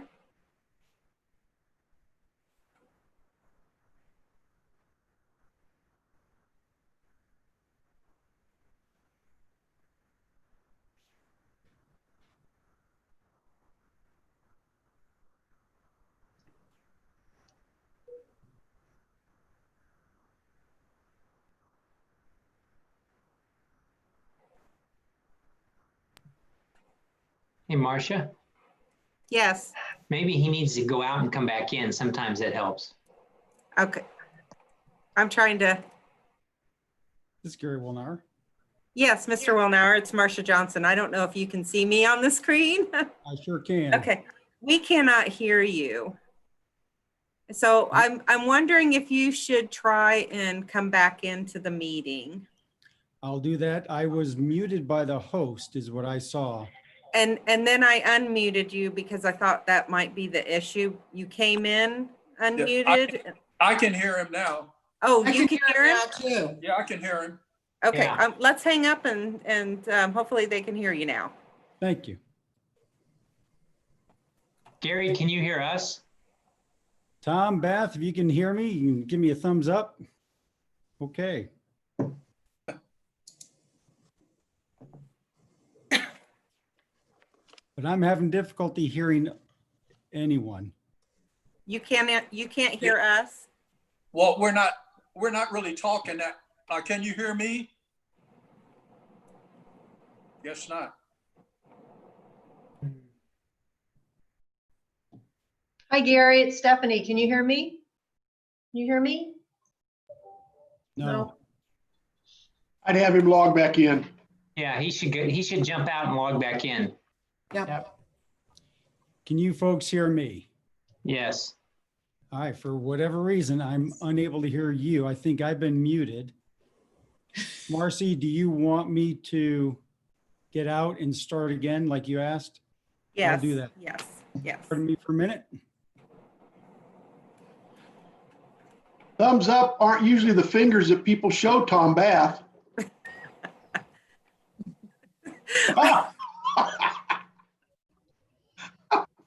You have a halo around you too, Tom. Your lighting is excellent.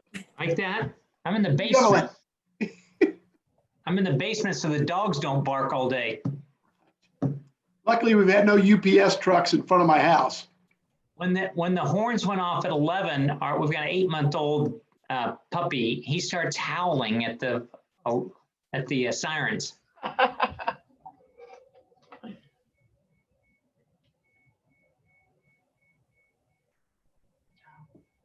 I'm going to take a minute. I don't mean to be the wet blanket on everybody, but we are still on YouTube, so be careful.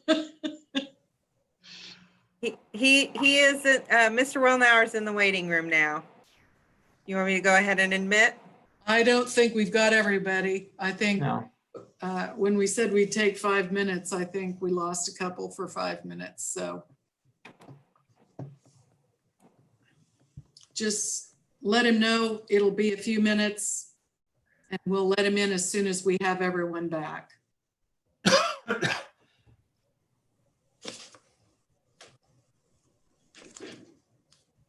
Greg, I think that glare is why you think I'm bald. That's it. Okay.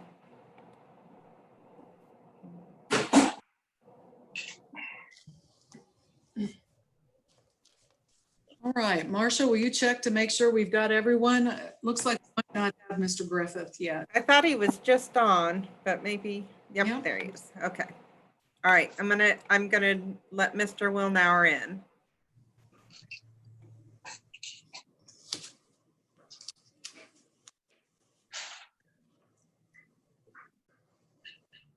Good afternoon. Are you Gary Willnauer? I am. Can you hear me okay? Yes, we can hear you fine. And I apologize for the glitch. I know this is an important interview and something like that does not help. I've had a couple of interviews myself where that wouldn't be a good idea. Understood. So I'm very, very sorry. I'm Justice Wilson. It's nice to meet you. I look forward to getting to know you better as we go through the interview. And first of all, I will turn it over to the two commissioners who interviewed you, Mr. Willnauer. Gary, one of those would be me. This is John Parisi. How are you doing this afternoon? Doing well. Thank you, John. Good. This was a stress test. Everything was planned. We were just seeing how you do under pressure. There you go. So in any event, my understanding is that you'd like to do an opening statement, and then I may follow it up with a question, and Stephanie may have a question for you as well to start things off. Sure. I know that this is my second time around for this, so many of the panel members may or may not recall meeting me before. One of the things that I think it's important to understand is what's the motivation for someone like me wanting to become a judge. And after I've thought about that for a little while here, I want to explain to you a little something that happened earlier in my life that really drew me to the law and drew me to where I am today, I think. It would be about 1974 that my parents got divorced. And in that divorce, my father, I have older brother and older sister, my father actually got custody of the kids. And that was something, I grew up in Connecticut, and that was something that was near unheard of for that time, that the father would get custody of the kids. And I look back on that decision that the judge made to put me and my brother and my sister with my father as a life-changing event, really, for me and for my siblings, because by his decision, I am where I am today. I've had my rewards and my downfalls along that path. And it's really from that path that put me on the path to becoming a lawyer. My father was barely a high school graduate, still one of the smartest men that I know. I am, along with my brother, we're the only ones in my family of my generation that have graduated from college and then moved on to higher degrees post-college. That motivation really came from my father and from the work ethic that he instilled in his kids. And again, that opportunity to have grown up with him, to have that experience and have that work ethic instilled in me.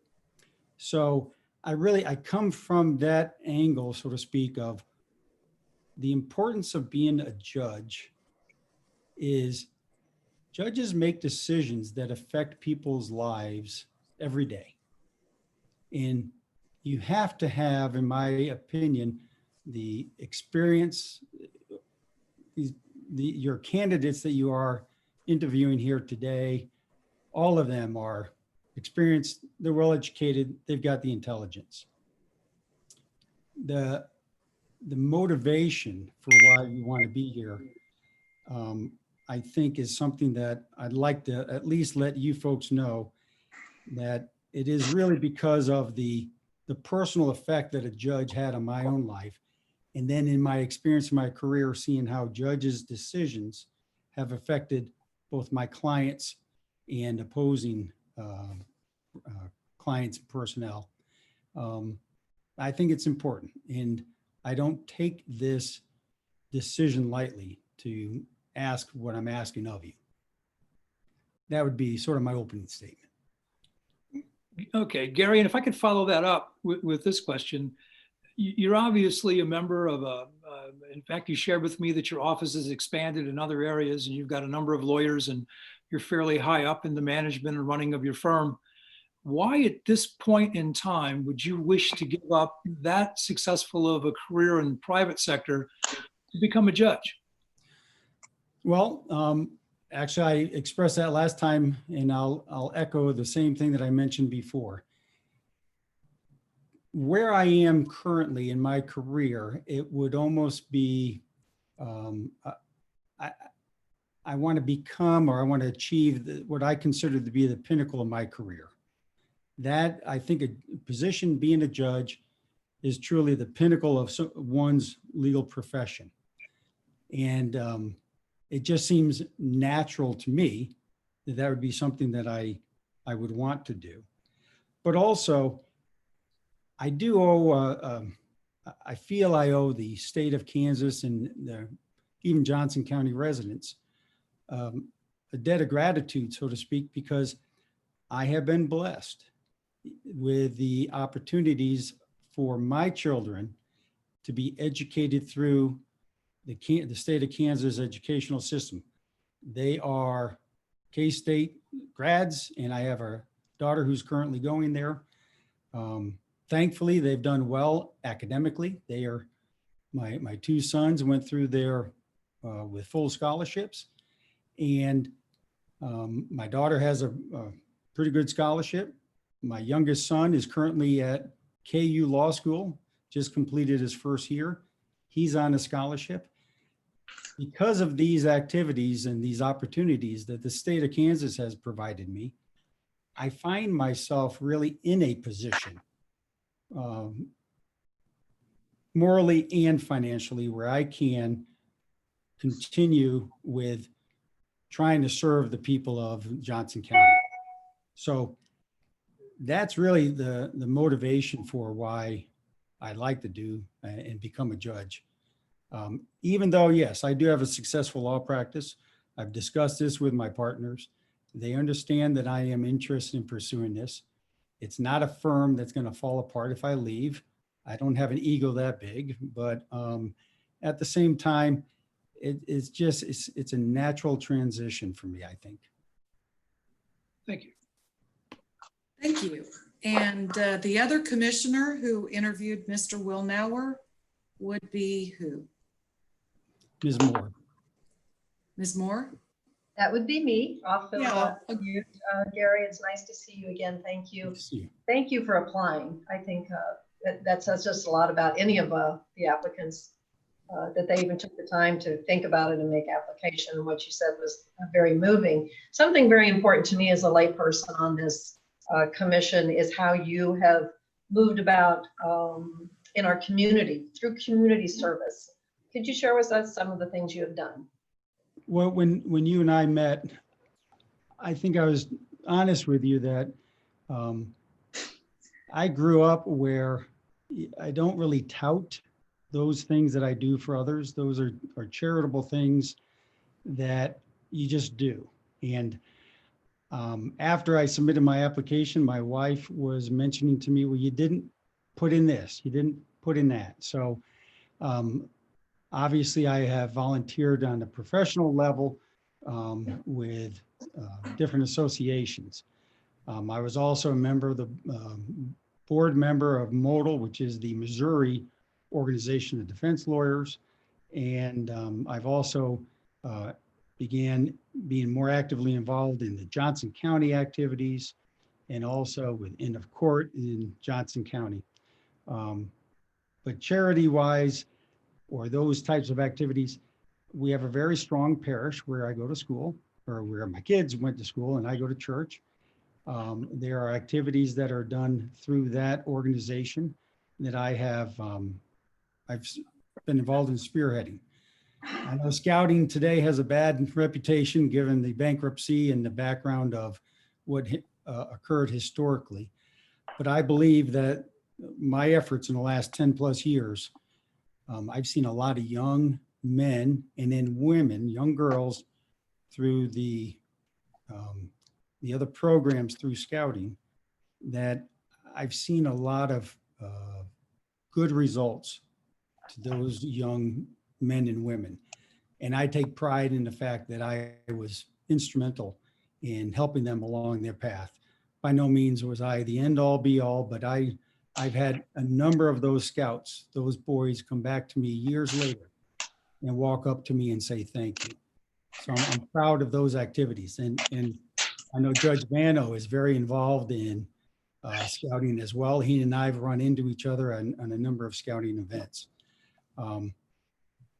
In looking over the, obviously the code of ethics for judges, one of the things that I know is encouraged in there is the ability to, within the code, to go out and foster good relations between the judicial branch and the civic or the public as a whole. And frankly, I would look for opportunities to do that. Ms. Moore, you and I talked about opportunities, maybe going to high school, having the high school forums and stuff. I think once, hopefully soon, we get past the COVID, and if I am appointed to the bench, those are opportunities that I would look for and welcome to be a participant in. Thank you. Thank you. Mr. Musel, you have a question. Gary, this may follow a little bit about what John asked you, but how do you evaluate the difference between your private civil practice, which has been very successful, a very good firm that's grown over the years, the relationships you have walking down the hall every day with people, to becoming a judge where you're by nature isolated and insulated from some of those types of relationships. How are you going to make that transition? What does that mean to you on the bench? Well, it means that really on a personal side of my life, frankly, not much would change, because I do leave work at work. I do have colleagues there. I've got partners there, and we do engage, and we have social events, no doubt, with our staff and our members. But when I leave work, I focus on my family and I focus on my relationships here. I don't see that changing, frankly, very much. I'll be honest with you, I don't play golf. I don't do a lot of social activities outside of my home frequently. I don't do those types of things. And I've heard from judges, I know Judge McKenzie was in my class in law school. Judge Fisher, Zell Fisher on the Missouri Supreme Court, he also was. And when I've talked to them on occasion, they've talked about sort of this isolation that they sometimes feel. Judge McKenzie has invited me, hey, just come out up and see me in my chambers. Love to see you, talk about law school in old times. I do think that there is that ivy tower isolation that is inherent in the position. And frankly, the way that I've run my life, I don't see my life changing all that much. Mr. Beveridge, you have a question. Gary, I appreciated your personal story about why you wanted to be a judge, but curious to get your thoughts on just in the courtroom, what makes a good judge? What characteristics? Well, the characteristics, you got to be, first of all, I think you got to be calm, courteous. You got to have the good temperament. You're going to have counsel who are advocates arguing cases. And you have to be essentially the referee between these two fighting sides. What I have seen and what I appreciate and what I would try to emulate if I were on a bench are equal-handed administration of the justice.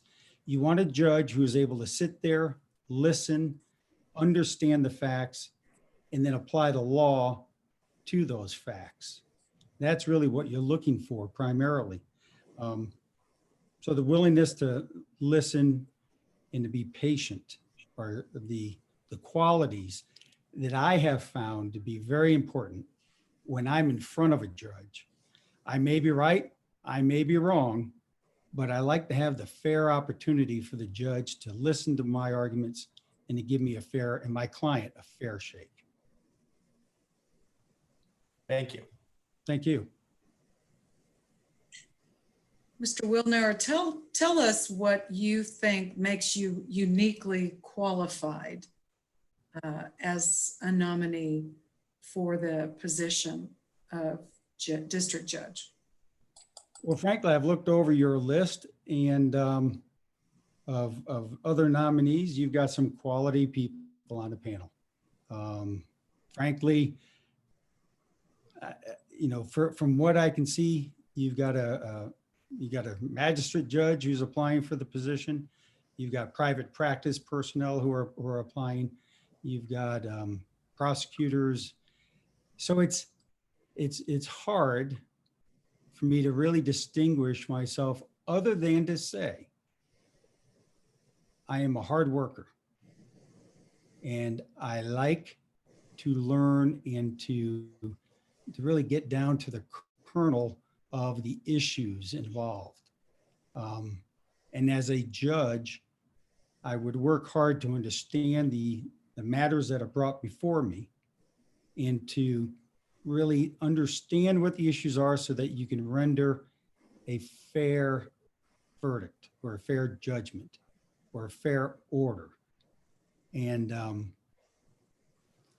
I'll be honest, something that outstands for me, I can't really tell you other than I think all of the applicants are, equally hardworking. I just think I work very hard myself. And if that would be the one thing that not knowing the work ethic of really of all of them, if it takes, and it has, when I'm in trial, 21, 22-hour days, that's what it takes. You do what it takes. Thank you. Mr. Bath. Thank you. Gary, can you give us an idea in the last, I'll just say week or 10 days, give us a sense of the types of cases you've been working on? What kinds of issues are you working through? Well, right now for a client, I am, in fact, just before this, I was on a phone call. I am making a demand on an insurance company to pay under a CGL policy that they're refusing to pay on. And so I've spent the last hour or so explaining to the claims rep why I think he's wrong. And we've been negotiating avoidance of litigation, if at all possible.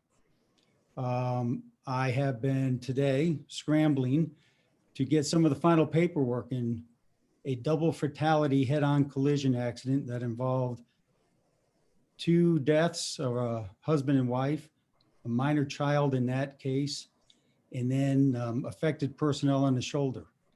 I'm supposed to be up tomorrow with Judge Shannon arguing a motion for summary judgment on a respondeat superior liability claim in that same case because my client's employee had parked a pickup truck on the shoulder or the side of the road with the claim that he caused the accident.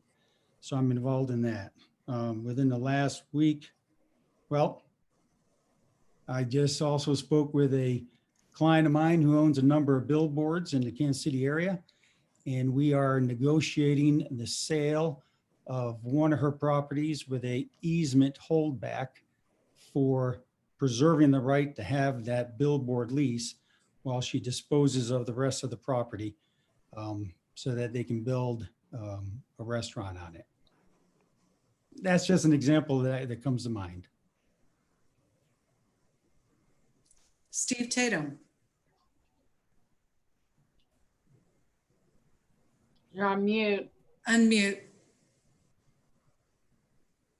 Thank you. As attorneys, we have wonderful opportunities to see human nature in all different forms and to get to know folks in that way. And I think with that comes some wisdom. When you go into a family court and high conflict court or child custody cases or whatever, you think you have gained some wisdom that would help you in the courtroom in that respect? I do. Outside of the fact of my own personal relationship with the court, with my parents' divorce, my life has sent me down paths where I have been a minority in a culture. I have spent a year in Puerto Rico where I was exposed to other people's language and other people's cultures.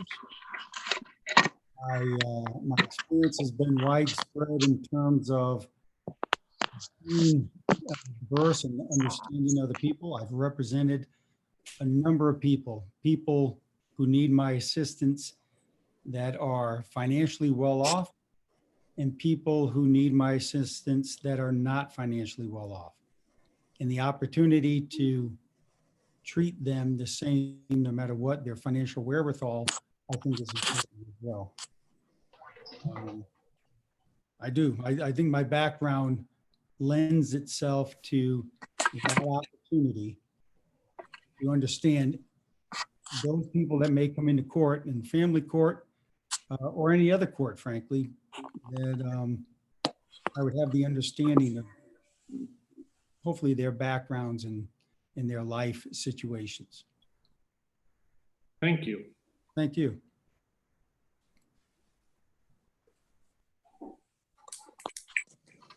Are there any other questions of Mr. Willnauer? Justice, I'll ask my standard question. I think I probably asked Gary last time. 5 years in, how do you evaluate whether you're a good judge or not? How do you figure out your strengths and your weaknesses and fix them? I sure hope it doesn't take me 5 years to do that. I would expect that you'd know that hopefully within a year at least. But at the same time, I've told many of my associates, they don't call it the perfection of law, it's the practice of law. And that's one thing that I've enjoyed in my 30 plus years career. I don't know everything, never profess to know it. I learn something new every day. That's why I like practicing law. And the day that I quit learning is the day that I would find law to be something I wouldn't want to pursue anymore, and I'd move on to something else. And I don't think that would be actually true. As a judge, I'd be learning every day. And all I'd be able to tell you is that I do my darndest to make sure that I was fair, reasonable, understanding, and to maintain that temperance that I think judges need in order to do well.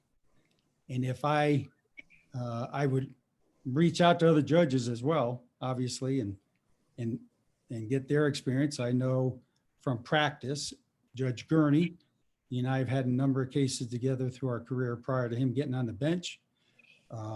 Judge Vano, I have a relationship with him through scouting. So there are judges that I would go to that I respect and ask them and to follow them and to learn from them.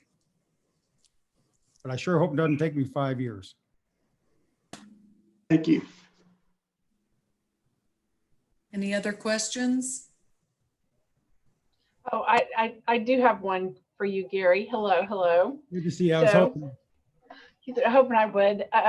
One of the things that COVID has shown us is that there's a lot more that we can do remotely in the Blue Jeans or video or WebEx or Zoom. And so have you thought at all about how you would manage a docket implementing any of that technology? To the extent allowed by the Supreme Court, absolutely. Zoom, WebEx, I've done mediations, I've done depositions. In fact, this wrongful death minor settlement, we're most likely going to do that via WebEx as well. There are a number of opportunities where that's going to be done, as long as the party, as long as I'm allowed to with the Supreme Court directives, but as long as also the parties are given the full opportunity to present their case, their evidence. So it is the new thing now. And I will also tell you that I expect, as John and Ms. Moore and I, we discussed, once you get out of this COVID situation, hopefully soon, I really expect it's going to be all hands on deck. So to the extent that you may have some downtime in one court versus another, I would hope that I'd have be able to reach out to the other judges, whether civil, criminal, otherwise, to help them in easing their load to the extent they feel comfortable and the parties feel comfortable as well. Because I fully expect once the courts open again, it's going to be the mad scramble for hearings and trials and et cetera. Yeah. All right, any other questions? Thank you, commissioners, and thank you very much, Mr. Willnauer. I've enjoyed getting to know you better, and I hope you have a great day. And we'll ask Marcia to escort you out of the room. There you go. Appreciate it. Thank you, everyone, for your time. Thank you. Thank you. Thanks.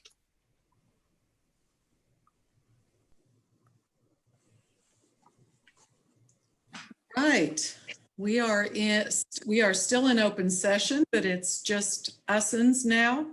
And so would anyone like to take a short break before we go on? Raise your hand if you want a short break.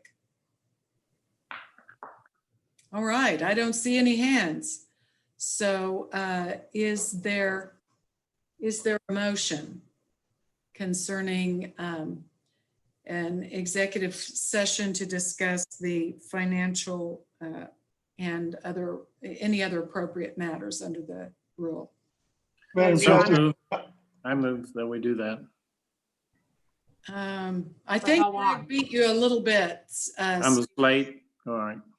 Greg, I'm gonna go ahead and recognize. I move we go into executive session for 10 minutes to discuss the confidential information determined from the background checks on the two candidates we hadn't yet reached, to protect their personal and private information and the sources of information, and that we resume then on Zoom after 10 minutes.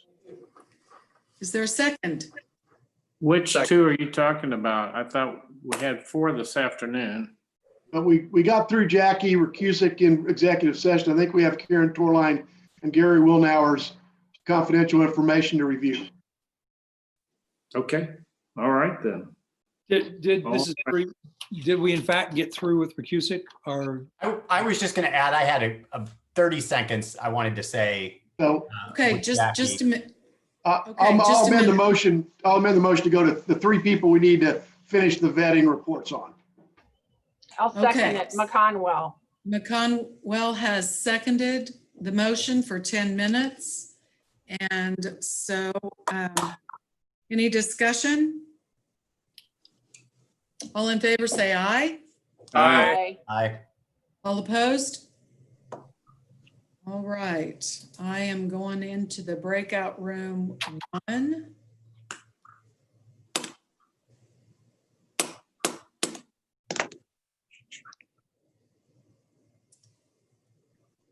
And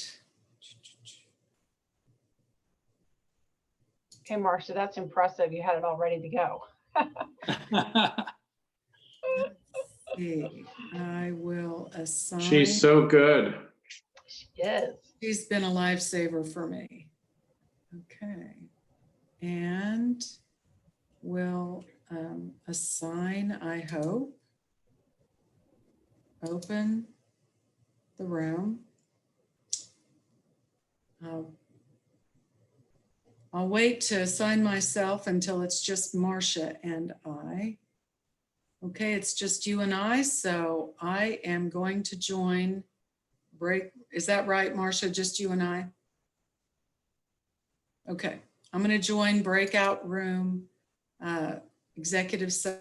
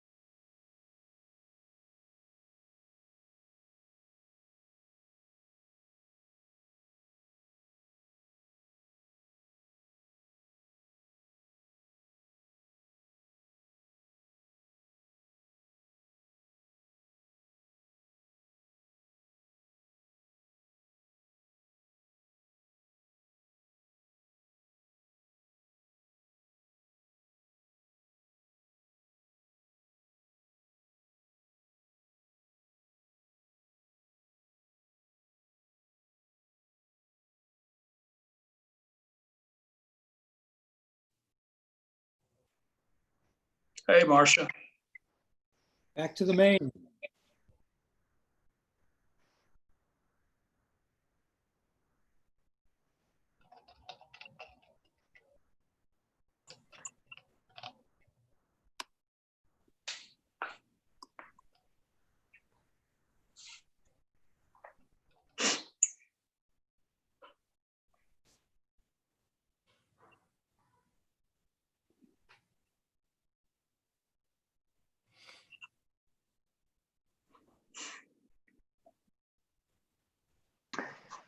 Well, it's the first time I've seen a little sign that tells us we're live streaming. Oh, yeah, the little YouTube thing at the top. Yeah, I hadn't seen that before. Oh, it's been there. Marcia, how many do we have watching now? How many thousands? Yeah. We're okay now. Marcia, You're on mute. Marcia, you're on mute.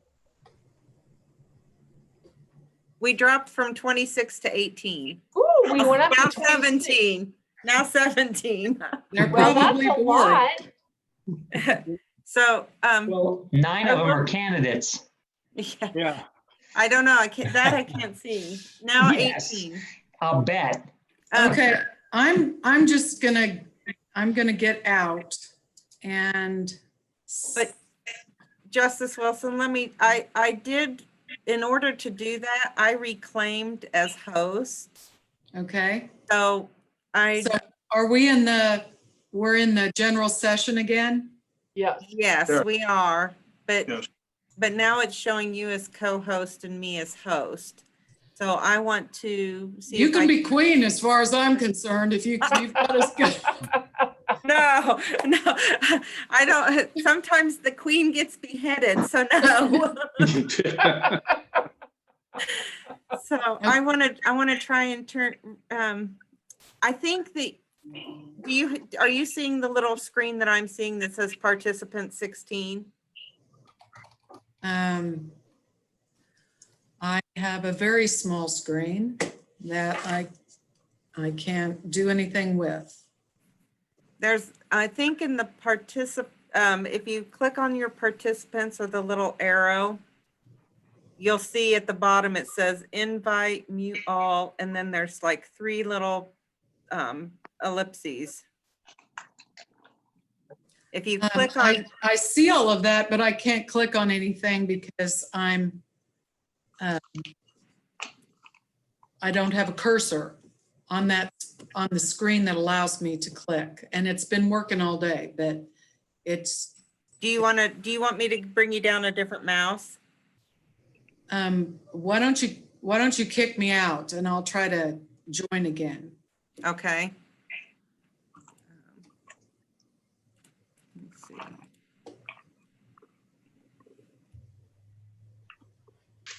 Oh, here, I can make you host. Do you want to make, yes. So you're back to the host now, but do you want me to kick you out?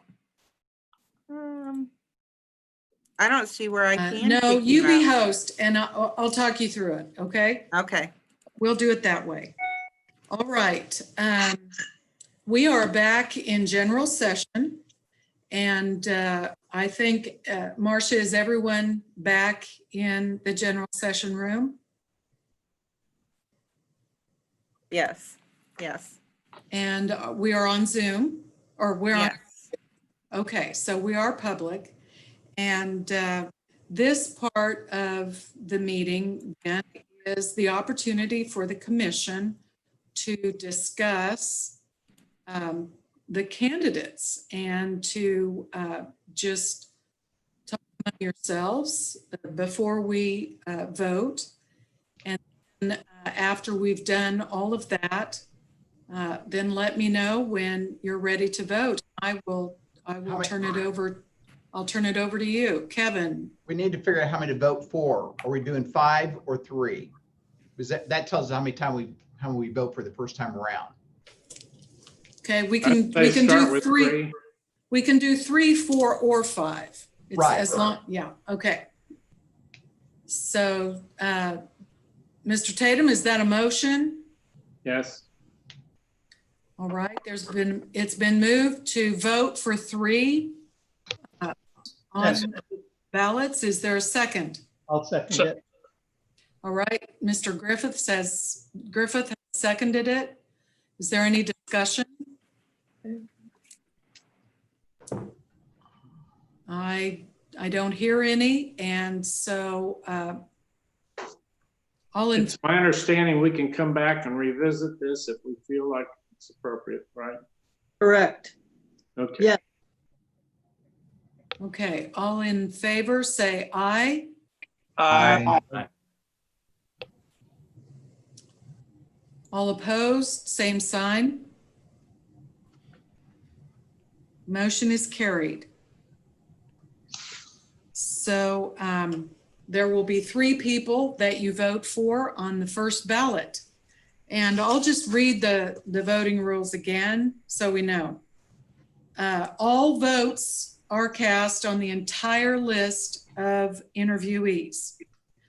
For an applicant to continue to be considered after the first round, they must receive at least 2 votes.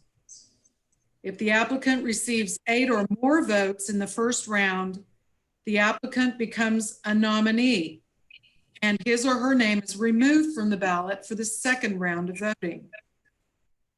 In the event more than the number of applicants to be submitted, 3 to 5, receive 8 or more votes, only those with 8 or more votes will be on the ballot for the second round. So then we'll go over the second round after we have the first round. Do you all remember or how the first round works? Yes. Vote for 3, right? Right, vote for 3. Any questions about the first ballot? Okay, take out. Are we having any discussion? Yeah. Oh, yeah. Thank you, Mr. Beth. Yes, now's the time for discussion. Take it away.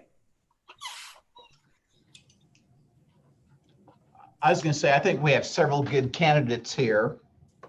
And I want to comment on 2. One is Jackie Rakusic. What may have not been clear, she talked about it being videotaped. It was actually video and audio taped, and it was the U.S. attorney listening into a attorney-client conversation at the facility called CCA. And then she reported it. That did take a lot of guts to do that, because she was challenging some of the people that she was going to have to be in front of once again. And that is not easy to do. And she did it, and it did go forward.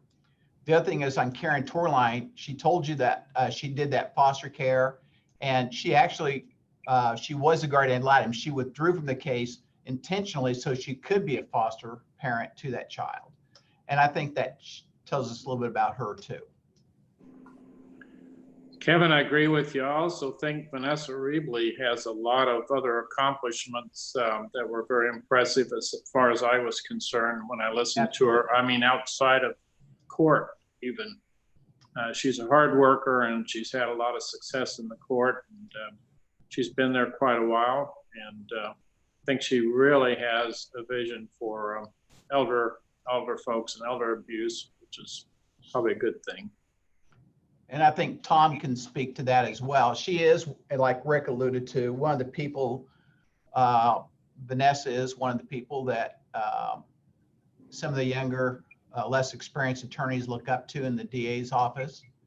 And I think she's respected by the courts and defense attorneys as well. And I think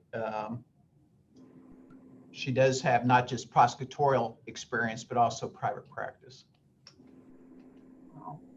This is Rick. I just want to echo strongly the sentiment about Vanessa Rebley. I just,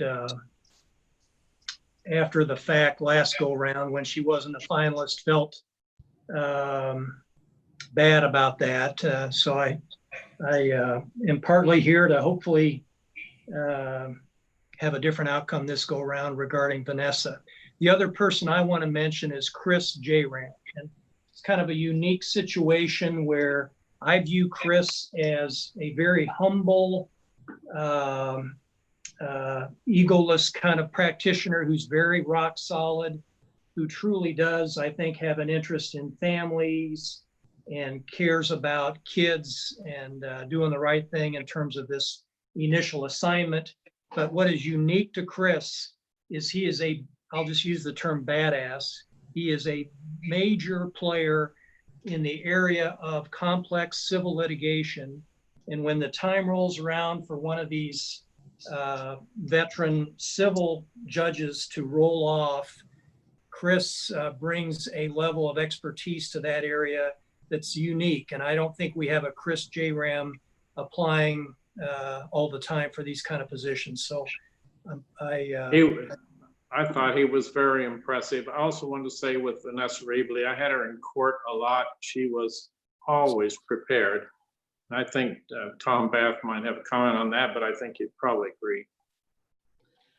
Well, I'm gonna talk about Chris, and I've known him through Johnson County Bar Association and Johnson County Bar Foundation, and so I've never had any cases with him. But you know, for the activities that we've been, he's always been there. He's shown up. He's a great guy.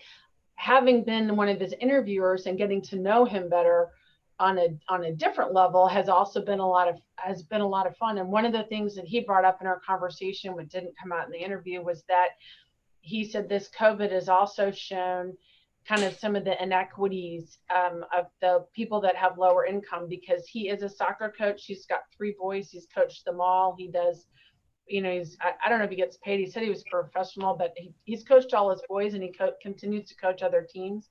And so he's dealt with separated parents and kids that are there on scholarship, and then the inability to be able to communicate with some of the parents because they don't have the technology at home to be able to have an email or get some of that email and communication. And so, you know, I think he's really sensitive to that. And what, you know, anyway, I think he would be awesome. The other thing is his father is a physician.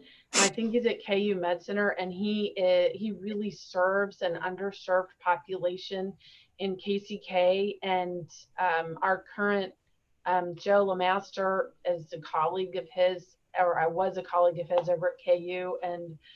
And so when Chris says he's about community service, he really, really means that. And yeah, I think he'd be fantastic. The other thing is, I think he's the only one on the panel that is essentially, you know, I mean, his dad was born in India. I mean, he comes with a whole different perspective because his dad emigrated here, and, you know, and he's not white. And so, I mean, I think he has a little bit of a different position on top of being a really fabulous attorney that I think could bring to this position. I don't know what the percentages are of people that come into this court, but anyway, that's my plug for Chris.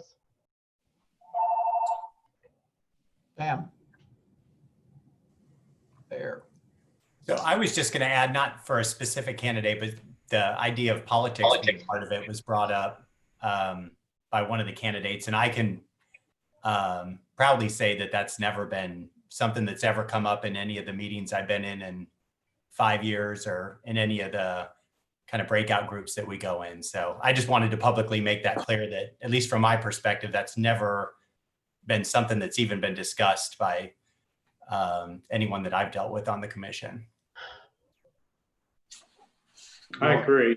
The system is designed to keep politics out. Well, I will tell you, Jackie Rokusik, when she was applying in 2012, was on a panel 4 different times and was not ever selected. And the only reason she stopped being on a panel that was sent to the governor is because she stopped applying. Well, and she's a fabulous attorney and a great woman. I never interviewed with her before, and I was very impressed by her today. I thought she did an outstanding job. I also think highly, very, very highly of Chris Jaram. I have litigated a case against him. It was a multiple fatality rollover case. He had, I mean, this goes back 15 years ago, and he was kind of brand new, but he was impressive. as a young attorney, about as impressive as a young attorney as I counted on the other side of the aisle. But he was also fair, and he was able to see through to the end where things were going and actually curtail litigation that he could have prolonged, quite frankly, for quite a long period of time and just build the file. And it told me a lot about him not being somebody who would just litigate for itself, but recognize what the right thing to do was. And he certainly did it in that case. I've known him from time to time since then in hallway conversations. We used to be in the same building, always affable, friendly, even keeled, always handling things, handles cases on both sides. So I think he's a very, very strong candidate. My other one, frankly, is one of my interviewees, Jennifer Ashford. I think that she deserves a lot of consideration given where she's at, the position that we're trying to fill, her experience with. Yes, Joe, is there somebody who can come up here and help me? Bottom line is, I thought, frankly, for me, those were the outstanding candidates. Okay, well, if they can't, they can't. I'll deal with it. But there were a lot of good interviewees today. There really were. It's a hard decision. That's something I want to observe. Obviously, stuck on my laptop. I don't know the candidates on the level that the attorneys know them. You work with many of them. Yeah. You've interacted with them, so you have a very different perspective. As a lay member, I think it says a lot about our community that, if I imagine myself going into court, really any of the people we spoke to today, I can imagine them in that role. They came across in the interview. I see 1, 2, 3. Passionate. I don't have it on the screen that I have a cursor. I want to echo what people have said about, the ones that I worked with this time. Doesn't work. A lot of very positive feedback from the people I talked to about both Josh and Karen. Really overwhelmingly positive feedback from Yep, I got it. Thanks. And one thing I also okay, I got it. Thanks. And one other candidate that I feel deserves consideration is Mike McCulla. I know I interviewed him closely last time around, and some of the, if I think back again to that, if I were appearing before this person, I definitely feel like I would be comfortable if he were judging my case.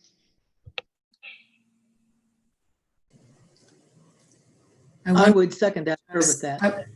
Go ahead. I want to apologize to everyone for the phone call. I do have a cursor now, so go ahead.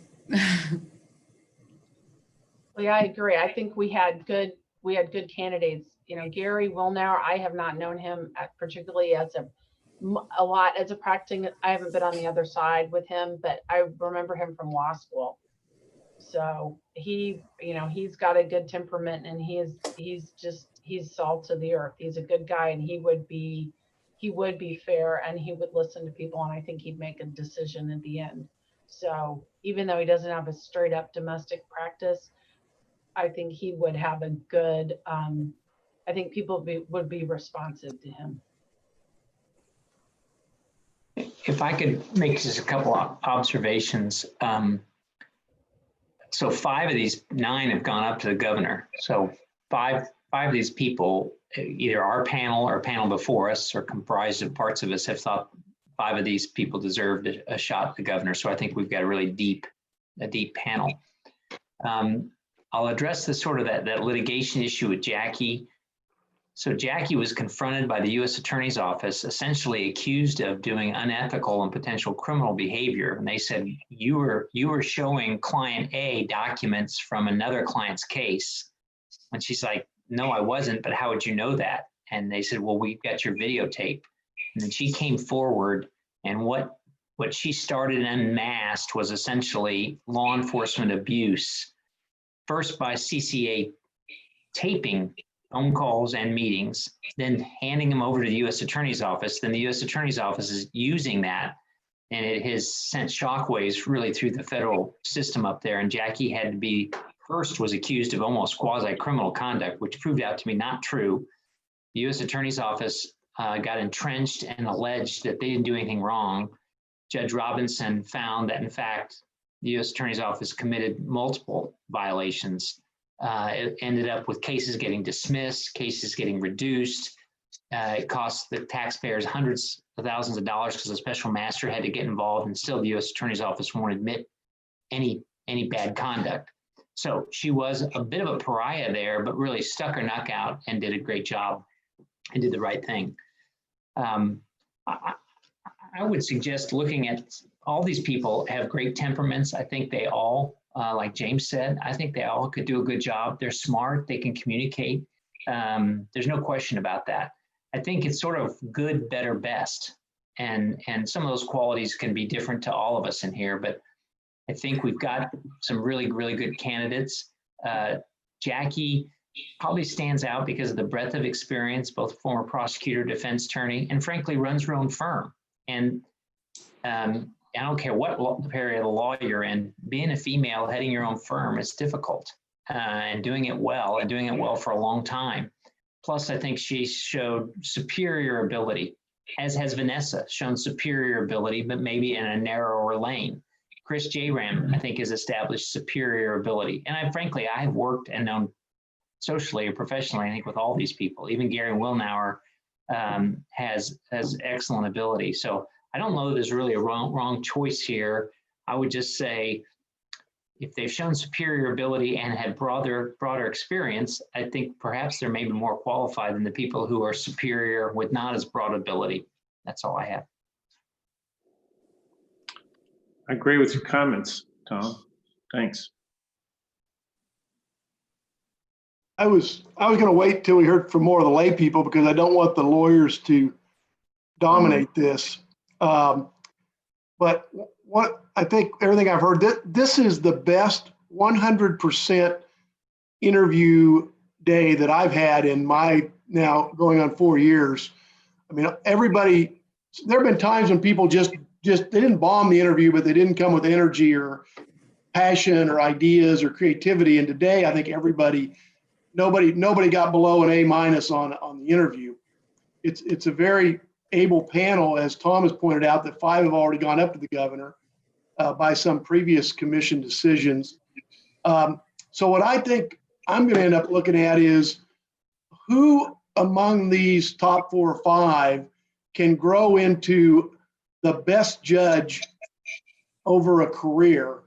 Because I think, to me, the top 5 that I'm thinking about are all probably pretty equal going into this. I'm also going to think about giving the governor some diversity to pick and choose from herself. And I'm a civil litigator. I don't have anything against those who have practiced their entire career on the criminal defense or the prosecution side. But I think giving an option of Gary Willnauer or Chris Jaram, and I would lean to Chris because I think he's somebody that can grow into that really good judge, really superior judge, not just an adequate judge.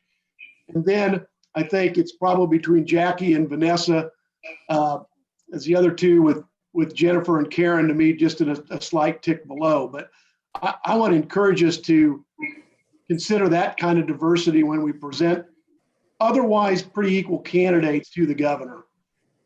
Yeah, I agree with Greg that we've got 5 or 6 that are really, really good. I can't really judge as a layperson, especially a layperson since I've been in Kansas, as to who from their legal practice might turn into the best judge. I sort of look at what diversity people can bring from experiences. And obviously with Chris, there's an ethnic diversity as well. But when I look at the resumes of, the application of Jennifer and speaking to Chris and Karen's background, where they have actually, and I've always been impressed with Vanessa because I think she brings some uniqueness, even though she's come up, seems like from the minor leagues feeder, and that's the DA's office, where it seems like there are a lot of people that go up there. I think she has shown through her practice with adult abuse and things like that, that she has a sensitivity. But Karen's experience with bringing in, adopting a kid, well, not adopting, but bringing in a foster kid from a different background, and being sensitive and a good role model there. Jennifer's work with the DMC is really great. And as Laura mentioned before, Chris' ability to look at some of the obstacles that underprivileged kids might have in the environment that we have, which is really something now. It used to be when I was a teenager and a kid, whoever, everybody was playing on the playground, and you developed your skills there. There were no traveling teams. It wasn't based on economics, how exposed you got to certain sports.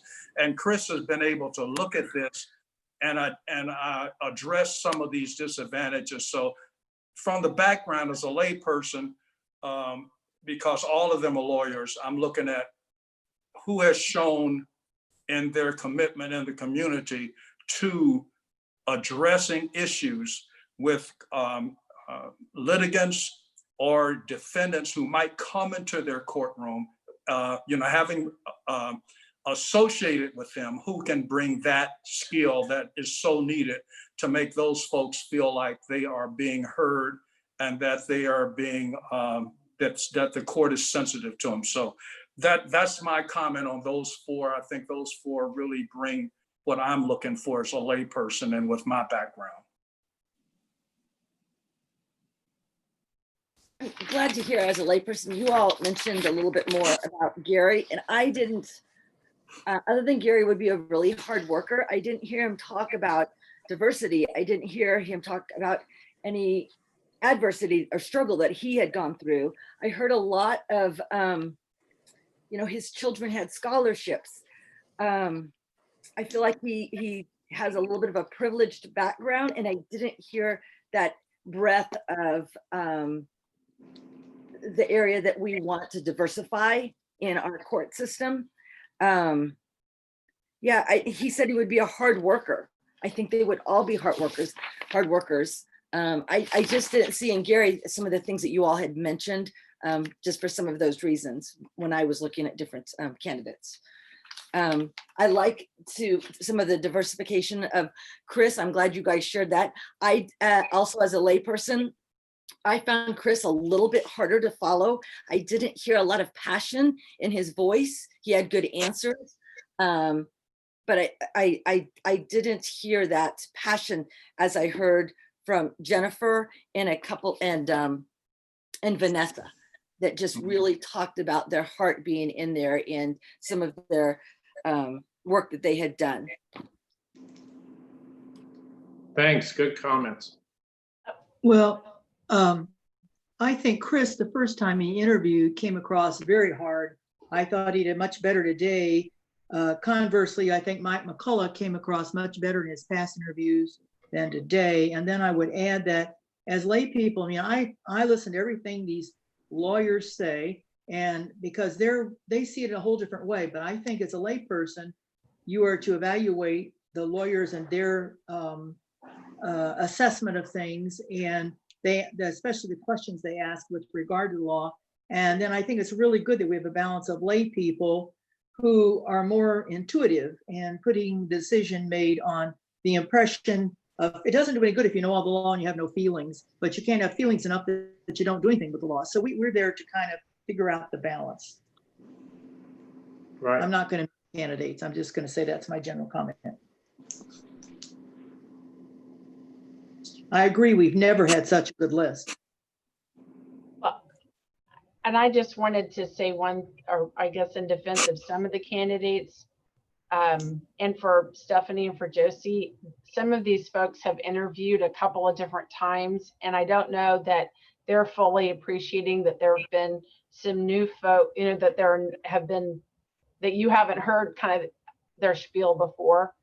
And so, yeah, there are some things that weren't said today that have been said before. And I only know that because I've heard some of them before. So But I get that. If I had just heard some like Gary today, I get where you're coming from.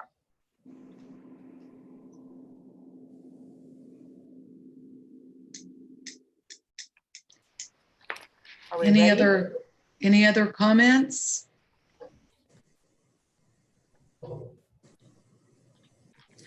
Okay, let's talk a little bit about the voting logistics, just the housekeeping. You all have a ballot. And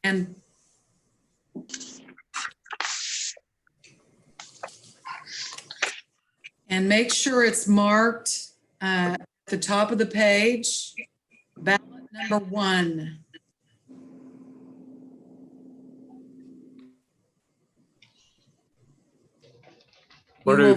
You'll vote for 3, and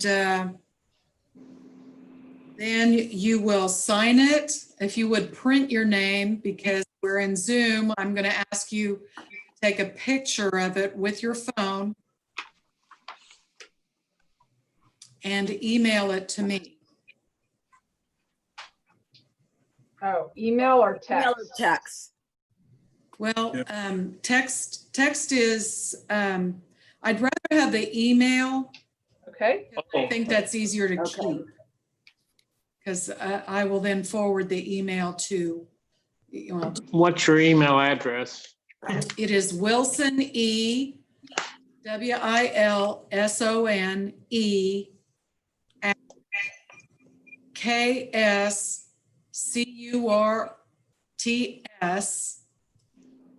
CURTES? No, courts, COURTS. Standard spelling, all right. Right. So it's Wilson E at kscourts.org. That's the only dot in there is .org? Yes. All right. You want us to do this now? Wilson E at kscourts.org. Yes, and take your ballot and please vote for 3. Do we put them in priority order 1, 2, 3, No. or just checkbox? No, just check 3. Okay. Yeah. Just this picture right here. I'm trying not to have you in the picture. Okay. So we still got to retain the paper ballots, by the way. Yes, you will keep your ballots. Okay. Justice, I'm running upstairs to send my email. Justice Wilson, may I say something? Yes. I did have a request for the address to where to send the ballots when we're done, and I will send that after all of this. Wilson. Yeah.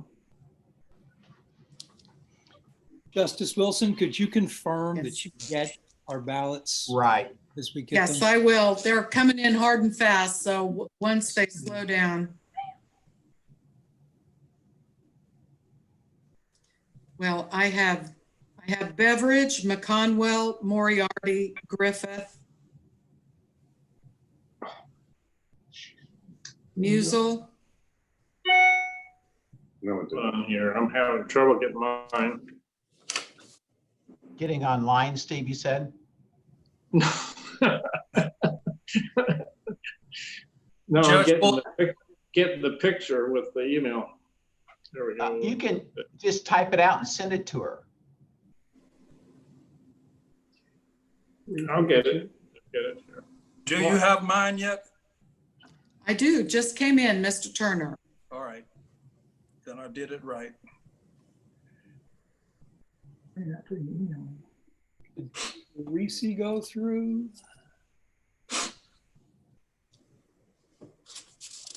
I'm writing them down here.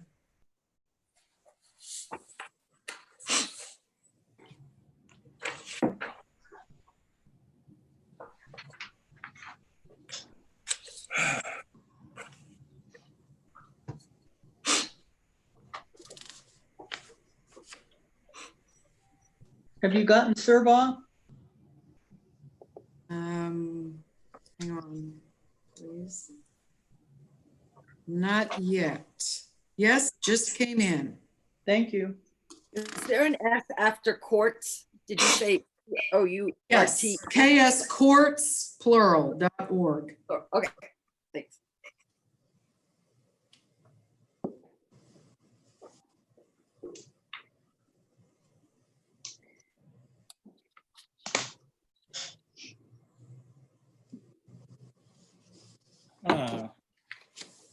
While we're waiting, I want to thank Marcia again for, she's helped out tremendously. We've had a lot of communication, changing all this and getting ballots out and getting the minutes out. And she's been very helpful and had to do a lot of the things at the last minute.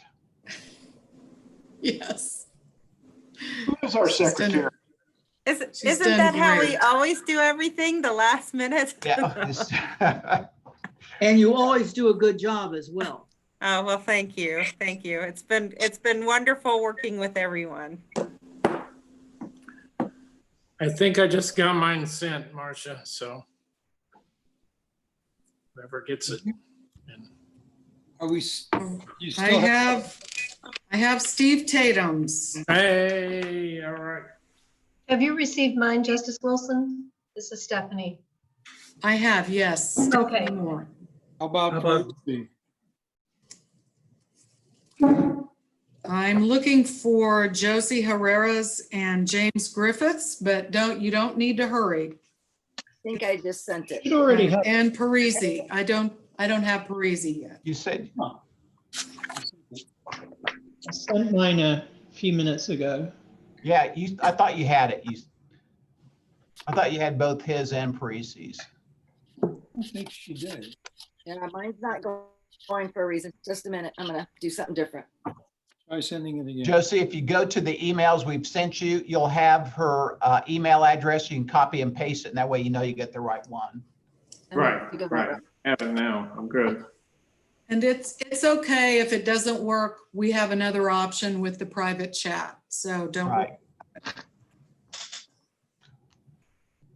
Well, you got my ballot, didn't you? I did. Okay. All right. Yes.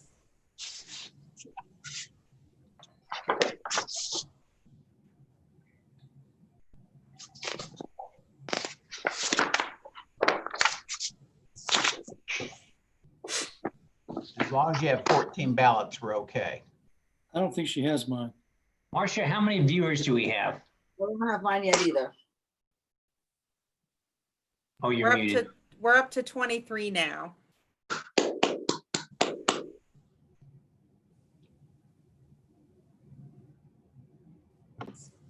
Okay, trying again.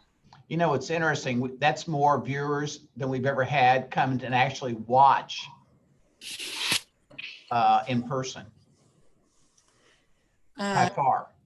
As an aside, we did send an email through Marcia to the candidates asking them not to view the interviews that came before they were finished. So obviously that can only be a request, but I did ask them to do that. Anything? I still don't have Parisi's, Griffith, or Herrera. I just sent mine a second time. I verified the email. I'm going to send again. I'm going to send again. I hope mine didn't go some E. Wilson in Ohio.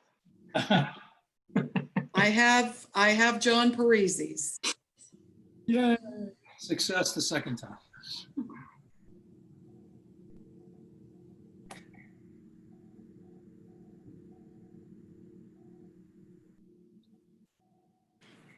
I have Mr. Griffiths.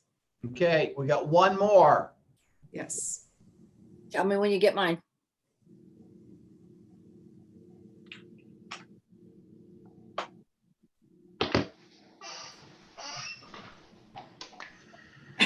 I have Josie Herrera's. Yay. Okay, that's it. And Marcia, if you want to don your mask and come help me.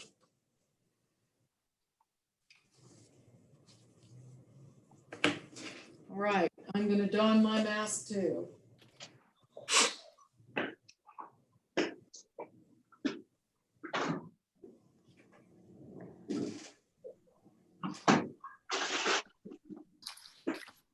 Justice Wilson, you need a different mask. I know. Why don't you like my mask? It's Makes not you look pretty. like it covers up most of your face. We can't see. That's a good thing. Well, she's not going to drive with it. Yeah. All right, just stand down and Marcia and I are going to do our magic here. Let's see.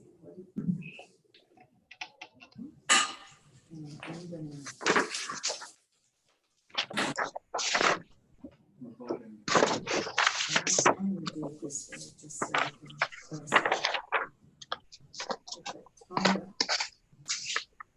Jaram.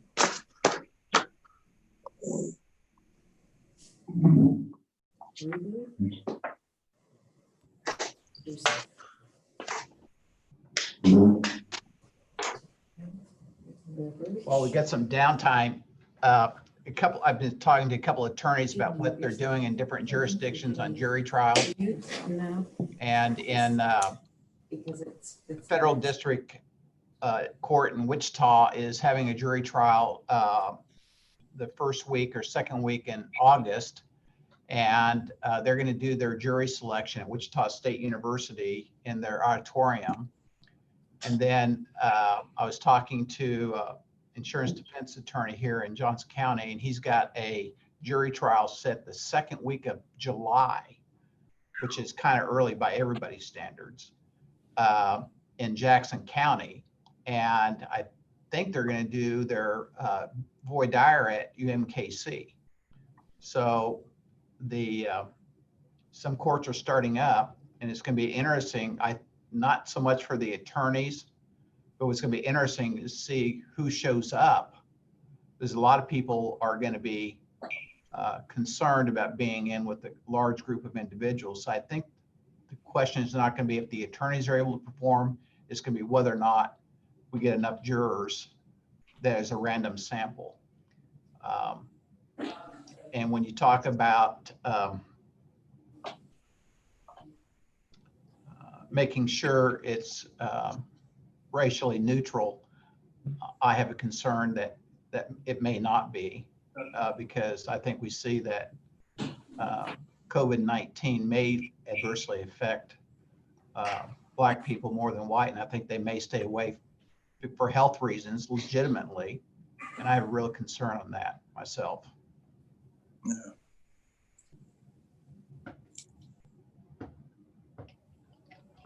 I wonder what the jury notice says when it goes out to people, if there's some out, if you can send something in that says I am in a high risk category, because otherwise you have to show up or they're going to, they may send the notice to appear out to you for contempt.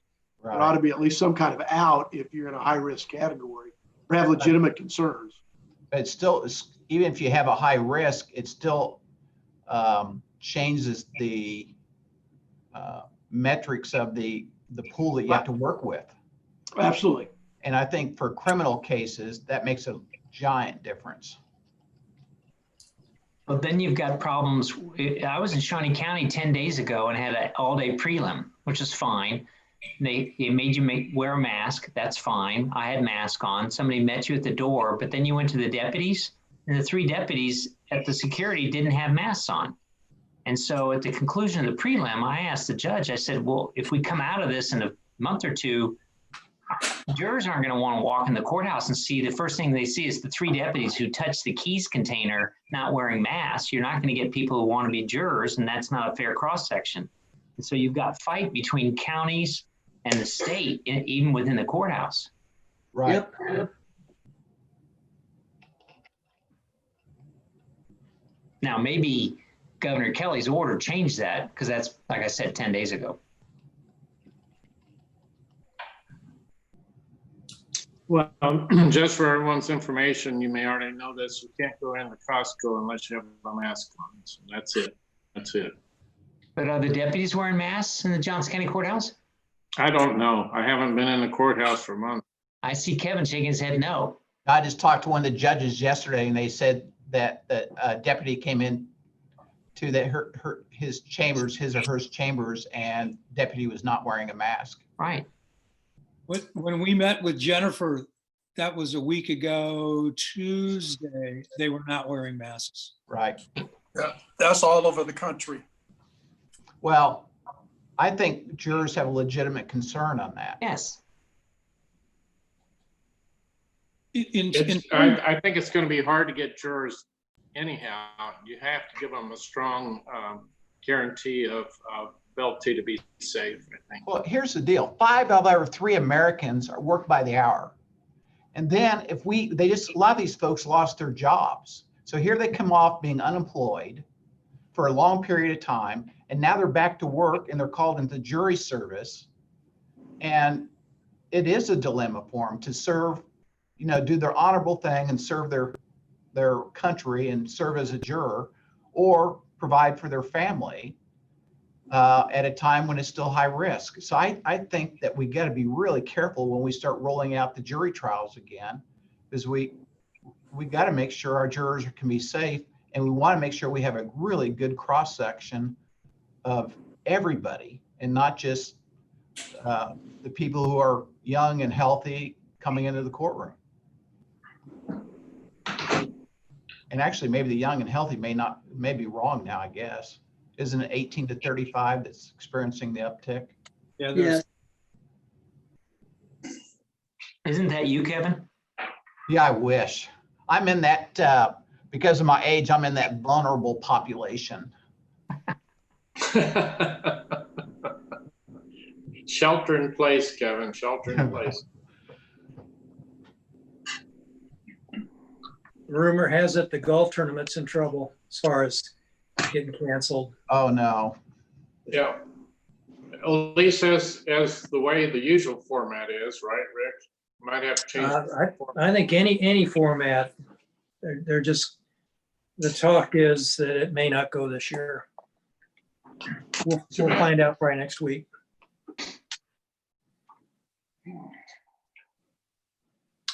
Tom's wife would know all about that.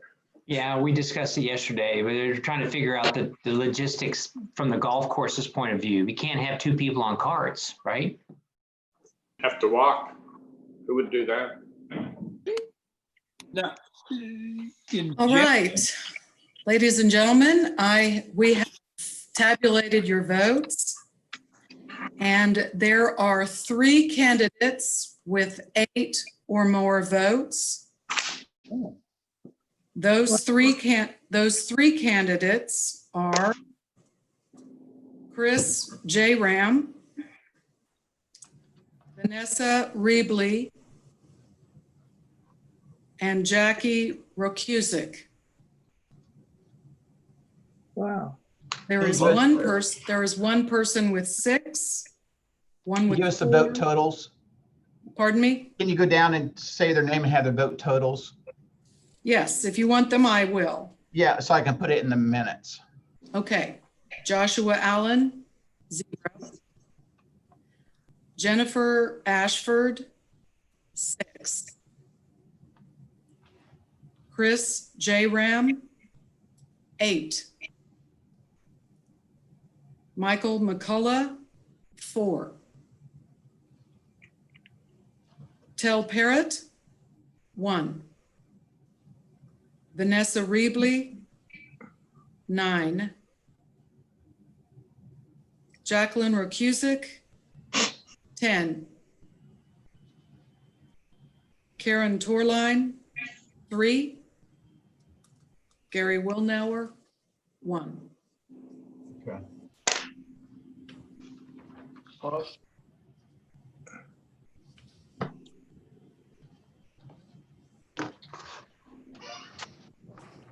And Kevin, you thought we were going to be here all night. I know. I thought because we had so many good candidates, it would take more than one vote. Yeah. I think this is, well, and the time I've been on the commission, this is the first time this has happened. Yeah, well, I've been on vote. longer. This is the first time Yeah. for me. I know this upsets Greg a little bit that it's ending so quickly without a lot of more discussion. Yes. We do not have to leave just because we've completed the voting. We can stay and talk. Hey, just so that you'll know, one of the people watching on YouTube just text me or emailed me just now and said that deputies are wearing masks in public areas now. Good. What we say. So, oh, I had people email me already while Justice Wilson was counting the votes. People who Really? were applying in different counties wanted to see how this process worked. Wow. Well, I just want to say personally, you all have been great to work with, and you've all done everything I've asked you to do. I've learned more than anyone here. I appreciate very much Marcia. I appreciate your flexibility and your kindness in putting up with my stops and starts and missteps, and so this has been a great experience. yeah. Okay. Justice Wilson, thank you very much. You've been great working with us. We really appreciate Okay. it. Thanks so So much. as a practical And matter, Marcia, Oh, okay. we got to do Kevin. something first. So So you what get- we've done in the past is whoever interviewed was vetting Mr. Jaram. They let him know. Hey, Laura, you want to do that? Yeah, I will.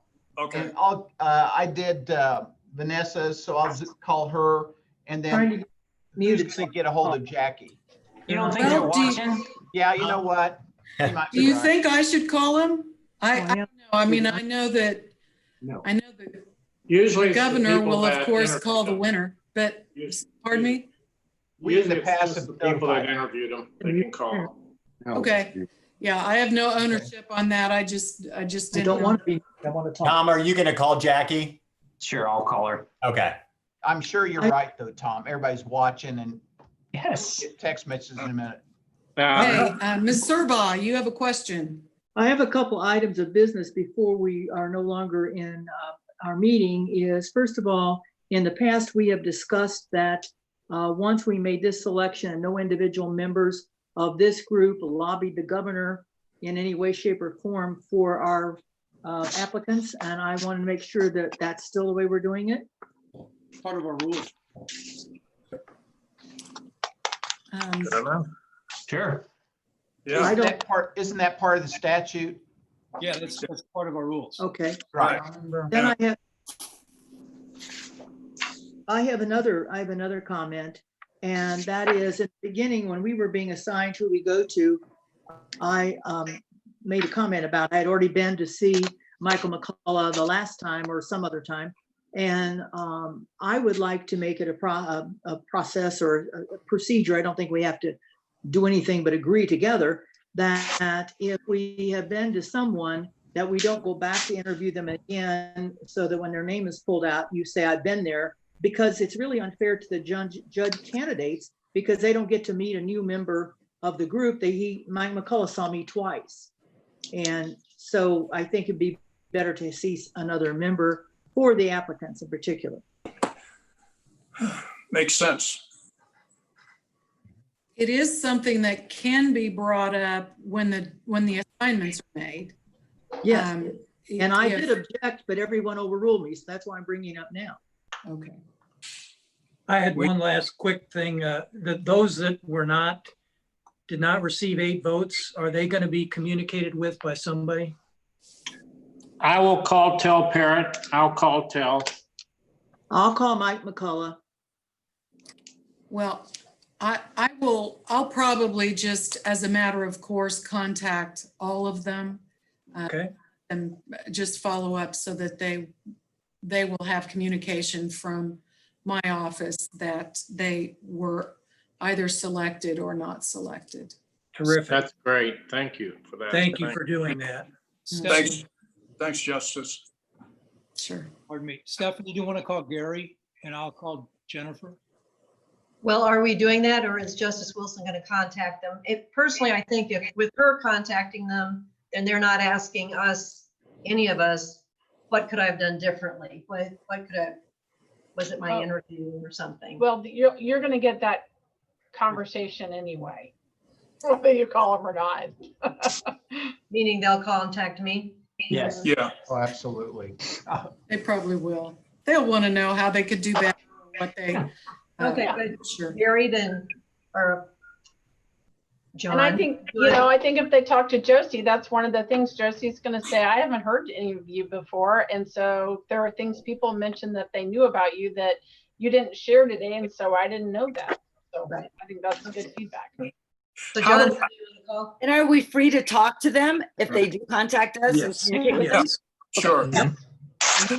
You are. How do we return the applications? Oh, yeah. Box everything up and Marcia will send you an email with the address where you should mail it to me. Okay. Oh, he meant all of that. He meant all the applications, Yeah, the applications. not the shred those. ballot, the applications. The ballots too, everything. Yeah. The nomination form, the ballots, your notes. I mean, all of that. All of that what? Has to go back. Marcia? Everything that was sent to you, the nomination form, and then your ballots, and then any notes that you may have taken on your. So Marcia, you'll email all of that to us to let us know. Hold it, guys. Well, You're wait a missing minute. something. Okay. We have all these applications. We have all the things that our candidates gave us. Right. You do not want to pay to have that sent back to Topeka. No, Okay. I mean, we need a local place to drop it off. Right. So here's your choices. Either you can shred them, or if you don't have a shredder, you can bring them to my office. And I have a shredder and I'll shred them. And Kevin, the courthouse has those tubs there. Why can't we just drop them in there? you can. Any place that can be shredded, but I want to make sure we keep that stuff confidential. Well, yeah. Well, Kevin, you're down the street from me, so I'll bring it by your office. Okay. But we have to mail the ballots. Yes, mail your ballots, please. Right. I'll mail the ballot to you, Marcia. Yeah. And your notes, if you took notes, mail Marcia your ballots, all of your notes. All right. All right. Okay. Kevin, is your office where we picked up? Yes, this sir. Office? Yes, Okay, so we it sure picked up is. applications? Okay. Okay. And Kevin, if you're not in, can we just leave them up front, or do we need to coordinate a time when you're in? Just leave them up front. Okay. There'll be somebody here all the time. But if I'm very tired, can I leave them in the lobby? No. Kevin, will you send that address and suite number back out to us, please? I will. Thank you. Okay. Thanks, everyone. Yep. All Thank right. you. Thank you, everyone. I look forward to seeing you soon, but hopefully not too soon. Thank you. All right. Thank you very much. Thank you. Thanks.